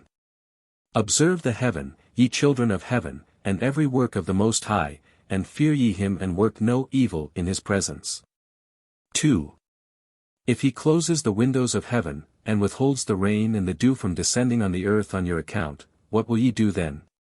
3. And if he sends his anger upon you because of your deeds, ye cannot petition him.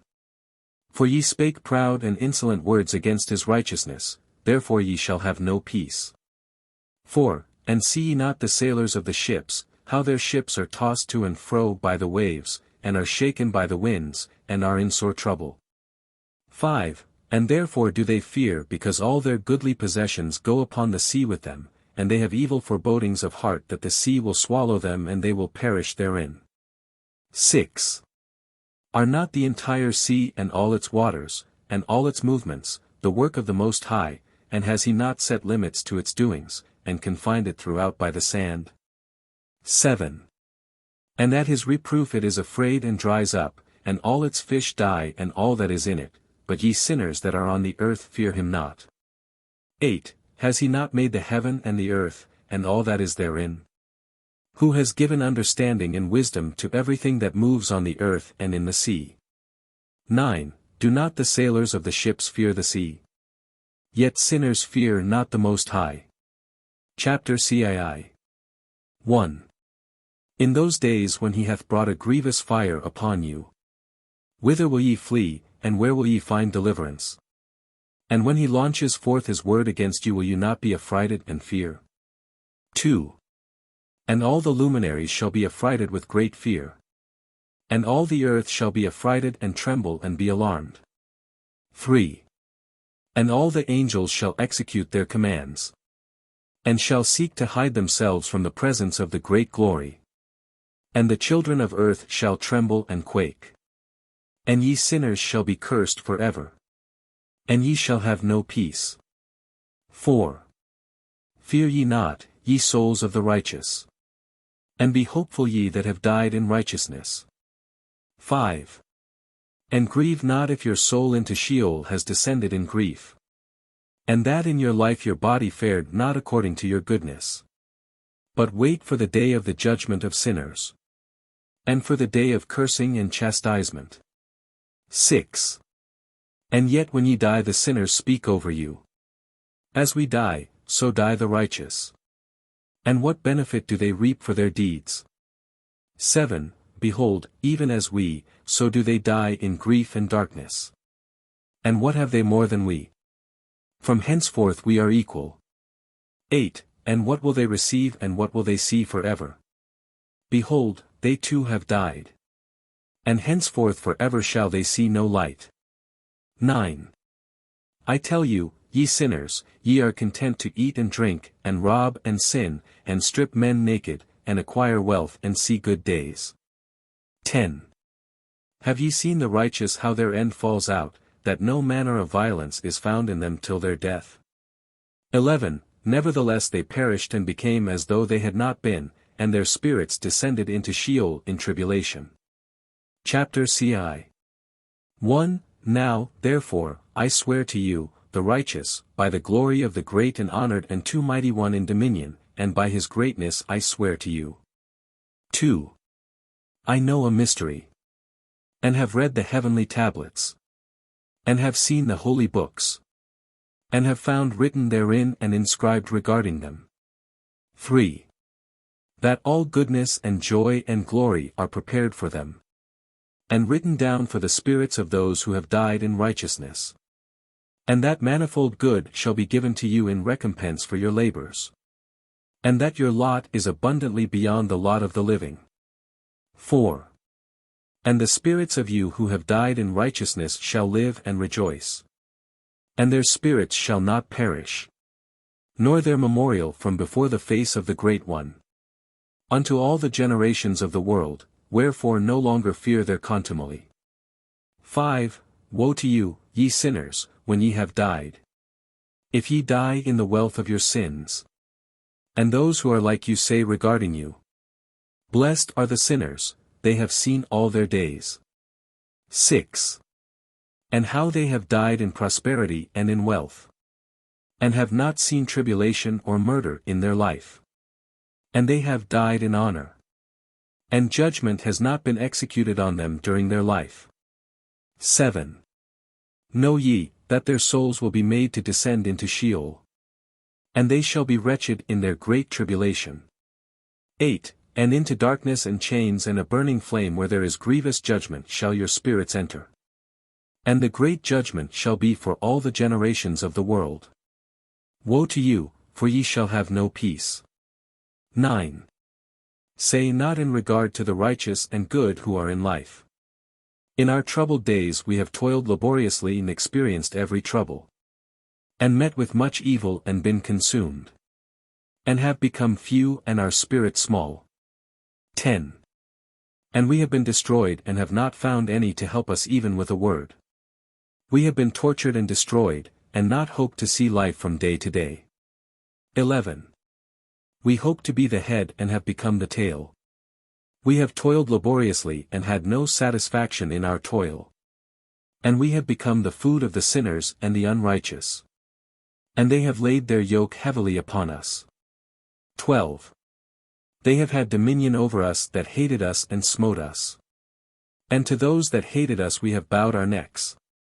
But they pitied us not. 13. We desired to get away from them that we might escape and be at rest. But found no place whereunto we should flee and be safe from them. 14. And are complained to the rulers in our tribulation. And cried out against those who devoured us. But they did not attend to our cries. And would not hearken to our voice.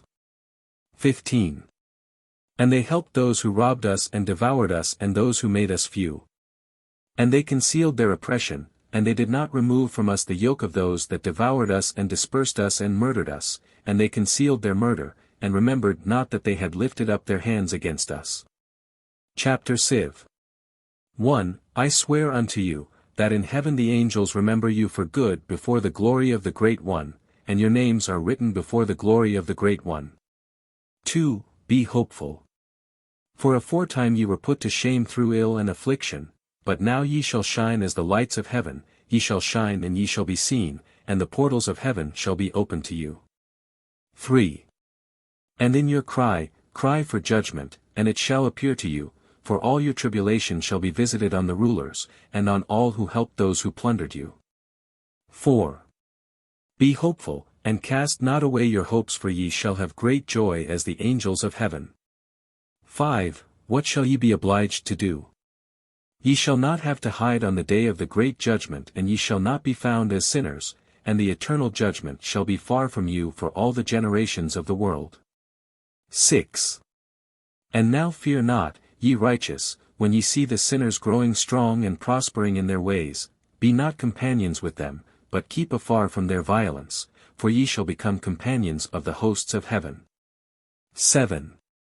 And, although ye sinners say, all our sins shall not be searched out and be written down, nevertheless they shall write down all your sins every day. 8. And now I show unto you that light in darkness, day and night, see all your sins. 9. Be not godless in your hearts, and lie not and alter not the words of uprightness, nor charge with lying the words of the Holy Great One, nor take account of your idols.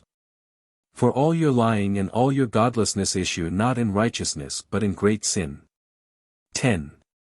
And now I know this mystery, that sinners will alter and pervert the words of righteousness in many ways, and will speak wicked words, and lie, and practice great deceits, and write books concerning their words. 11.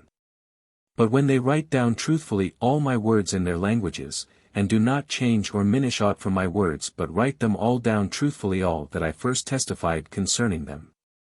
12.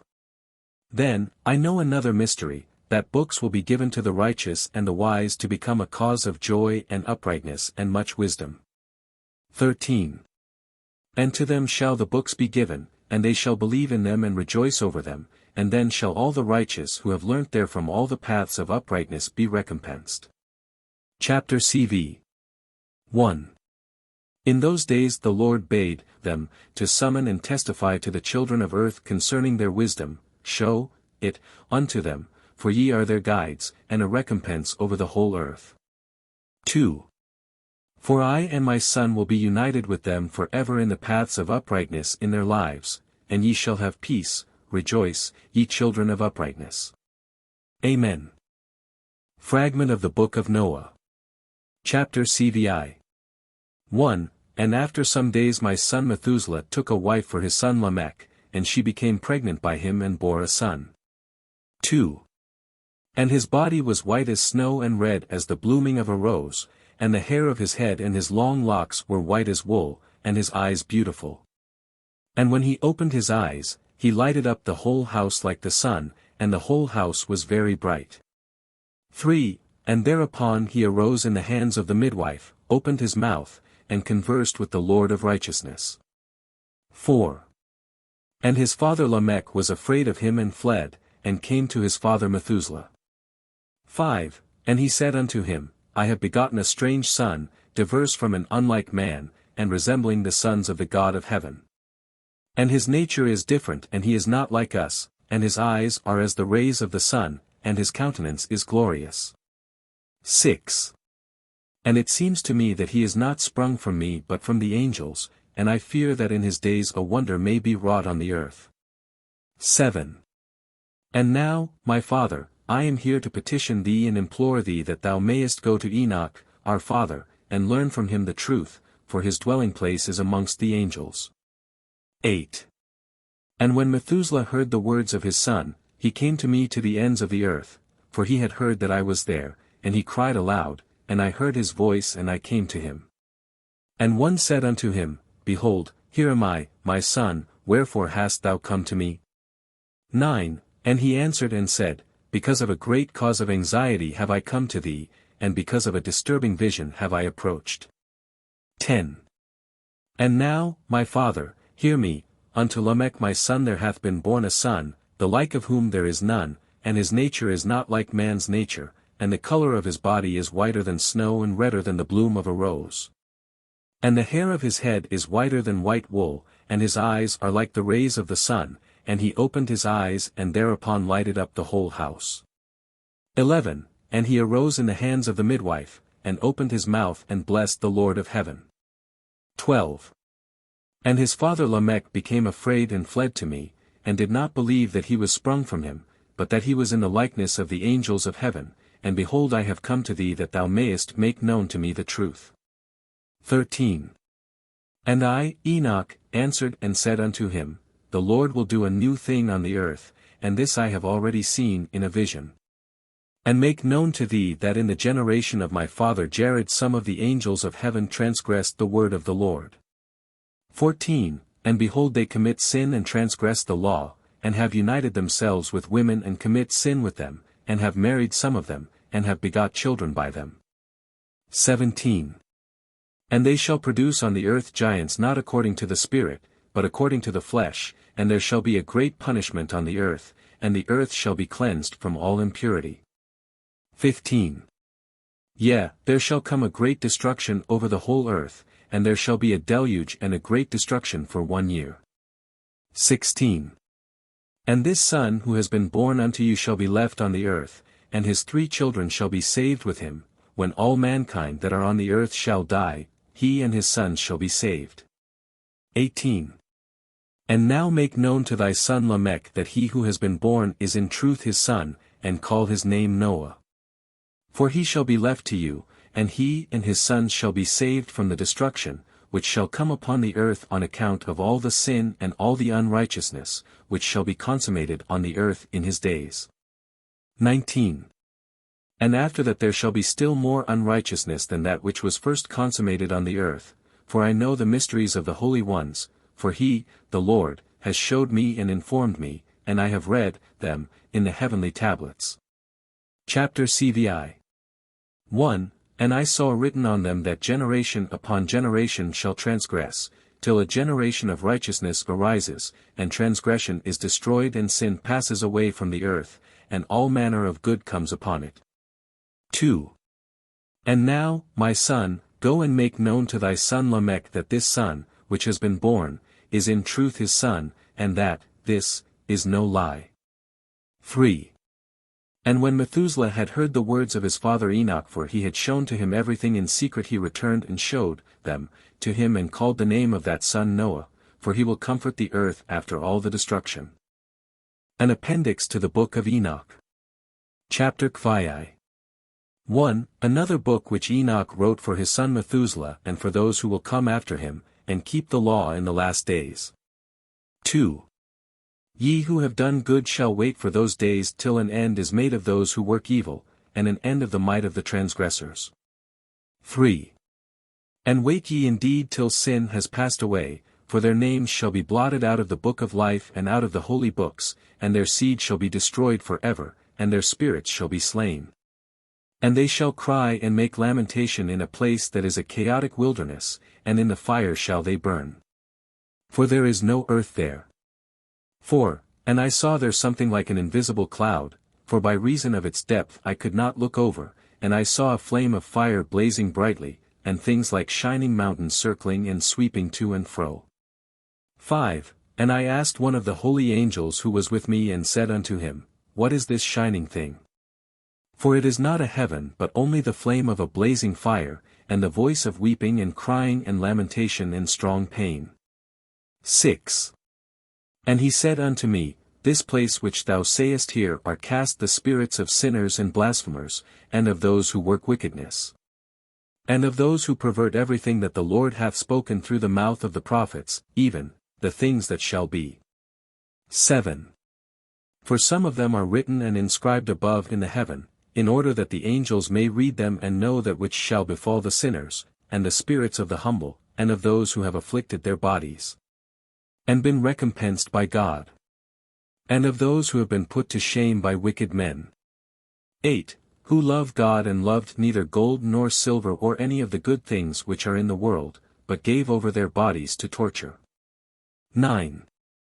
Who, since they came into being, longed not after earthly food, but regarded everything as a passing breath, and lived accordingly, and the Lord tried them much, and their spirits were found pure so that they should bless his name. 10. And all the blessings destined for them I have recounted in the books. And he hath assigned them their recompense, because they have been found to be such as loved heaven more than their life in the world, and though they were trodden under foot of wicked men, and experienced abuse and reviling from them and were put to shame, yet they blessed me.